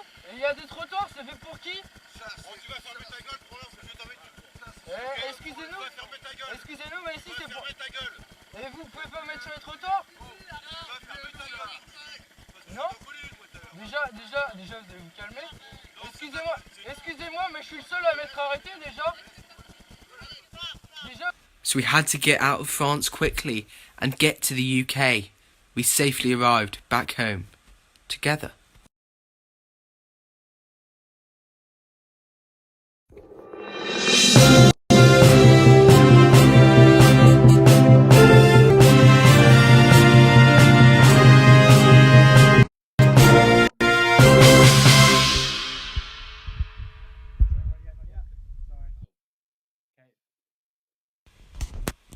Yes, Louis. Yes, we did. Okay, you're good now. Okay, welcome to this special episode of Salop Live Live. Today, got lots of reasons for you to watch, but also to donate. I'd just like to announce now, anything you put in the donation description, any question, within reason, but we will be quite liberal with how we view it. We will answer Louis or I, and obviously with our celebrity status, that's quite big. And also, we're going to be auctioning off a song. So however much you donate in the chat will mean, donate however much you donate along with a song. Whoever donates the most gets that song put on. Again, we're slightly reliant on copyright, but Louis, what's going to be on the show today? We've got a great show for you today, ladies and gentlemen. We've got Springwatch, a Salop special of Springwatch. We've got a murder mystery. We've got an interview with the host. We've got an interview with people from Oundle that did 24 hours for NHS. We've got an episode of Mastermind. We've got how we, Salop Live, are going to tackle world hunger. And we even have our resident magician, Rohan McCourt, coming in to give us a masterclass in how he does those amazing tricks. So we've got an amazing show for you, ladies and gentlemen. Yeah, I think to be fair, it might be time to go to our first episode, if that's all right with Jackson, to go to Springwatch over there and see what's going on.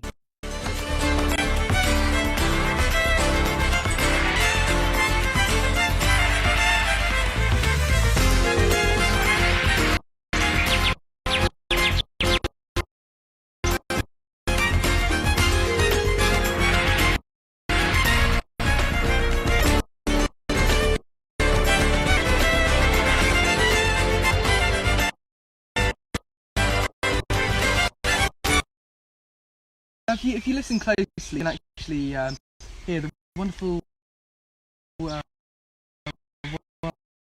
in Oundle. Not least the birds. And no, I'm not talking about the outside my bedroom window. I'm out saying no sin about people. I'm talking about all children. I'm talking about the wildlife here in the trees, as you can hear. So yeah, that's one feature of the great Oundle wildlife scene. As you can see by my attire, I rather suit nature. It's a beautiful, beautiful thing to have and to... alone. Phew, I'm glad you got away from them, Louis. What a relief! Just here with some lovely green grass. Beautiful green. Shade of green. Many would describe Takeshi 69 as grass, but I like to speak Spanish to it and refer to my backside at this given moment in time. Grassy arse. Thank you very much for watching Springwatch. See you on the next one. I actually got a request from a viewer the other day. He said, he goes by the name of Louis Meat. He said, what's the brownest in time? So I thought I'm going to go and look for the brownest, stickiest thing possible. And I thought, here, it's the place to look. Where could it be? Oh! Definitely. And oddly sticky. And having made that discovery, I'd like to say goodbye from me from this episode of Springwatch.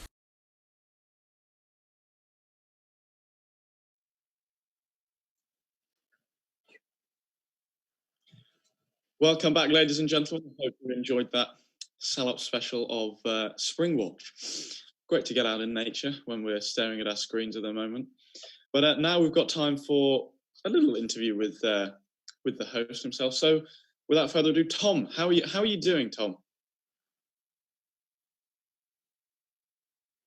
Battling through. Do you think that sort of at this point it's actually much easier than when you're doing it at 3 o'clock? I mean, I think we've got a few people watching now, but more than that, actually, you're not. I mean, I don't know. It's much easier because you've done the hard bit. You're now going to sleep later today, I think.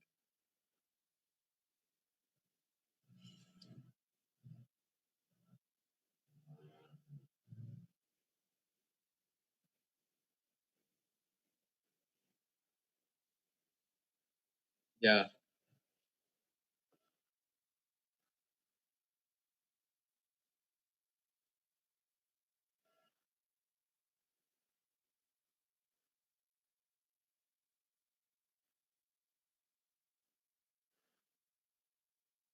I And are you did. going to go straight to sleep after this, or are you going to wrap things up?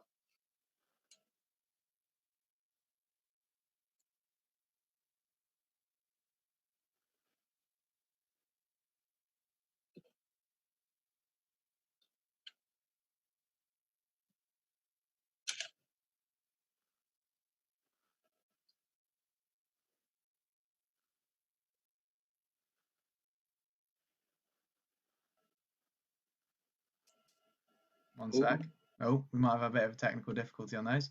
Apparently, I was muted for that period. So. Well, it's positive for the viewers. It's positive for the viewers. It's positive, yeah. Thanks, Joe.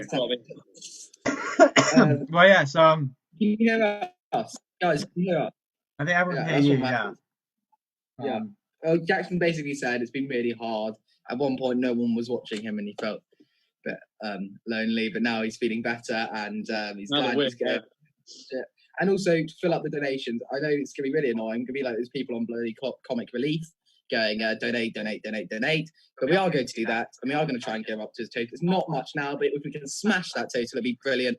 You've got the incentive of asking questions. You've got the incentive of putting it on your own shoes. I know it's risky socially, but you should do it.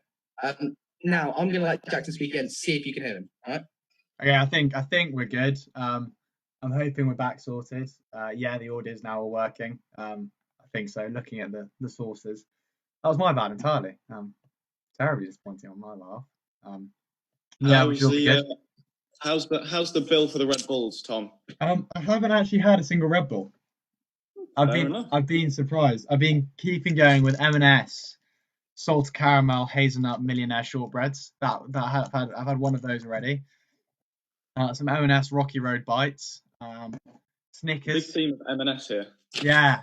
Just in case anyone's watching, if you can sponsor us as well, that'd be amazing. But no, yeah, I haven't actually had a Red Bull. Been managing to keep going, which has been good. Yeah. So. No, but have you been on any of the coffees? Is it any caffeine in there, or is it just? I don't actually like coffee.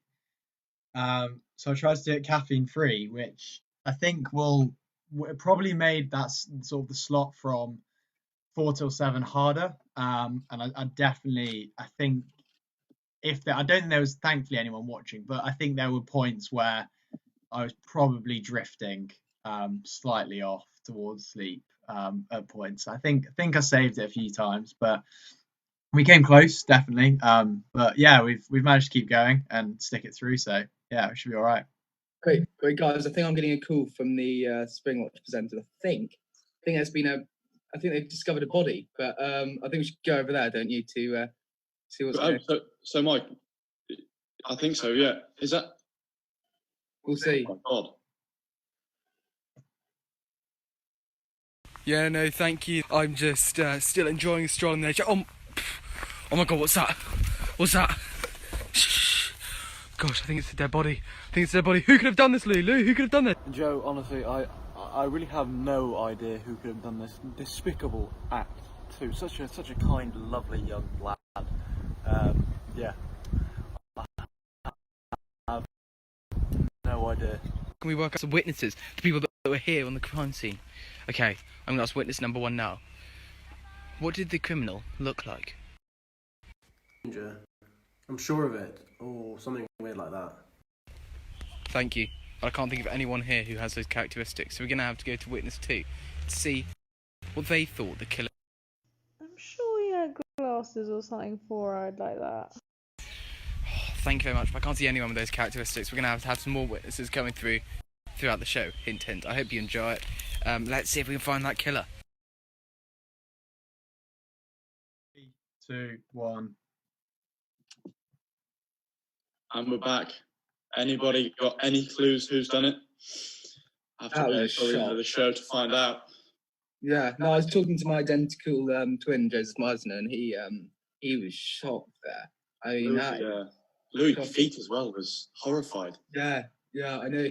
I think the thing is, when you're doing a show like Springwatch, I mean, the worst you're going to get, you think, is sort of a fox eating a rabbit, and then you come across a body like that. I have to say, it was shocking. How are you coping after seeing that, Joe? Are you all right? I don't know. I think thing is, I don't think many people realise that was actually my brother on that. Yeah. And it was just the brutality, the way they decided to kill him with what I think must have been a knife and a neck. That, I mean, it was so red it could have been ketchup. I mean, it was just grim, I would say.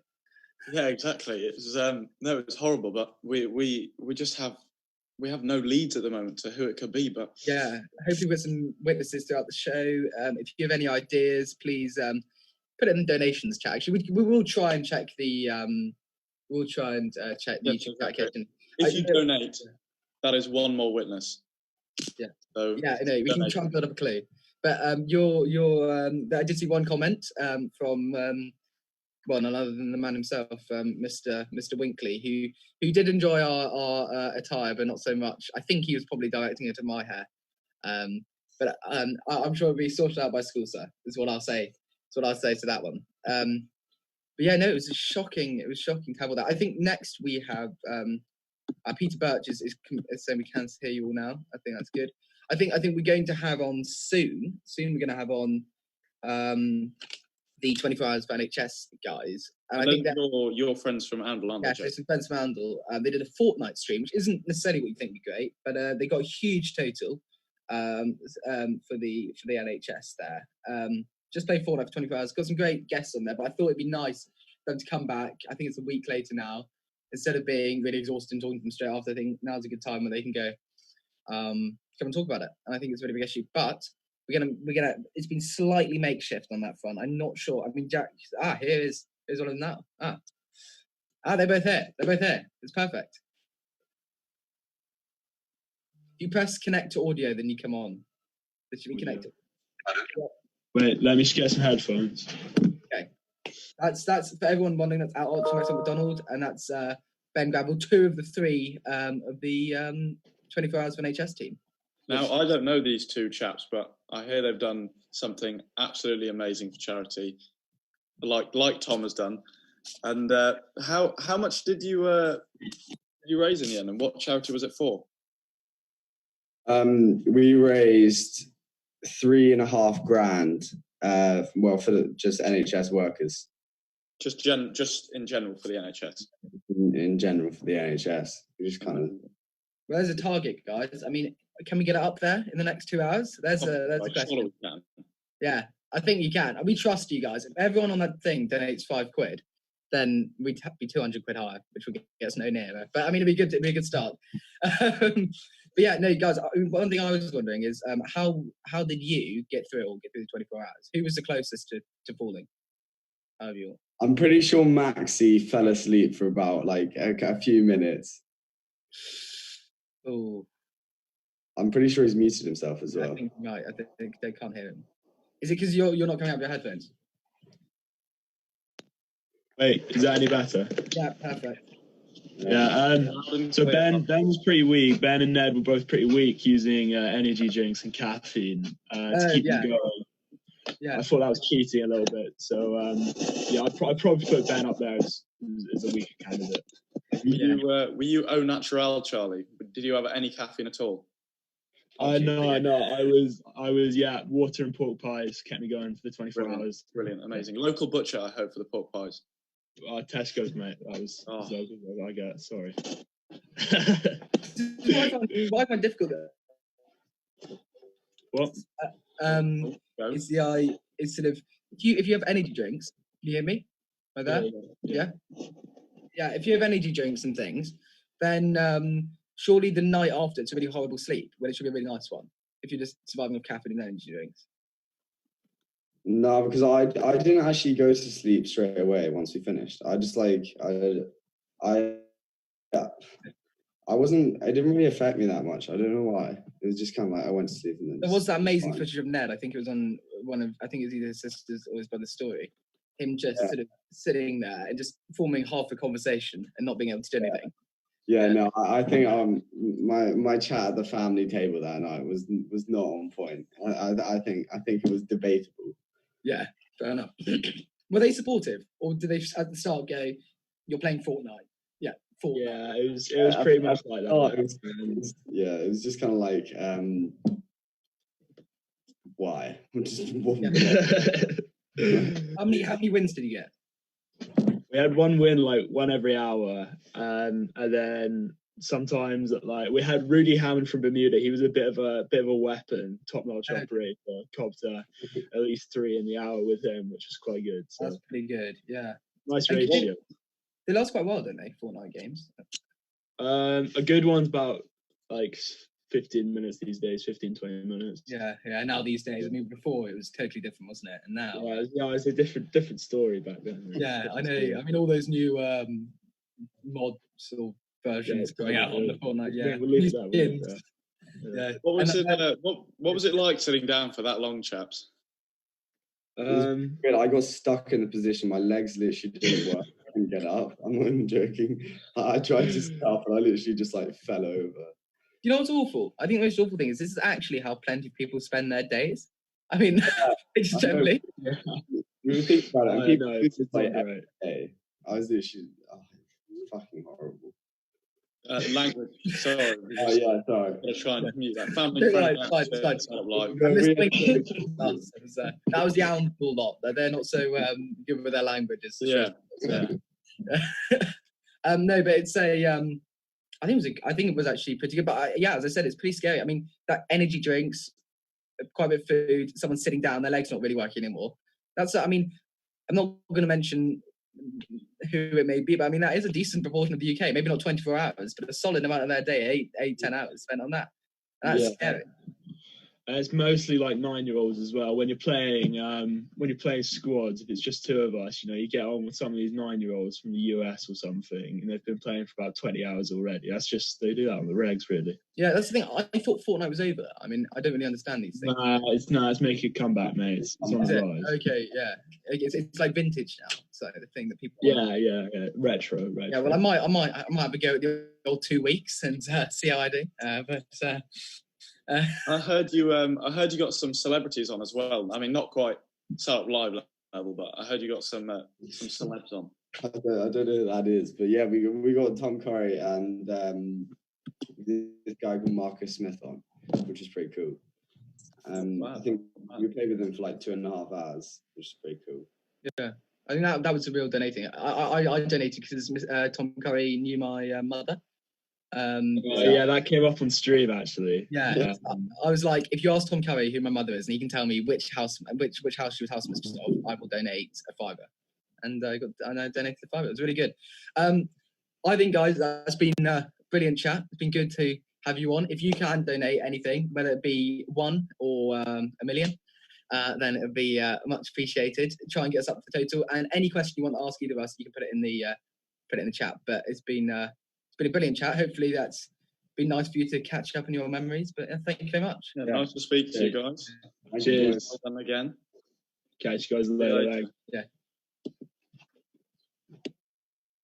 That's a really, really, really good cause. I mean, yeah. I'd like to say, I think Thomas is doing a far better job. I mean, he's on his own. He's not got other people to play video games. He's been set down. I think Tom's harder slightly because I mean you've got to actually fill the time.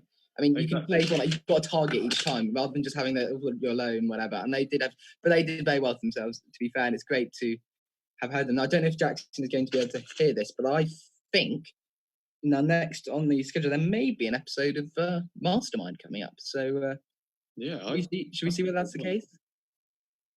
We might.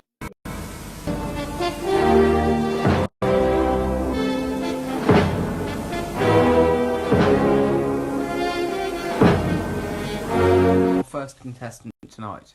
Good evening. Your name, please. Good evening. Your last topic was answering the questions before they were asked, and your new topic is answering the questions before last. Is that correct? Louis Street. What is paleontology? Yes, absolutely correct. What are Mr. Keeley and Mr. Tonks?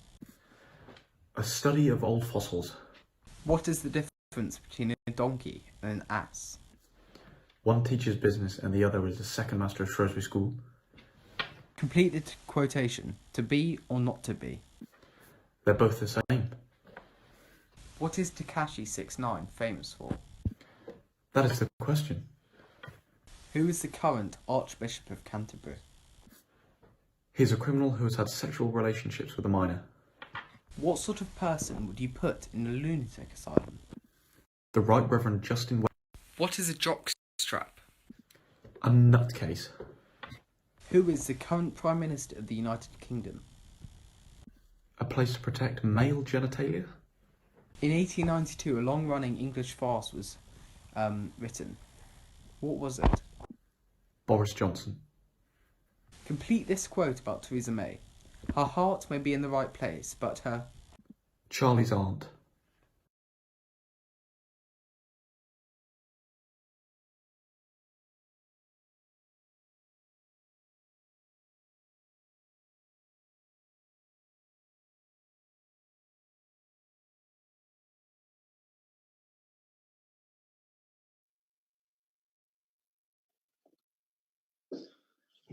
Yeah, that was eventful. I think it was a pretty respectable score on the Mastermind front. I think it's fair to say that was actually taken off a sketch by the two Ronnies, but we did adapt it and apologise quickly to Mr. Tonks and Mr. Keedy. Although if you actually look at the way the sketch worked, you actually the second master and the second. Yeah, it is the right answer.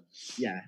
It's just, I don't know, some of the questions. I mean, it was just the technique that they chose to do it. But, I mean, it's a great sketch. I do love the two on it. I think I do feel, though, we have been a slightly bit harsh to Mr. Keeley, which is no fault of our own. If Mr. Keeley is watching, we genuinely do both love you a lot, and when we just think you're a perfect sort of character to use for some of our sketches. I think essentially the reason we chose you, Mr. Keeley, I mean, if someone who is watching is one of the teachers, hopefully Miss Peaks, tuning in on Mr. Winkley, we would just say that the reason we put Mr. Keeley in was because Louis can do a really good, arguably do a really good Mr. Keeley impression.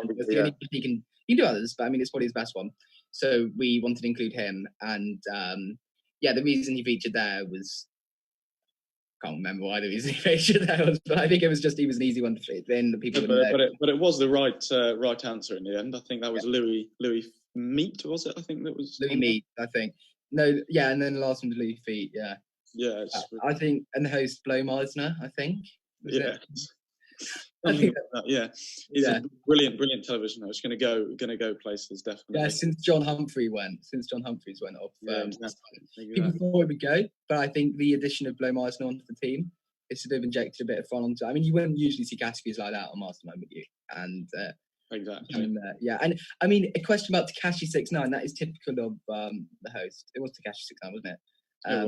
Yeah, and I think that's a really important aspect of our show, that we're willing to ask them what's an issue that modern people care about and young people care about, because we're here for them. And on that issue, I think we should just do a little reminder for donations. I know we've had a few through at the moment. That's really good. We haven't had so many questions, which is fine. I mean, we don't need the questions. It's probably better for both of us. But I mean, it'd be quite fun. We're going to answer them. Donate, ask a question. Yeah, we will answer them. And I would just say, guys, I mean, if you're watching and you haven't donated yet, you obviously, I know sometimes you might think that a certain amount is too much. That's fine. But honestly, if you do just donate, I mean, if you donate anything, if everyone watching now, and it's cliche, donated something, it would make a huge difference. And we're here, we're trying to get Jackson up to the final amount. I think it's slightly a lag behind the donation, so we're not completely sure, but we really, really want to push it up, and just however much you can donate, just do. And you might even get to play your tune. And I know there's social pressure, but I mean, come on, you can do it. We've just had a question from Peter Birch, our resident huntsman. Are we going to be treated to Louis? Is this the way to Amarillo? Very special and brilliant. Well, thank you very much, Peter. Not today. Not today. I can say not today, but in the future, there is going to be something with Salop Live that will incorporate that video that we did at school and Salop Live. So I think I think the danger is, I mean, Jackson just said £8 phone call saves life, and that's true. I mean, calm, that's what they do. But I just say on the issue of that song, the reason we're slightly skeptical of putting it on is just copyright. So we won't play completely all the song you auctioned for, but we'll play quite a lot about it, and quite a lot of it. And yeah, I think that's just difficulty there, and also the social distancing idea. We don't want to just make everyone think we're doing that at this point. And I know to all the Shrewsbury viewers, it's clear we are in school, but to anyone else, it might not be completely clear, and it might just look like we're flouting regulations. And then when you're in a position of celebrity like we are, you can't afford to do anything like that. But I think we've got an issue to solve. I think we might have an issue to solve. I think so. Very slight. Well, a global issue. But we'll find out. Yeah, we'll have a look. Louis and I are very big on changing things and changing the world for the better. It's for this reason that we decided to solve whatever people thought was the biggest issue affecting mankind right now. So I've decided to interview someone to see what they think the biggest issue is, and then we're going to try and solve it. So, what do you think is the biggest issue facing the world right now? You know, Meister, that's a question I get asked a lot and often think about. But there are no two ways about it. It's the obvious issue is world hunger, and it needs to be addressed. A cure needs to be found immediately. It affects over 1 billion people in the world, billion of which are children. Really, and how can we solve? I mean, do you think we can solve that issue? Can you see any way? Here's the thing, guys, now. I'm going to be completely honest with you. I wouldn't consider myself a stupid person by any definition of the word. I, as well as many other scientists, just really perplexed at the whole concept, the whole mechanics of hunger. If we could, we would tell you right now. But I don't think we're in any position. We just need more time, I think. I'm currently not in any position to tell you how I think we can solve this issue and how to progress further. There was still one major problem that still wasn't solved in the world, and that was world hunger. So after thousands and thousands of tests, we finally realised that being hungry came from not eating. So we texted 20 people and told them to eat. And here are what a few of them said.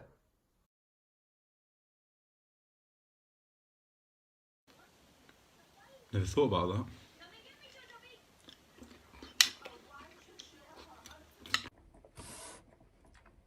that. Eating. You've just solved world hunger, mate. Nice. Nice.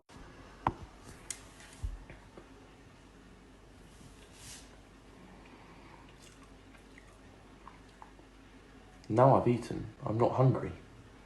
I think you've solved world hunger. Wow, haven't thought of that. So, next time you're hungry, just do your little bit to help world hunger. And just eat something, anything, regardless, to fill your stomach.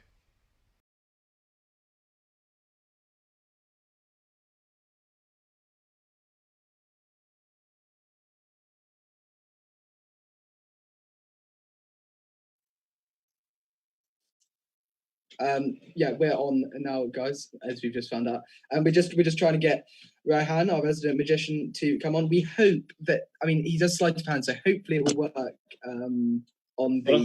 I think more importantly, Joseph, I think we seem to have potentially solved a global issue there. Yeah, that is important. I think people often forget when it comes to hunger what it's caused by, and I think that's easy to do. You go, this is an issue, but we look at the symptoms, and that's being hungry. We don't look at the cause, which is not eating enough.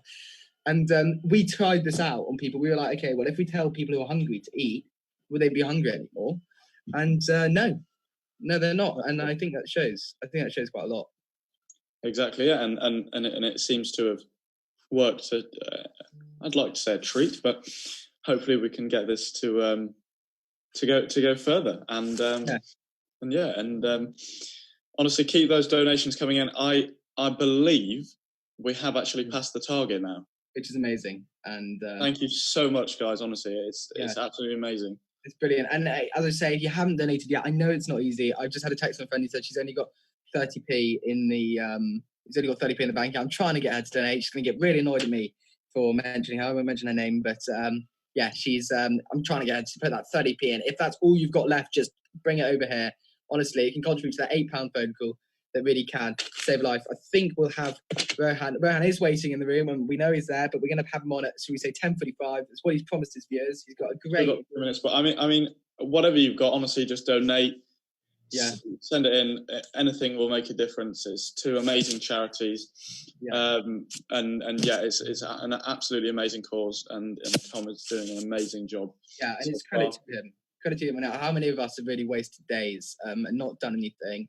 And Tom's gone, you know what, I'm really going to make the most of this. And not just has he not wasted the days by doing something for charity, but actually the stuff he's had on here, I mean, irrespective of us, the stuff he's had on here, I mean, he's had great discussions.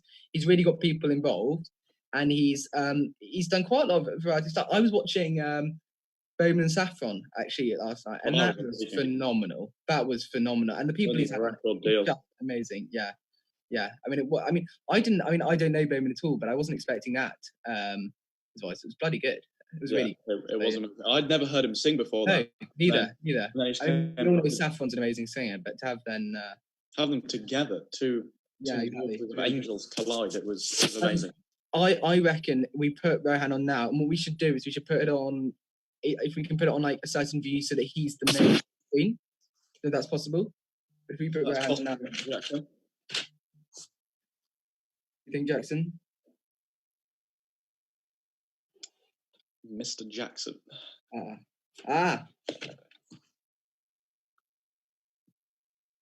Yeah. Oh, he's setting up the trick. Okay. You need to connect to audio, by the way, Rohan. But sure he understands. I'm sure it's part of the trick. Quite excited. I'm gripped already, Joe. I don't know about you. Yeah. Here he is. Yeah, got you. Hello. Hello, Rohan. All the better now. I've seen you. Yeah. I'll tell you what. Quick incentive. If Rohan manages to amaze you, just donate all you can. I mean, it will be phenomenal to me. But get ready to have your mind blown, ladies and gentlemen. Or do you need us? Yeah, I will actually. Yeah, I use Jackson. Is Jackson online? Yeah, Jackson should be. Perfect. Okay. Well, I'll start off with this trick.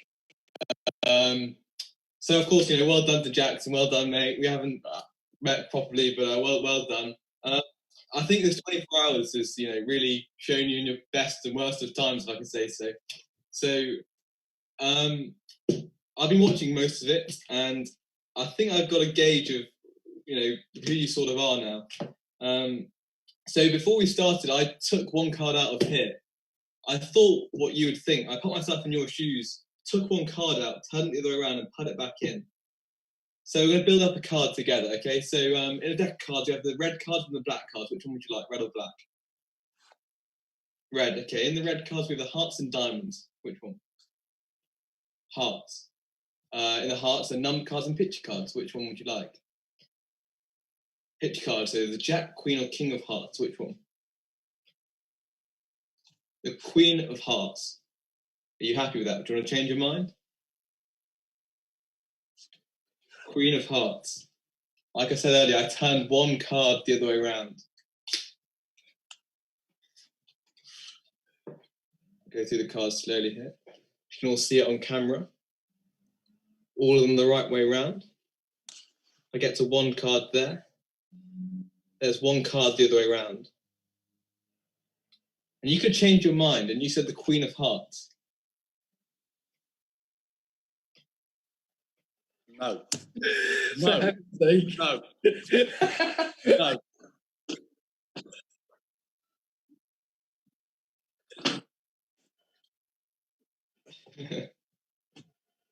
Yeah, no explanation.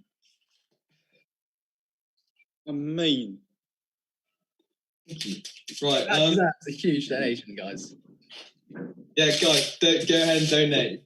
If you donate, I might tell you a few tricks of the trade. So, believe me, you want to know how these are done because, well, yeah, exactly. Has anyone got access here to a? How long have I got, by the way? Should we say till o'clock? We can give them till 5 to 8 o'clock. Should we say o'clock? Should we say o'clock then? We'll give them till 8 o'clock. Yeah, we'll see how it's going. Okay, sure. Let's try this. Has any of you got a device that are not using this? Is there someone got a phone? I've got a phone on me. Let's try this with Louis. Okay. I want you to go. So when I do magic tricks, most of it's card tricks, and I have some selected card. And what I commonly do is then name the card. That's 1 in 52. So I was thinking, what could make this better, right? Okay. So I was thinking words. So on Wikipedia, there are thousands, even millions of words. So I want you to type in Wikipedia article count. Wikipedia article count.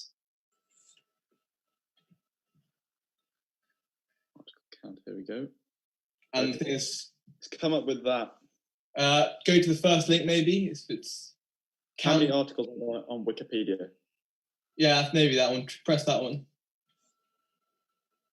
Have a share the screen. Yeah, perfect. 6,079,815. And there are how many words per article? 1,034 words per article. Perfect. So that's almost okay. So that's a big number, right? Huge number. I'm gonna grab a piece of paper. I'll be right back. So I want you to go onto the article. I want you to type something into the article now. Something, whatever you like. Something that means something to you, preferably. Something whatever you like. Okay. You got it? Just in Wikipedia. Yeah. If you go down to did you press visit Wikipedia? Oh, there we go. Hang on. Sorry. Go onto that. If you go onto that Wikipedia article account, you press visit Wikipedia. Yeah. You on that? Yeah, I am. Yeah. Type something in. Type something. Okay. Something that means something to you. Yeah. I've got it. Yeah. Okay. Let's try this. This might not go right. Wait, can you go on to the first page of how many articles there are? Do I need to go back? Camera. Oh, do I need to turn my camera? Well, just show your phone. So I've got it. That's something that means something to me. No. Go on to the article count. Yeah. You're on the article count. Okay. Yeah. Perfect. So So now you can say how many numbers, whatever. 1,273. Oh, okay. Right. That's a bit odd. Right. Go to visit Wikipedia. Yeah. Press visit Wikipedia. Now, don't tell me what it is. Oh, okay. Type in something you love. Don't do the England cricket team, but now you've got the gist of it. Type in whatever you like. By the way, this is a million miles away. So. Can it be anything at all? Well, make sure it's a bit PG, but yeah. Right, yeah. You asked Salop Live. Okay. I've got it. This is got it? Okay. Yeah. I would just scroll down the article and find a word which is longer than 6 letters or something like that. Okay, okay. You got it? Okay, let's try this. I'm just going to grab something I could cover this up with. Perfect. Audley travel book, lovely. Right. So you scroll down the article and you've seen the word as well, right? Yeah, there's yeah. Okay. What's the first letter of that word? D. Wait, is that off the the word or the article? The word. What's the article? First letter of the article? F. The first word or letter? First letter. Yeah, F. That's what I got. E. You put E? No, F. I thought that was E. No, it's F. Okay. Oh, okay. Right. Let's try that. Let's go for the... I might be wrong in here. Did you write something to do with like a meal of some sort? Did you write something like English breakfast? What the? Yeah, I did. Yeah. Okay. Just think of the word as well. You scrolled through and saw a word. This is a bit. Yeah, I did see a word. Yeah. This is a bit difficult. I might not get it word for word, but I'll get the gist, hopefully. What was it? The word I saw was different. Yeah, perfect. I mean.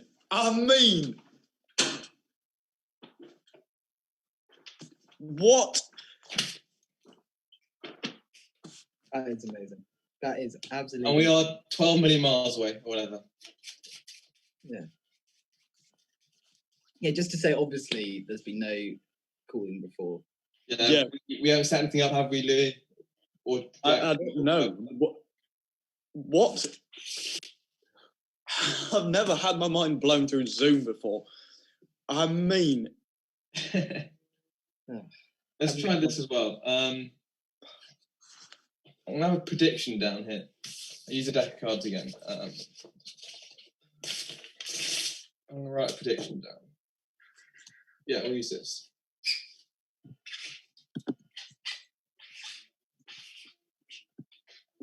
That's going to be there for now, in plain view. So if you're here, I'll let you shuffle the cards, but of course, I'll shuffle them on behalf of you. All the cards are shuffled? Yeah, fine. Yeah. Let's try this. Joe, do you want to go ahead and name a number from 1 to 20? Don't go, 1 to 20. I'll say 17. You sure? Happy with 17? Do you want to change? I'll go to 14. 14. Last time? Yeah, that's fine. 1, 2, 3, 4, 5, 6, 7, 8, 9, 10, 11, 12, 13, 14. And you change from whatever, from 17 to 14. Yeah. Like I said at the start of the prediction, 10 of spades. I'll give you one last choice. Do you want to change for this card? No, I don't really, to be honest. Fine. I gave the option. Yeah. What? There's no other. Good prediction for me. With the Yeah, well done. This is all you get. There's no other 10 of spades in the deck. Right. Oh, that was cool. It's so weird. Let's try this. Yeah. Very impressive. Right. Try this. For this, I'm just going to use the 4 aces. And perfect. There they are, like so. You can see them on camera. I'm going to lose them into the deck somewhere. First one.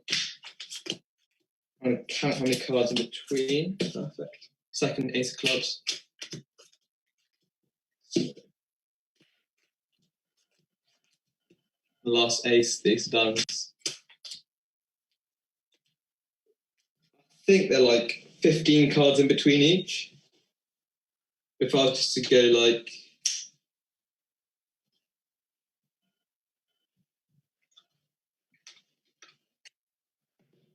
What? What?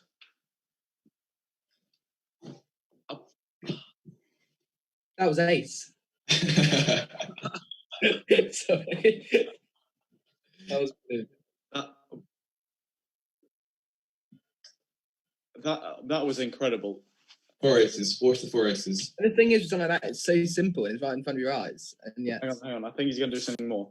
4 aces, watch them. That's the first one. So you only have 1, 2, 3, and the fourth one vanishes. Okay.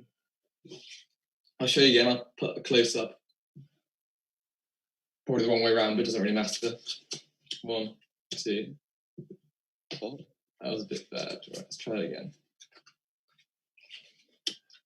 Gets a bit trickier each time. Let's go.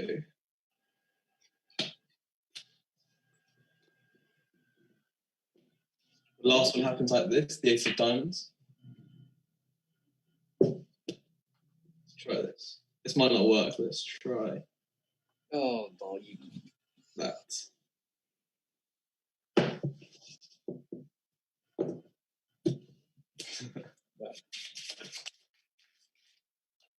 Joe, have a look at your pocket. Have a look in your breast pocket. Have a look. Of course it's not going to be in there. Not funny.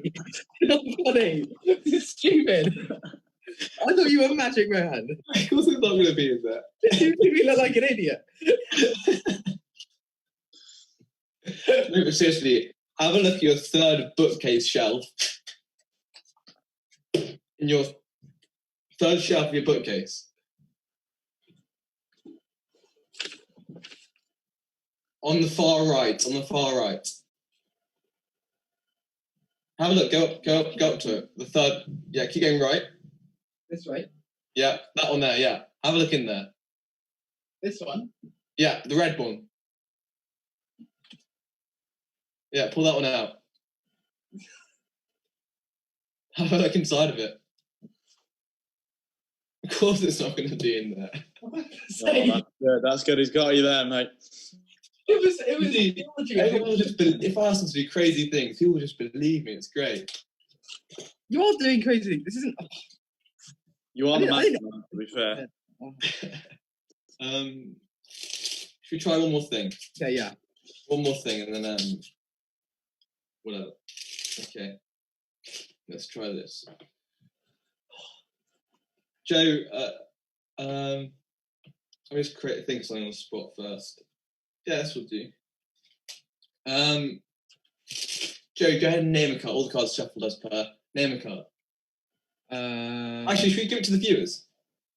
Yeah, I don't know how long the lag is. Yeah, if any viewer watching.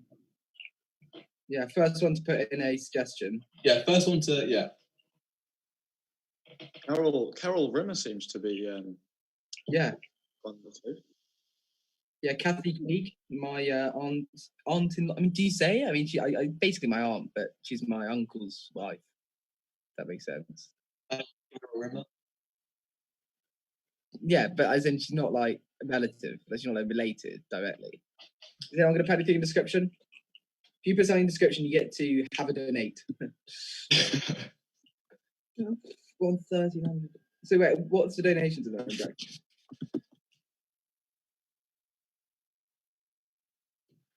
Two diamonds. Okay. Abby Wilson. Perfect. Oh, what was Abby Wilson's card? Sorry, Peter. What was Abby Wilson's card? Two diamonds. 2 of diamonds? Two. 2 of diamonds. Okay. Yeah. So, in Magic, there's a trick called the Holy Grail of Magic, which is also known as the any card at any number. So that was any card named. What was it? The 2. The 2, yeah. Okay. So the cards were shuffled at the beginning. Jackson, name a number between 1 and 52. Bear in mind, I'm going to have to count down that number of cards.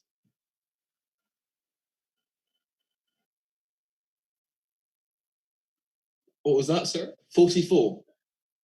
24. 24. Would you like to change?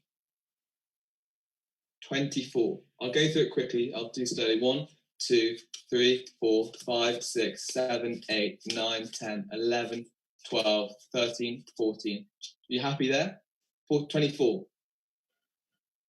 14, 15, 16, 17, 18, 19, 20, 21, 22, 23, 24. And if you stopped me at any other card, it would have been different. But thanks to Abby Wilson,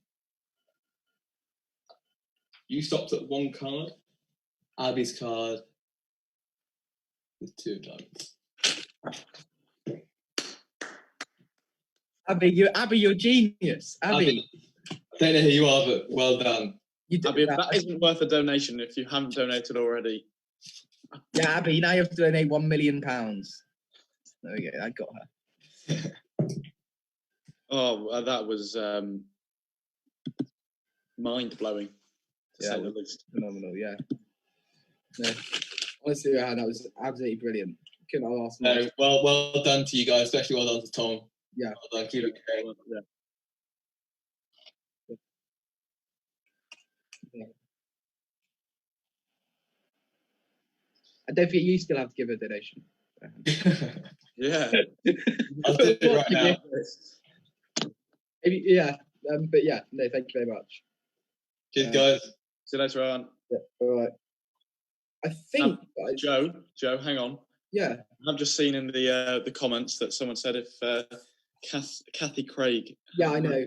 I said yes, I will. But I'm not. No offense. If you already donated, I'm not going to. If you haven't donated yet, I will shave my wallet. Okay. I'll shave it at some point for you, Toby. Yeah. But I'll tell you what. I think if I'm right, I think we've had a bit of an update from the police station as to yes suspect. I've just been told that police are searching for this man here. If anybody knows who he is, please. Yeah. And I think we might have an interview with him in a sec. I think what we want him to ask, we're just going to ask him something, and he's going to listen. So we're going to ask, how sure are we that it was you? Of course, that we are sure will.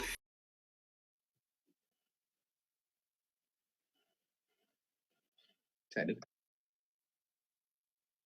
What? Okay, perfect. Yeah, we are sure. Gosh. So I think we found that man. Found the killer, haven't we? Then, Joe, I think. Yeah. And you know what? You know what's odd, Louis, is I know certain people thought it was you, and yeah, exactly. People like, are saying, think, "Oh, he's Basil Brush." Yeah, I mean, no one. And people quite. Just for the sake of this video, it was Louis. All the attacks were meant for Louis and not for the suspect himself. Although he's only alleged to have done this. We will see in the. Exactly. Yeah, we will see in the future. We don't know yet, but people were thinking it was me. So that's why they were saying stuff like that. It just shows, doesn't it, that some people don't necessarily mind. I think overall, though, I think the intro lived up to its expectations. I think it was pretty good. I'd like to think so. I think definitely. I think we have got quite a few donations, which is brilliant. Do you know the total, Jackson? If we can bring Tom back in. Yeah, Tom would be great to have back in now. So I haven't mean to shut you off, Tom, for that. No. Tom, how much are we on now, Tom?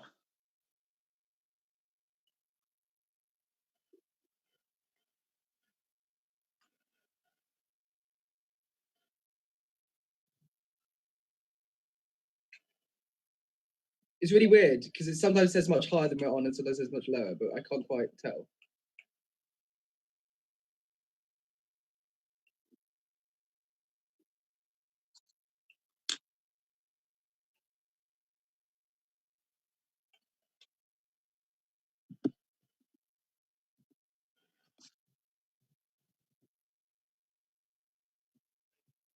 Guys, that is amazing. That 230 quid in the course of the video, at least. I think. Why am I saying that? So yeah, I think we're £1,300, which is like a few like £300 come in during this, and I think we're on even more than that because there's a few donations literally coming in the last couple of minutes, which won't have updated onto there. So yeah. Tom, Peter Birch just said he can't hear apparently. Yeah, I'll fix that. It's okay. Is that Are you sure? Good. So I just say, we've got a nice, great to watch along with revision. I'm not sure. That's brilliant from Andy Chan. Yeah, it's good to see you, Chan. Yeah. I think that's worth a little shout out. Hello, Andy Chan. Yeah, I think, and if you want to donate anything, honestly, even if it's just a few quid, will make a huge difference. And I just like to say thank you to everyone throughout the show. Thank you to everyone that's watched. Want to subscribe to our channel, shamelessly promote us again. My friends have got so annoyed with me for continuously putting this up, telling them they have to go and watch it. But we had a really solid viewer count for the whole thing, which is nice. I think people watching through will get a more well-rounded idea of the show. And definitely Rohan at the end, that was amazing. But I don't think it's the people watching we need to thank. I think it's the host himself, Tom. Well, no, I mean, you guys genuinely. Both of us, mate, honestly. I say genuinely. We'll applaud it because, I mean, what you've done here, when I don't know. I couldn't do it. I couldn't stand talking to half the people you talk to. For 24 hours.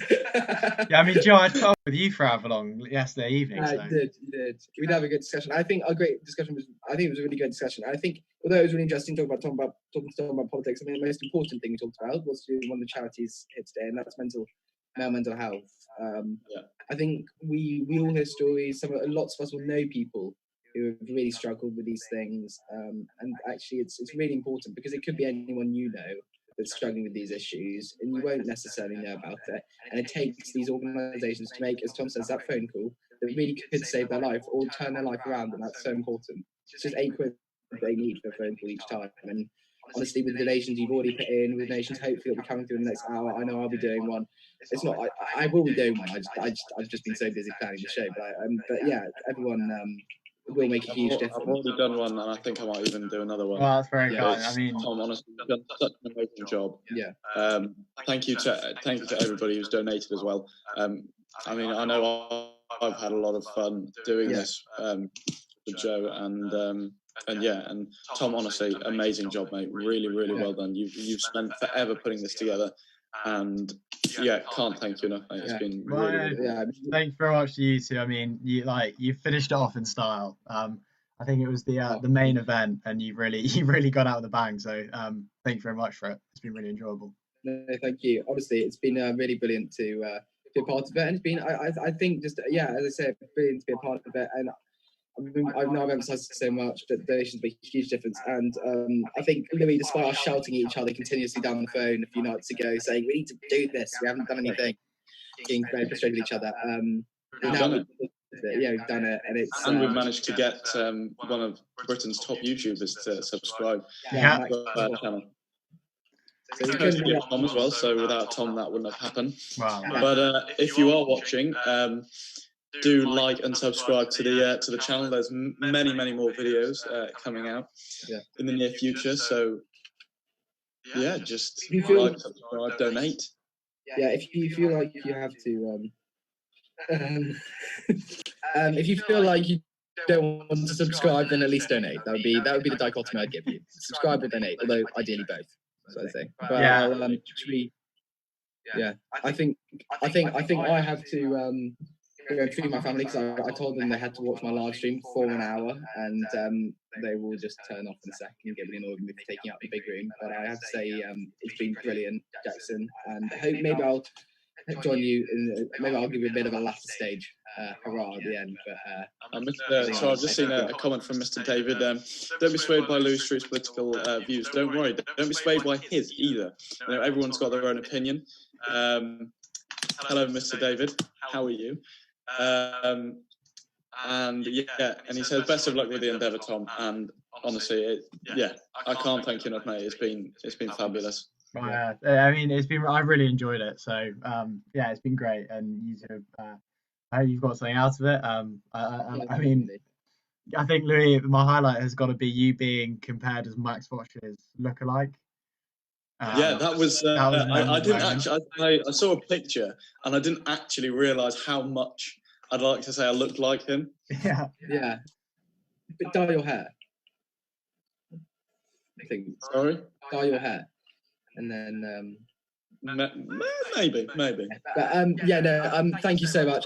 We will be back next Sunday, hopefully, with another episode of Salop Live, keeping your days busy. And I know it's goodbye from me. And it's goodbye from me. Goodbye.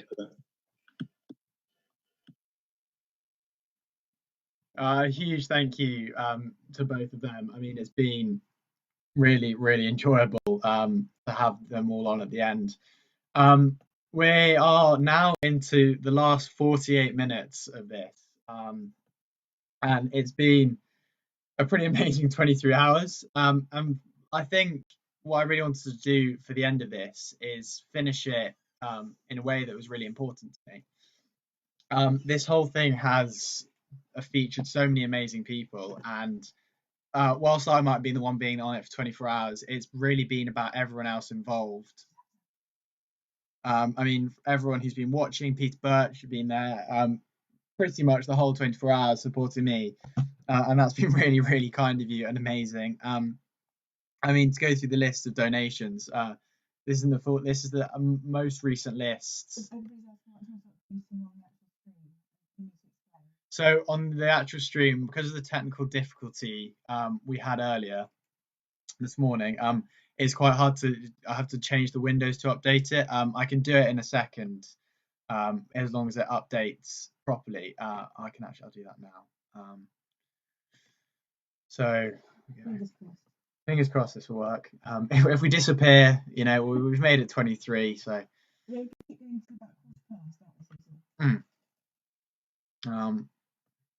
yeah. So if we refresh that.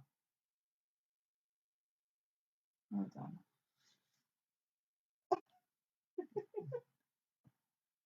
So yeah, you might be able to see that we are sitting on £1,300.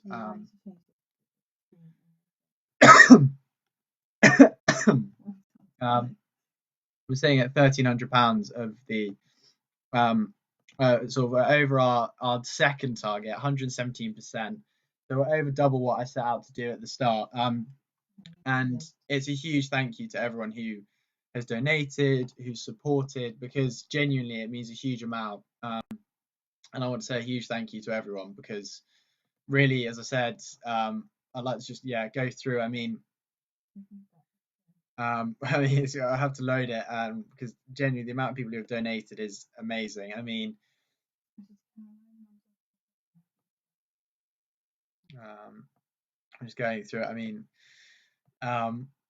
it's been an amazing event. I mean, I've really, really enjoyed doing it, and I've loved every minute of it. So I'm just going down. I mean, the list is amazing, and again, thank you so much for everyone supporting. So thank you to Mr. Johnson, to Mr. Barrett, to Anonymous Person, to Peter Birch, to the Weston family and Sam, to Claire and James Biggs, to Aleka, to Carol, to Lindsay Brannigan, to my grandparents, Bauer grandparents, to Jade Ambrose, to Mr. Reynolds, to Mr. Percival, to Mrs. Mueller and Admissions, to another anonymous donation, to the Nares family, to Michael Oakley, to Judy Biggs, to the McCarthy family, to Annabelle Parsons, to Trish and Dave, to Romke Vandenberg, to Ben, Charlie Hancock, Eliza L., Max Fosh, Peter, another anonymous person, Max Green, Joss and Claire, Elodie, Elizabeth, Elodie, Isla and Harry, more anonymous donations, Catherine Coulson, Elizabeth, who gave you a pocket money, that's really kind of you, Bowman, Brad Key, another anonymous donation, another one from the Bowman family, thank you very much, Saffron, Monty Bailey, Miles, Husey, another anonymous donation, thank you very much, Helen, thank you very much, Beachy, Ferg, Caroline, huge thank you, Mr. Howarth, Kate Joseph, thank you very much, the Scottish Jacksons, another anonymous donations, Ella, thank you very much, Angus, thank you very much, the FCO, that's really, really kind of you, the Granny and Grandpa down in London, thank you, to Mr. Howarth, these are duplicating, to Ed Bayliss and to A. Murray, thank you very much to everyone. Genuinely, it means a huge amount, and in many ways, I need to even thank more people, because going through the list of people who have been there helping me, I mean, Greenie, Weir, Alfie Biggs, Izzy Wong, Max Fosh, Ben Coulson, Laura Elliott, Anna Cowan, Marlon Deeroff, your friend Lily, Saffron, Bowman, Aaron, thank you very much for your set that you pre-recorded, Charlie, huge thank you, and then Louis and Joe just then to help finish off. Thank you very much to all of you. And I think I really wanted to emphasize that although I might have been the one who stayed up for the 24 hours and who's done it, it has been everyone supporting along in the comments and supporting me along through joining me, who has really got me through it, and it's been amazing. I mean, as I say, I never expected really to raise the £555 that I set out to at the start, let alone to have gone, double it, and to, be sitting at, over sort of £1,300. I think at least there's still sort of, I'm looking at my emails, donations coming in as we speak. So thank you so much to everyone. And because of that all, I really wanted to finish with how I started. And for the next sort of, 40 minutes to an hour, I might, try and keep going a little bit longer because, and to Rohan as well, just to donating, I might try and keep going a bit longer because there was a patch where we weren't technically streaming, so to really keep the 24 hours. So yeah, a huge thank you to everyone. And really though, I want to open up the opportunity for some of you to come back and join me, because it has been a real team effort from everyone supporting me in the comments. It's been really, really enjoyable, and I've loved every minute of it. So I'm just going to put in the if things load, I'm going to put in the comment section of the YouTube just a link to the Zoom call, and if anyone wants to join, sort of just if you put your full name ideally, just so I know it's no one too unknown, then that would be brilliant. And I'll just sort of if you want to join, then that would be brilliant, and we'll just sort of have a bit of a chat and try and finish. And a huge thanks to my mum as well, who has been supporting me with food all the way through. Let's say that link has just gone in, and yeah, if anyone wants to join, please just do. And yeah, it really does mean a lot. So yeah.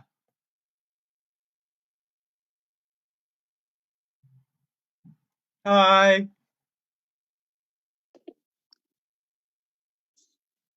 Hi, Grandpa. Hi. Hi. Thank you very much for supporting me. It's been a real pleasure, sweetheart. Brilliant. I've so enjoyed this morning. Yeah, thank you so much. It's been amazing. I mean, your support all the way through has been really, really valued. And thank you so much for doing it. I've learned a lot about North Korea, and I love to chat with Ben and yourself about Shrewsbury. Yeah. Yeah, I mean, yeah, it's been amazing. I mean, yeah, I've loved it. I mean, a bit of a sore throat, which has been a bit of a surprise, but yeah. And as I said, thank you so much. You've had an amazing backup team in the background. Yeah, my mum has been amazing. I mean, and Helen as well. Dropped me off some amazing goodies, which is really nice. And some flapjacks that I kept going at points as well. So, it's been brilliant. Thank you. I mean, yeah, I've really, really enjoyed it. Good. Well done. Yeah. So I mean, yeah. I mean, it's gonna be nice when I get to bed. But I've loved it. Yeah, you probably find it hard to switch off to start off with. Yeah, I think so.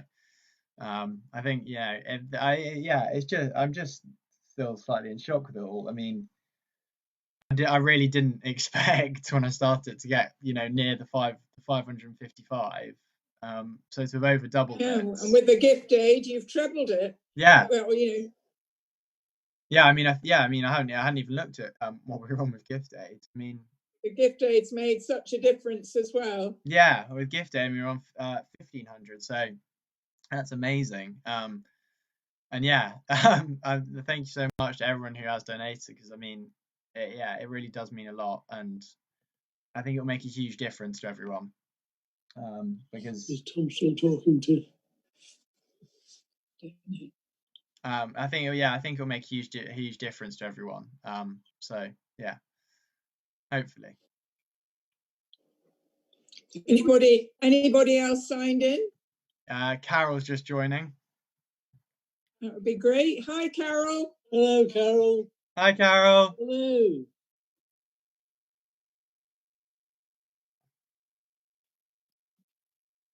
Nope. So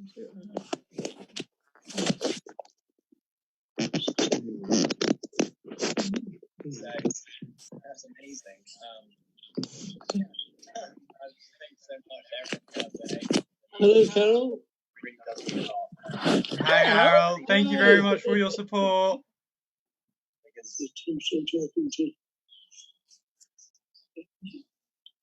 think it'll make a huge difference to everyone. So yeah, hopefully. Anybody else signed in? Carol's just joining. Great. Hi, Carol. Hello. Hi, how are you? Very well, thank you. I'm confusing myself because I'm on a phone and I can also see you on an iPad. So I'm a little bit confused, but it'll all be fine. Yeah, well, thank you very much for all the support you've been giving all the way through. It's been amazing. Oh, you're very welcome. And I've shared it with all. Yeah. I've got from school who are watching. And yeah, thank you very much to your parents. I mean, for donating as well. It's really kind of them. Oh, getting them up on YouTube. They're all over this now. I mean, it's brilliant. Yeah, I mean, how are you then? I'm very well. I think it'll make a huge difference. I'm hoping that Elizabeth and Phil come back soon. Otherwise, I will be in big trouble if I've spoken to you and they haven't. Well, I mean, I've got, as I say, 40 minutes, 50 minutes left, so we'll be all right. You'll be able to, come back on definitely. This is all getting quite complicated because I think other people are talking in the background. Or is it? So I'm a little bit confused, but it'll all be fine. Oh, I'm going to have to turn you off on my iPad because it's back. It's behind. That's where I've just realised. So you look actually much more awake. Yeah. Than you did a couple of hours ago. Yeah, I think it was the slump between sort of 4 and 8 was quite a tough one. But yeah, it's been good. But yeah, so I'm glad I've sort of made it through. But yeah, it's been really, really good fun. It's been really good.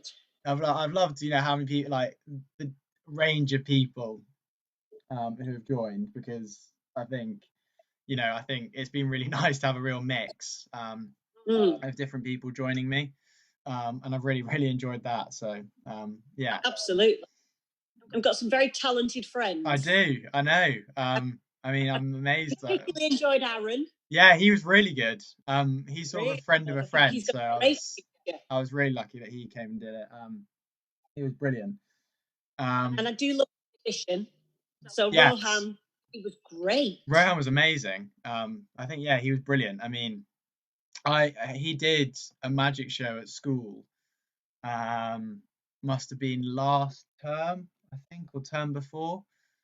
Which I unfortunately didn't get to go. I missed out on going to, but I heard it was amazing. So I actually get to see him do some of those tricks. I think was really, really interesting and really amazing.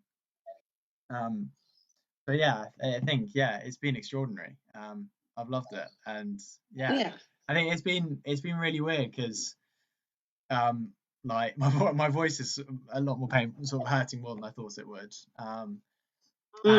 But genuinely, it's been really nice having all the messages come through on the chat and seeing everyone supporting, and getting the emails with the donations and stuff like that. It's made a big difference, and really getting it through. So it's been really, really nice. I've loved it.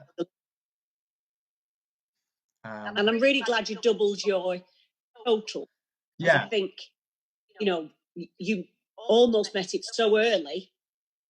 You weren't even halfway there when you'd met it, so it will make a big difference to a lot of people. Yeah, we're joking. My school, we have a WhatsApp group, the senior team, and I've joked this morning that I think I could probably talk for 24 hours straight, and they've all agreed.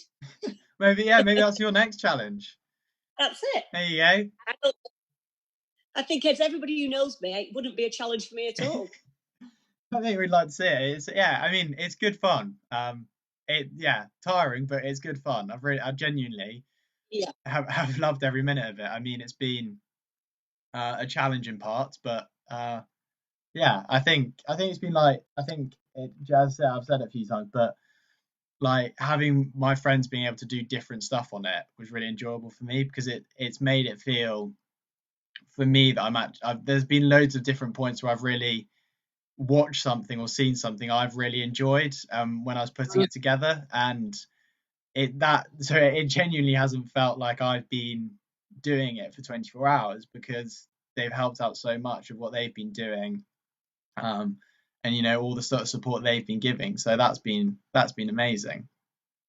So yeah, I mean, yeah, I think that the fact that the donations are still coming in is brilliant.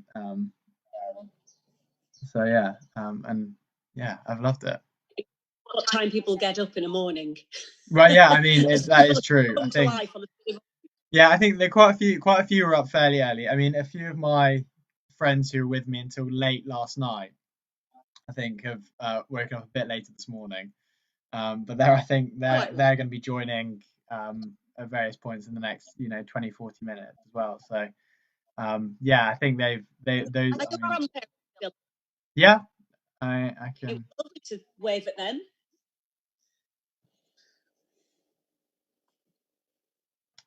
Might work. We have. Hi, Carol.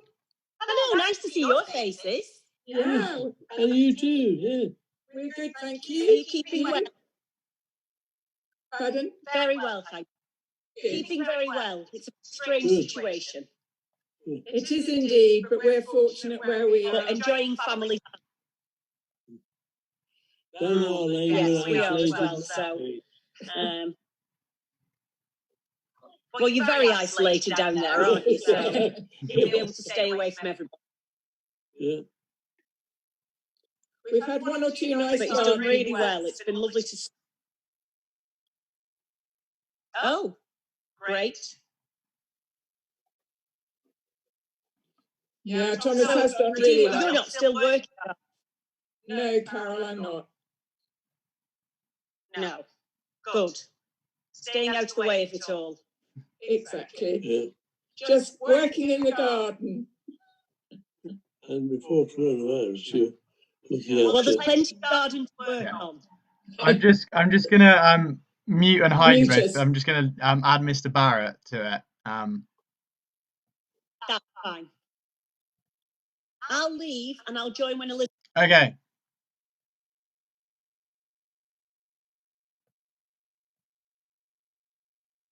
Oh, I think Mr. Barrett. Hi, sir. Thank you very much for all of your support.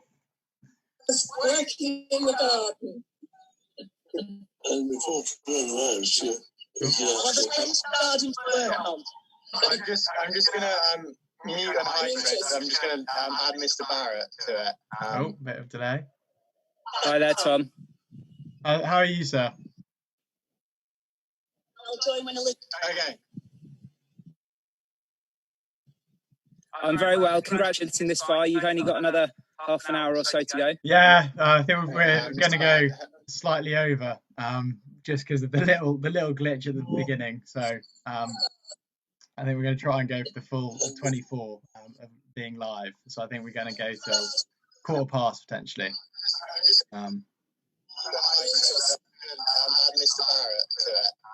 Hold on. Is that me? I might have another thing open. Yeah, that might be better. I might have had another window open. That's Is that fine better now? Yeah, well, thanks so much for your support, sir. I mean, it's been brilliant and at various points and really given me a real boost. So thank you very much. That's okay. You've been well supported by a whole cast of different friends and associates, haven't you, throughout?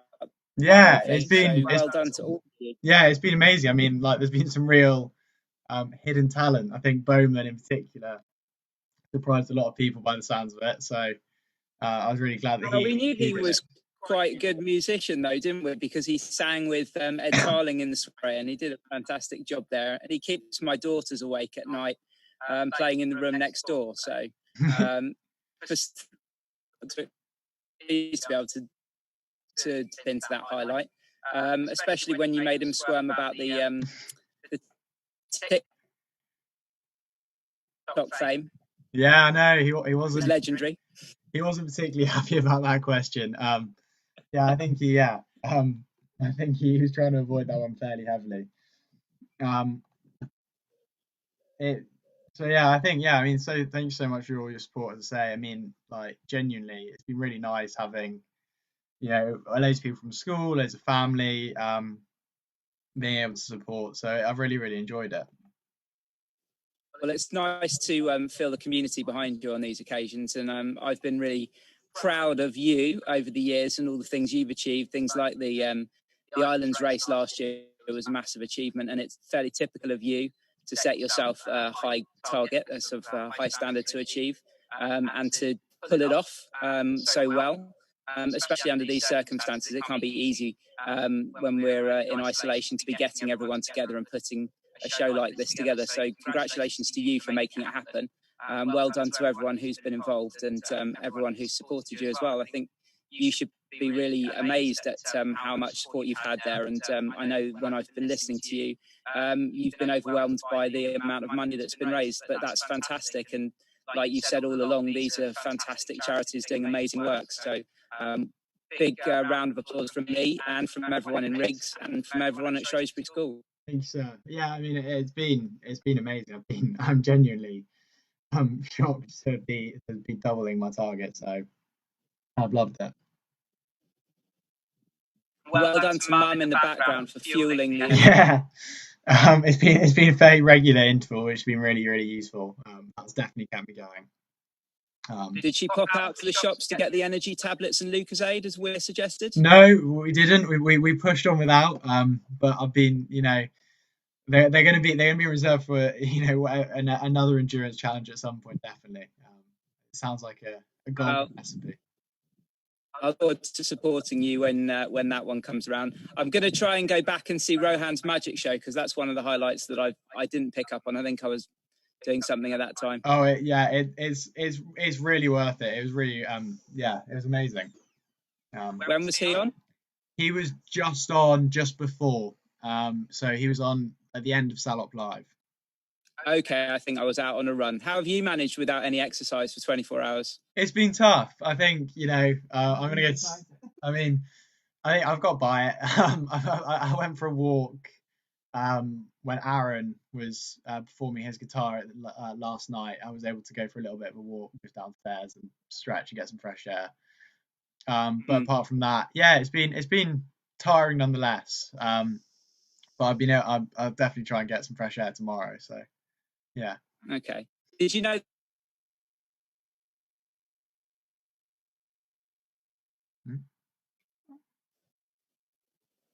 I've lost you. Did you know that?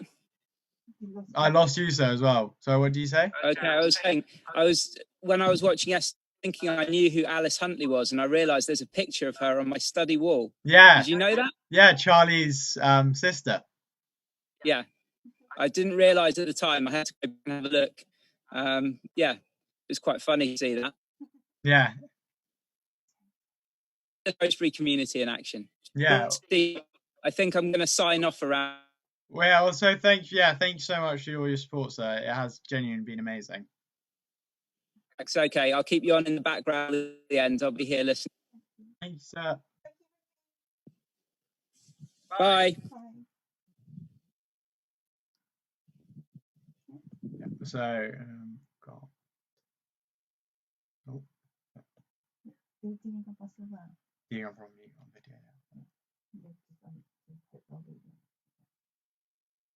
Joseph? Joe, a huge thank you to you as well. No, don't worry. I very much enjoyed this actually. It's been quite nice. Quite hearing the sound of my own voice, and I've had quite a lot of that as well. So been very good on that front. But yeah, I'm so glad that people tuned in, especially to our slot, and I think we got quite a bit in. But I think I'm really glad people have been donating. It's really important. Yeah, I think it's been brilliant. I've loved it.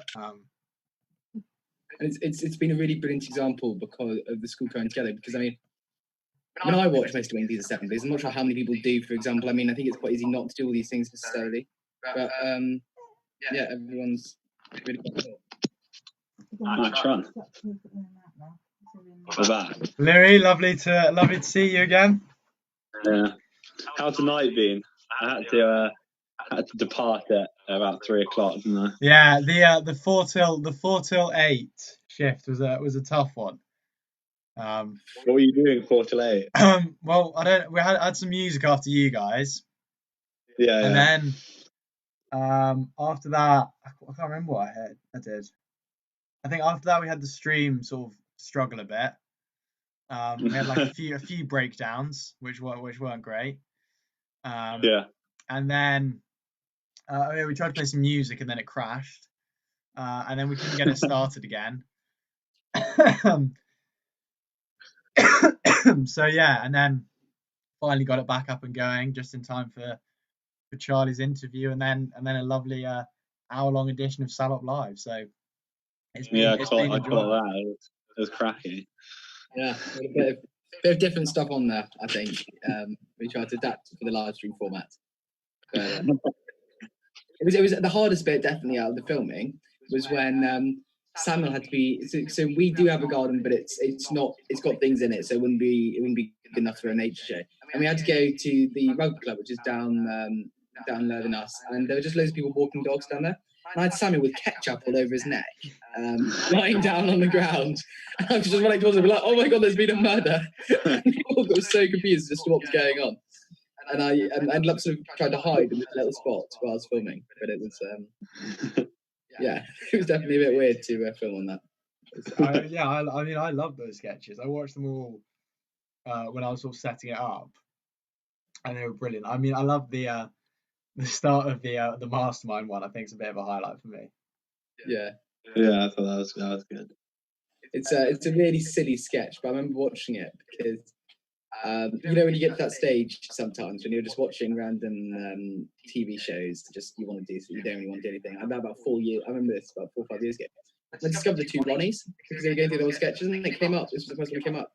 And I just thought it was hilarious, and quite big fans now then. But it was one of those things where I discovered the sketch. It's the first sketch we copied, actually. Everything else, although I mean stuff like the brown and sticky joke, everyone knows it and stuff like that. But none of them have really been we've seen in the sketch format taken it. That's the first one we've really taken. But yeah, I think we're finding that sketches are better. I think we're finding that's what we prefer because I think the numbers one was good out of our early videos, but otherwise we were just sort of getting into it and finding out what we wanted to do with our videos. I think that's really our strength. I really enjoyed Salop Live. I think it was like a really nice mix of content. Yeah, we basically decided because we did a few, and on the first video I could get all my friends to watch it. Say, I don't think it was really. I mean, it really wasn't great. It was me using not great language and trying to keep brownies. My brownies were awful, so it was sort of funny at certain points, but it was quite rarely funny. And we sort of tried to adapt it. I mean, I sort of realised that actually the people that are really going to want to watch this because people that know Louis and I. So we got loads. So we basically went, okay, what are we going to do? We're just going to try and involve most of the school in it, and we did we'd done a news video. We didn't realise after a while that we'd run out of news. So we have sort of tried to make up news. We had to go to China and all these things, but we've still adapted. Yeah. It's been really like original though. I've loved it. I think that's been the best thing about it. Yeah. I mean, as you say, like you hadn't copied any sketches until today, and then even the sketch you did, like you changed it a lot to fit around Shrewsbury a lot more. I think one of the things that makes it really easy not to be able to copy sketches is the fact that we are literally locked up in a house, and Louis and I mainly have to film ourselves. So Mastermind's quite a good one to copy about because you've just got like two people just filming themselves, and it would just change the camera angles. But most of them you just couldn't do. I mean, the amount of editing it also takes. I mean, our basic arrangement is I'll sort of. I mean, we both basically come up with a sketch in a moment, but I'll sort of write it a bit more, and then Louis will do the editing. It's a bit an unfair thing because the editing is impossible. But I don't know what I'm doing there to do that. Yeah. It's like I mean, the amount of time that you both put into it, I think, is brilliant. I mean, editing on it is excellent. I really don't like. What was that?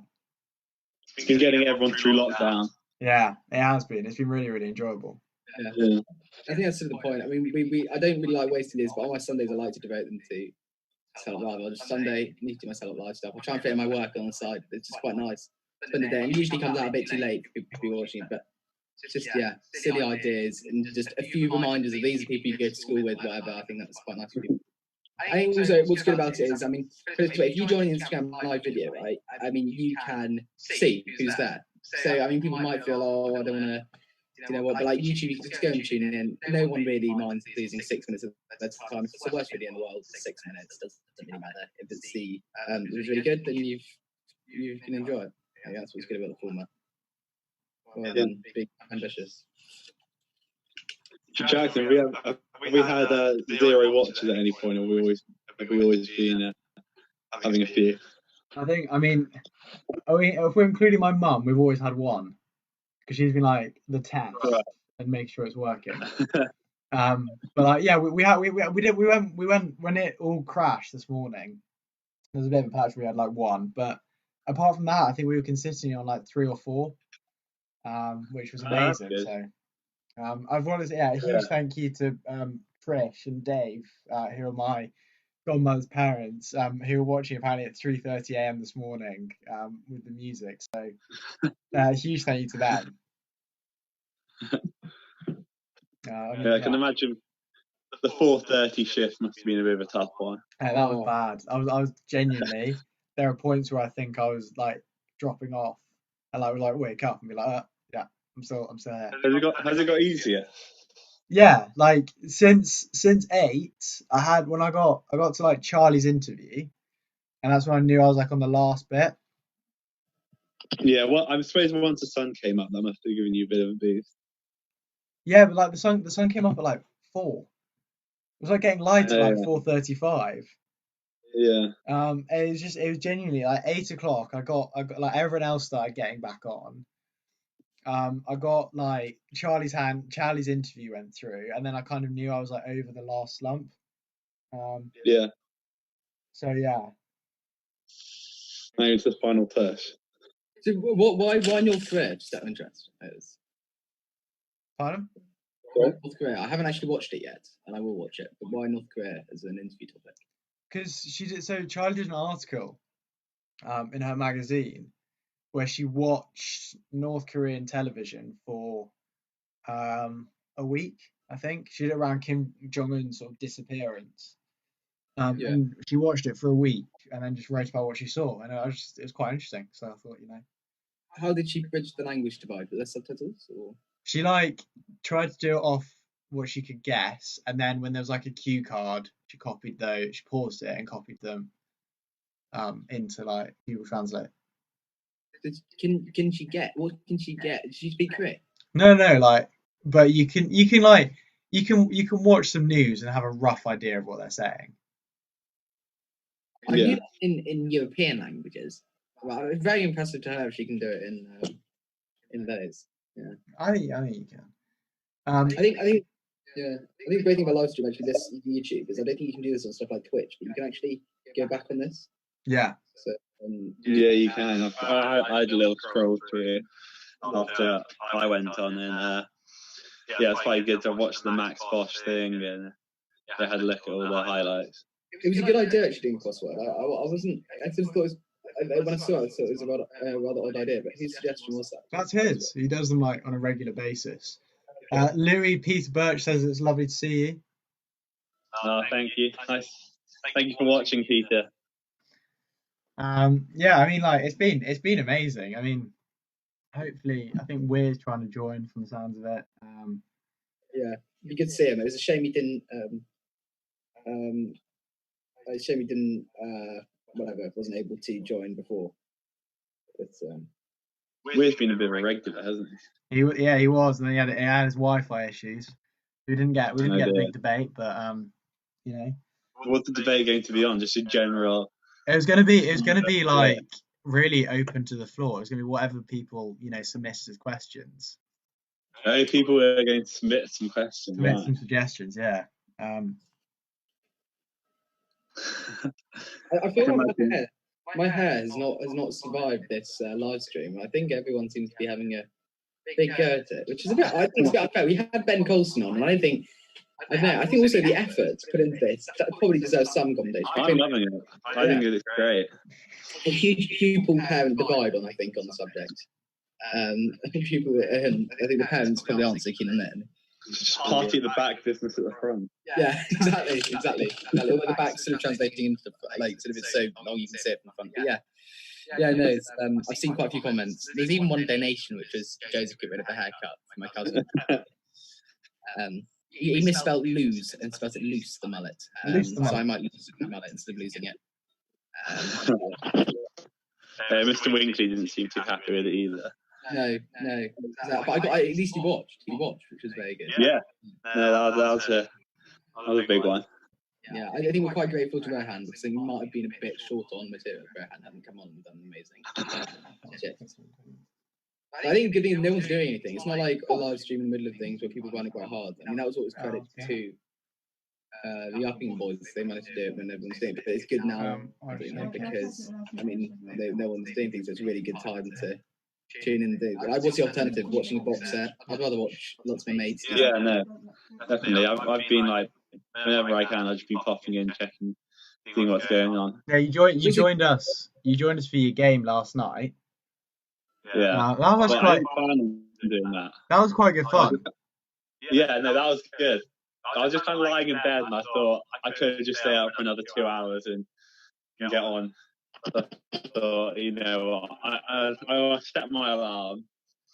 I thought I can have a little power nap now, but that never really happened. I just carried on watching it. Yeah. But yeah, no, it's good to get on the screen as well. It's amazing the total. What was it? 1,506 now. Yeah, I think we're about 1,500. There's a few just coming in as well. Wow, that's huge. That's amazing, actually, isn't it? And you get all the gift aid on top of that. Yeah, 1,800. I'm just going to mute you two and hide you two quickly. Okay.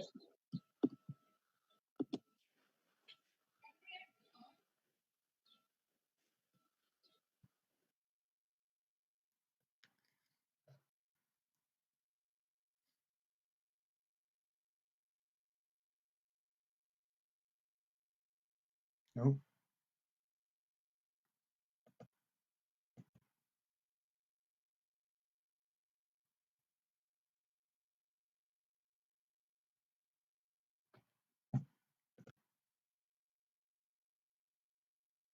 Slightly on my own now, briefly.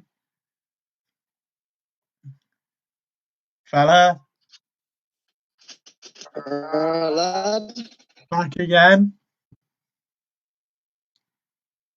Thank you so much for all that you've done.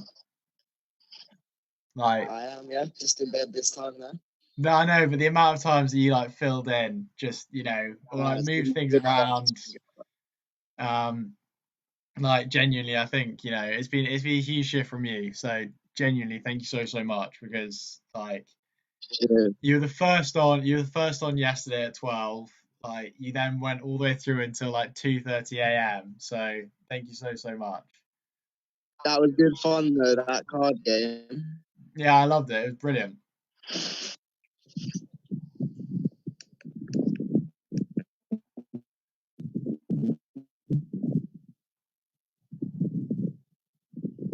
Hi, Alan. Thank you so much for all your support. That's right, Tommy. You've been brilliant. We're just out in the park. Thank you so much. Genuinely, it's been amazing. You made it. Yeah, I know. And the total, I think, has been the total's amazing. I think we're at about 1,500. So it's it's been absolutely amazing. So can't quite believe it. I've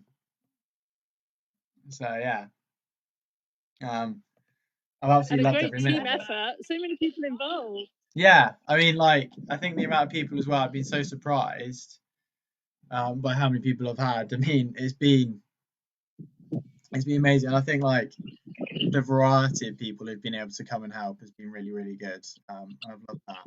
And having so many different ideas and things has been really, really enjoyable.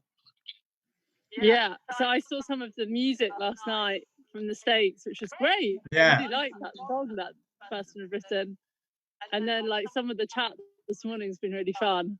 Yeah, I've really enjoyed it. It's been really good fun, and thank you very much for your support and for the support from the FCO as well has been really nice. I had a few donations from there. So thank you very much. That's all right. No worries. I whizzed around a few of us who did this Diplo Mile last weekend. Yeah, I mean, running, that was like, amazing. We ran this global mile. Yeah, it's really cool. We've got other countries now wanting to take it over. So like the Dutch and the Canadians and others want to try and like follow us. That's really cool. Anyway, should I leave you to chat to others? Yeah, I mean, I'm just sort of wrapping up. So I just want to say thank you very much. It's been brilliant to have you. And you don't need to say thanks. Thanks to you. Well done. You're a star. Thank you. Okay, bye. Bye.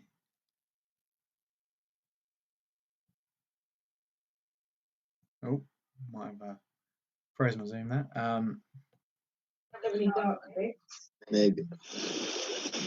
Start my video. Hi. Who audience you?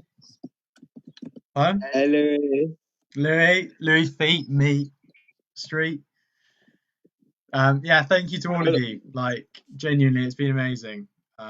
I was just watching the Salop Live bit on replay because I missed it this morning, but it was quite funny, I have to say. I was laughing hard. That's the aim, Max. Thank you. Hey, Joe, you got seriously done. Yeah, no one. Yeah, I'm going to put in his comments. Mr. Winkley, Mr. David, my cousin. No, and apparently lots of the viewers' parents at home were just going, "Who the hell is this? I mean, what the hell has he got on top of his head?" Oh no. I think also though, like Rohan completely mugged you off. Yeah, I mean, he made me go and look in. It was a book called, it was called Theology of the Old Testament. It's on my mum's books from university, and he made me go and look in it and see if there was something in it, which was a bit embarrassing. But I mean, I'll take. That was quite funny. Yeah. You did I'm gonna have to look that. I'm gonna have to go back and find that bit. Hey, watch the Rohan Magic Show. It is brilliant. Like mind blowing. Yeah. Yeah, it was. I hope it comes. I think apparently it was a tiny slow, but it came out really. It still came out really well. My brother said, but I think it was really good. Yeah. I think we just about had enough to keep this going and keep everything sort of clear on the live stream, which is really good. Because I think it's hard with these Wi-Fi and technology. Yeah, I think it seemed like it was working well. Thank you very much, Sam Ludlam and Charlie. Charlie Ward, thank you. I mean, Charlie, you're more than welcome to come. You both, you're more than welcome to come and join if you want. Yeah, like Charlie saw you supporting me a few times there, so you know everyone like who has been supporting. It's been a real team effort.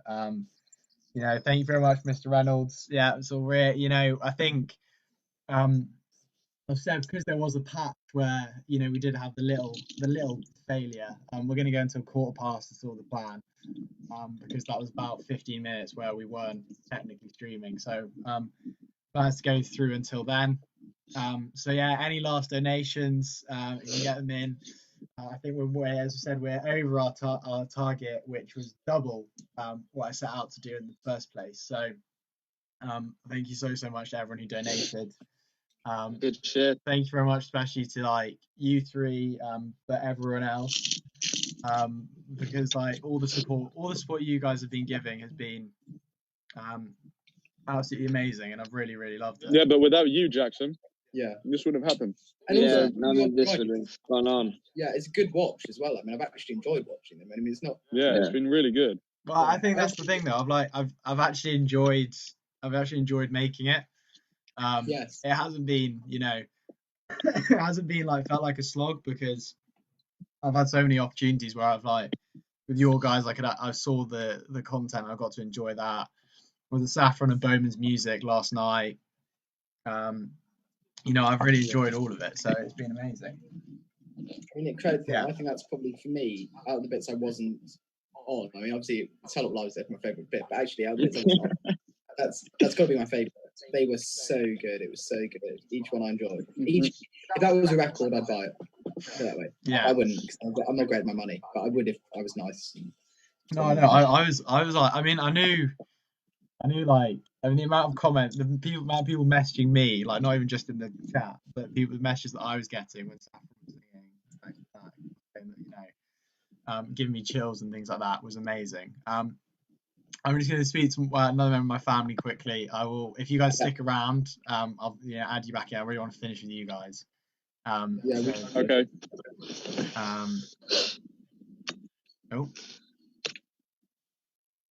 I mean, I might have lost. No. With that, having said that,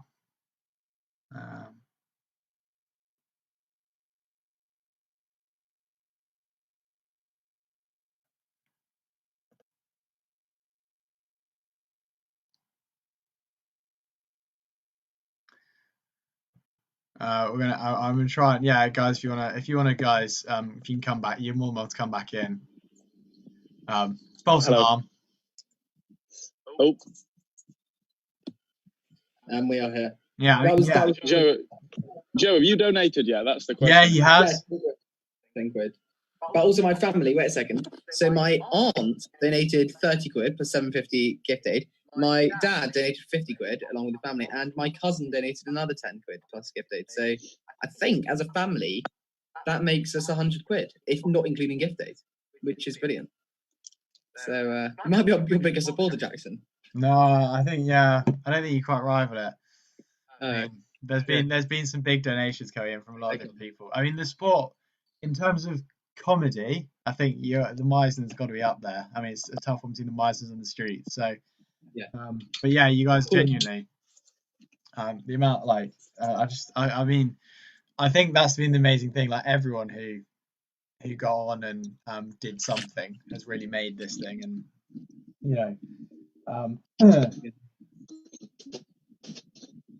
been such good variety though. I mean, you don't often have an interview with North Korea and or talk about sport and whatever. I mean, all in one show. I mean, singing all in one show. It's been really great live stream. As I say, like the fact that people it's a real great way of bringing the school together, bringing other people outside the school to it. But particularly, not many people get linked together in the school. Obviously, it's been really good to have that. Thank you very much. Yeah, Mr. Percival, thank you very much for all of your support. Really, every little bit counts at the moment. Like, last few donations keeping going.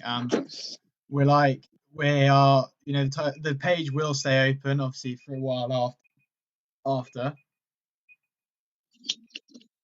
Yeah. Is that my alarm? Bean. So, Jackson, what time are we calling the end? Are we saying it's the end of it? Because I mean, it's 12 o'clock now. I mean, that might be what that beeping is. Hey! Is that the time there?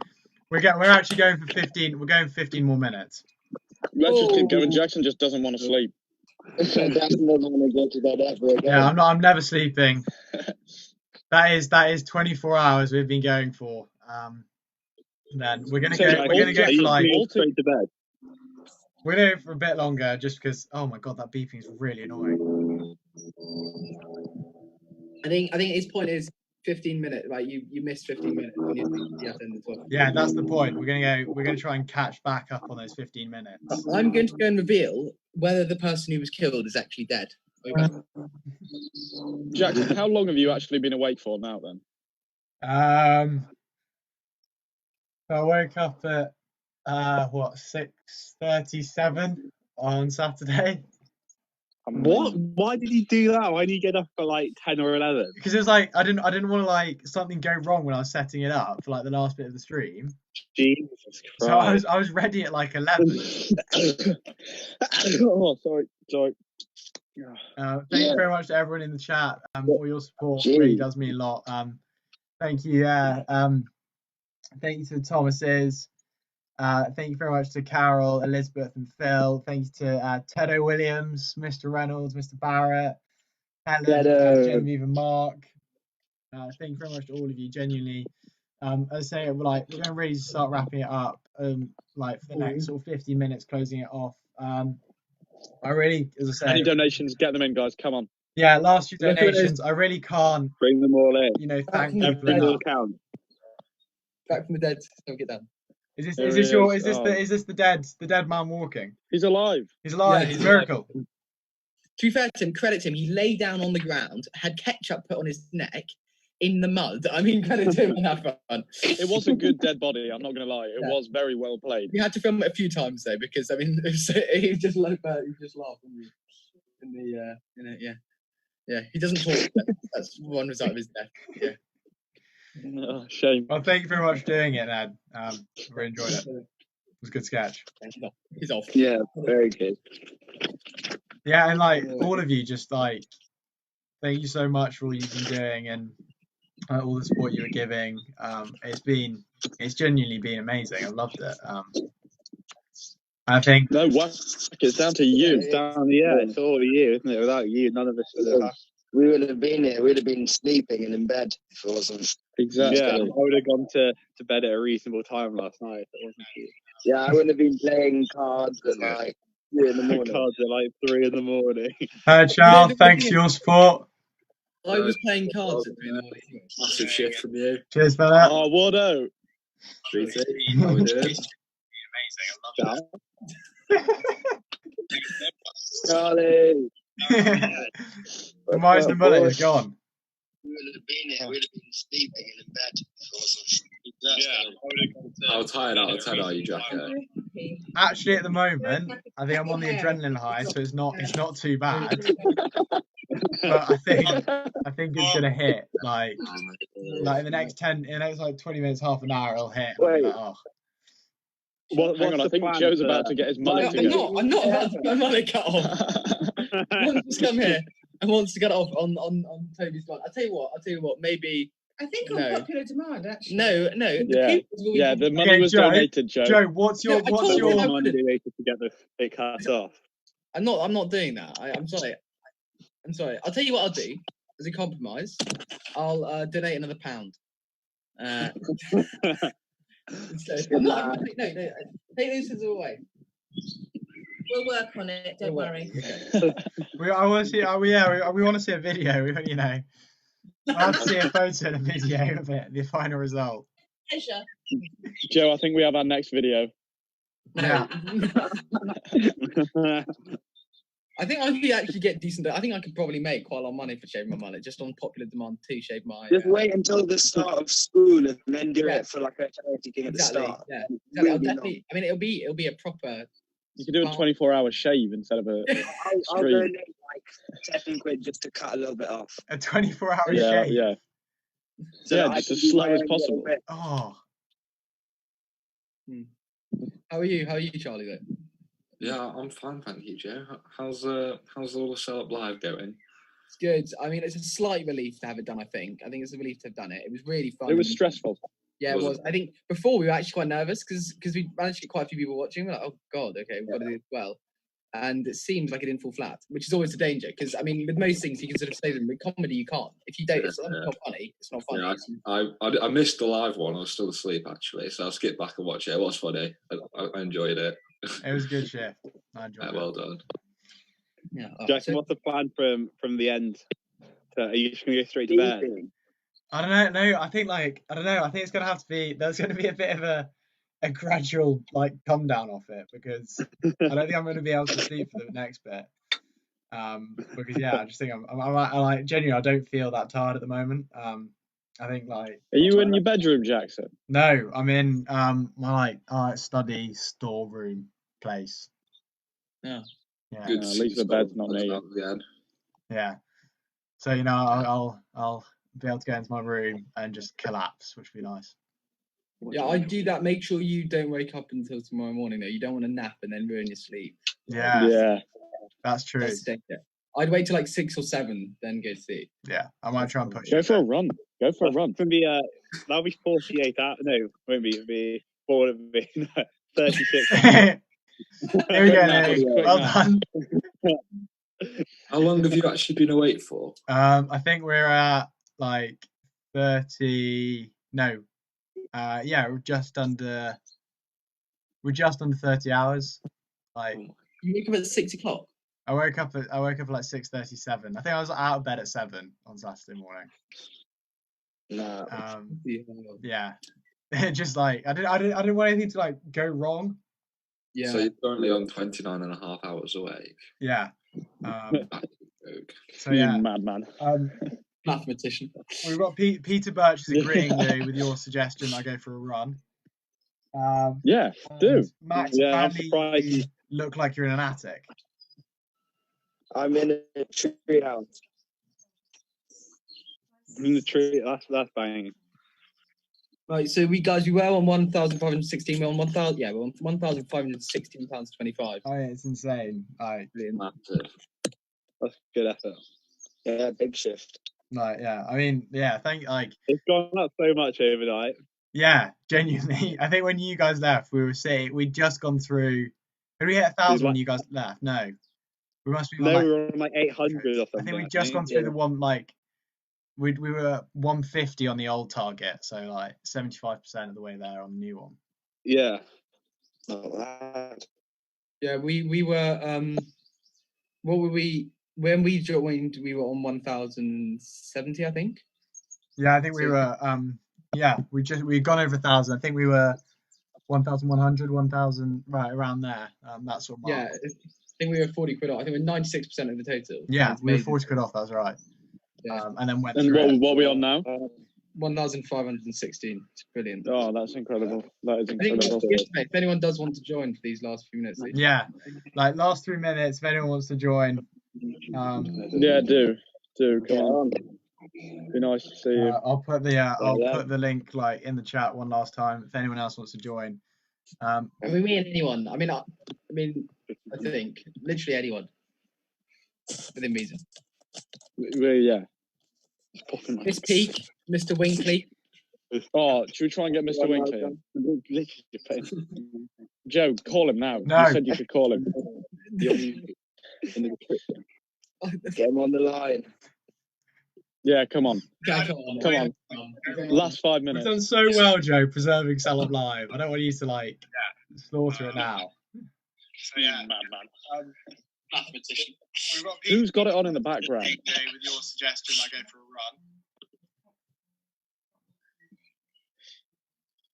run. Are we that far behind? Yeah, there's always a bit of a delay.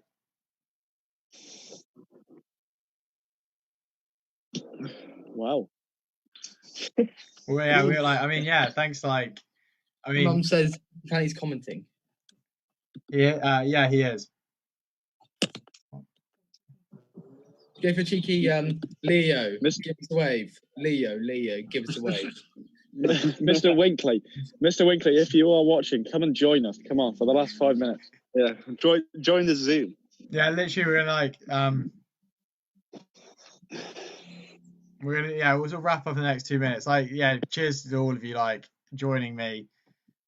Like Charles, you were supporting it last night, which was brilliant, and then like everyone else, Nez, rocking up at 3 a.m. to play the cards.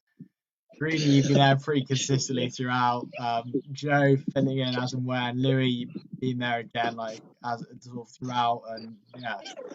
So all of you, genuinely, it's been amazing. So cheers to all of you. It's been a pleasure to be part of it, Jackson. Yeah. We've had a lot of fun helping you out. Been an honour. Anyone else? Last few people joining. I'm getting slaughtered again. You see what Miss Peaks, but I can't share the same space as your hair, Joe. I will just watch from a distance. This is ridiculous.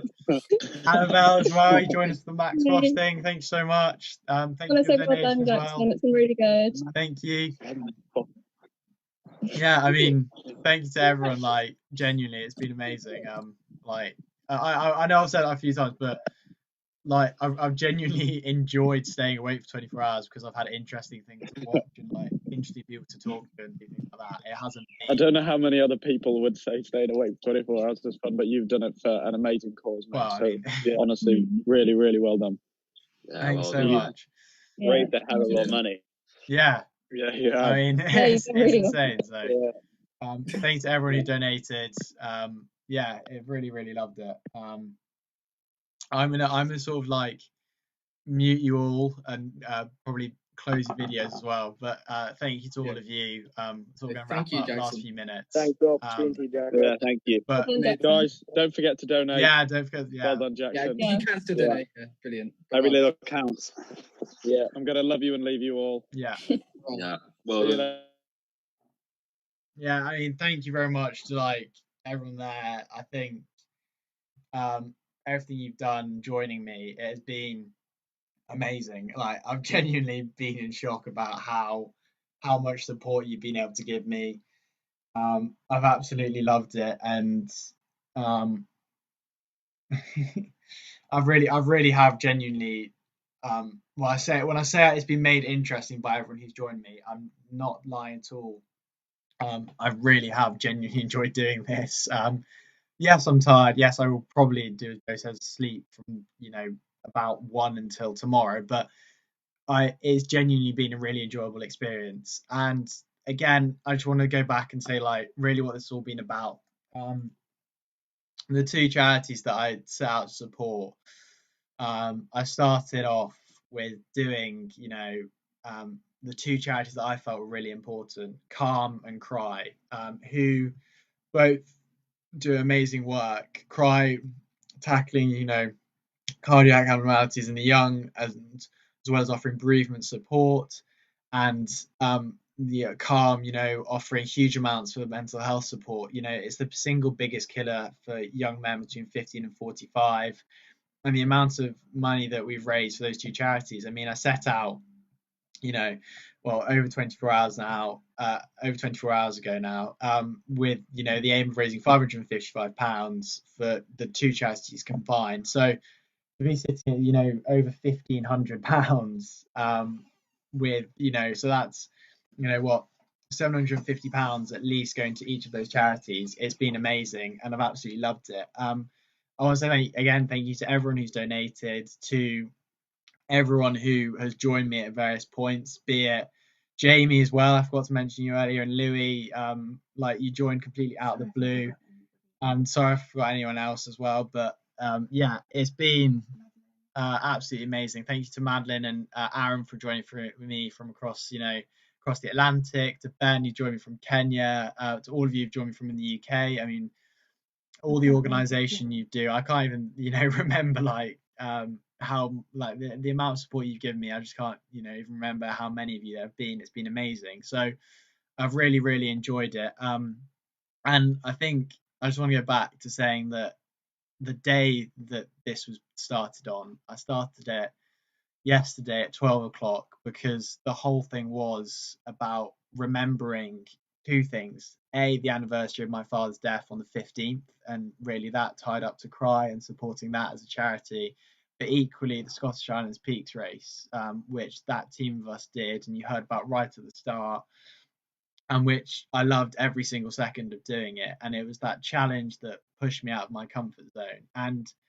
I really want you, if you donated and you supported this charity, that's brilliant. But what I really hope so many people will do is that, I really want people to go off and try something new, give something a go, support a charity or a cause that you don't necessarily feel is being recognised. I mean, we spoke so many times about, issues that could be flagged, and we've had other charities being mentioned throughout, and there is a huge amount of people who need our help at the moment. And if you can go out and offer your support to them and do whatever you can, then please do. My donation page for this will remain open for for a while now, if there's any other people who want to donate, and I thank you again if you can. But yeah, I've absolutely loved it, and thank you very much to everyone. I think it's only really fitting that I sort of finish it as it really sort of started, as it were. So to remember, what this weekend was as an anniversary, remembering it. And thanks to Mr. Griffiths, who gave us this opportunity last year. And thank you to everyone, and Mr. Middleton and Miss Peak for coming on. I mean, the amount of support I've had is amazing. I'm just, more and more names that come, but I've really enjoyed it. A huge amount of thanks, and just, to Mr. Barrett as well for raising all the awareness. Everyone has been absolutely amazing. So to finish as we started, here was our little film from the Scottish Highlands Peaks race.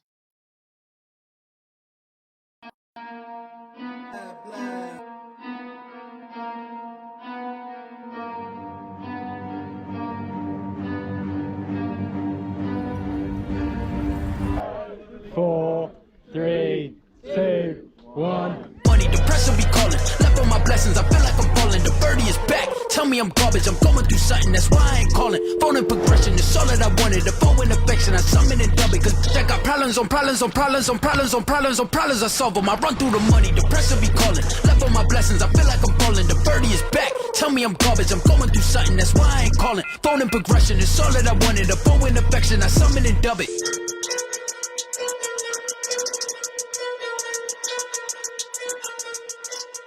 Woo! All right.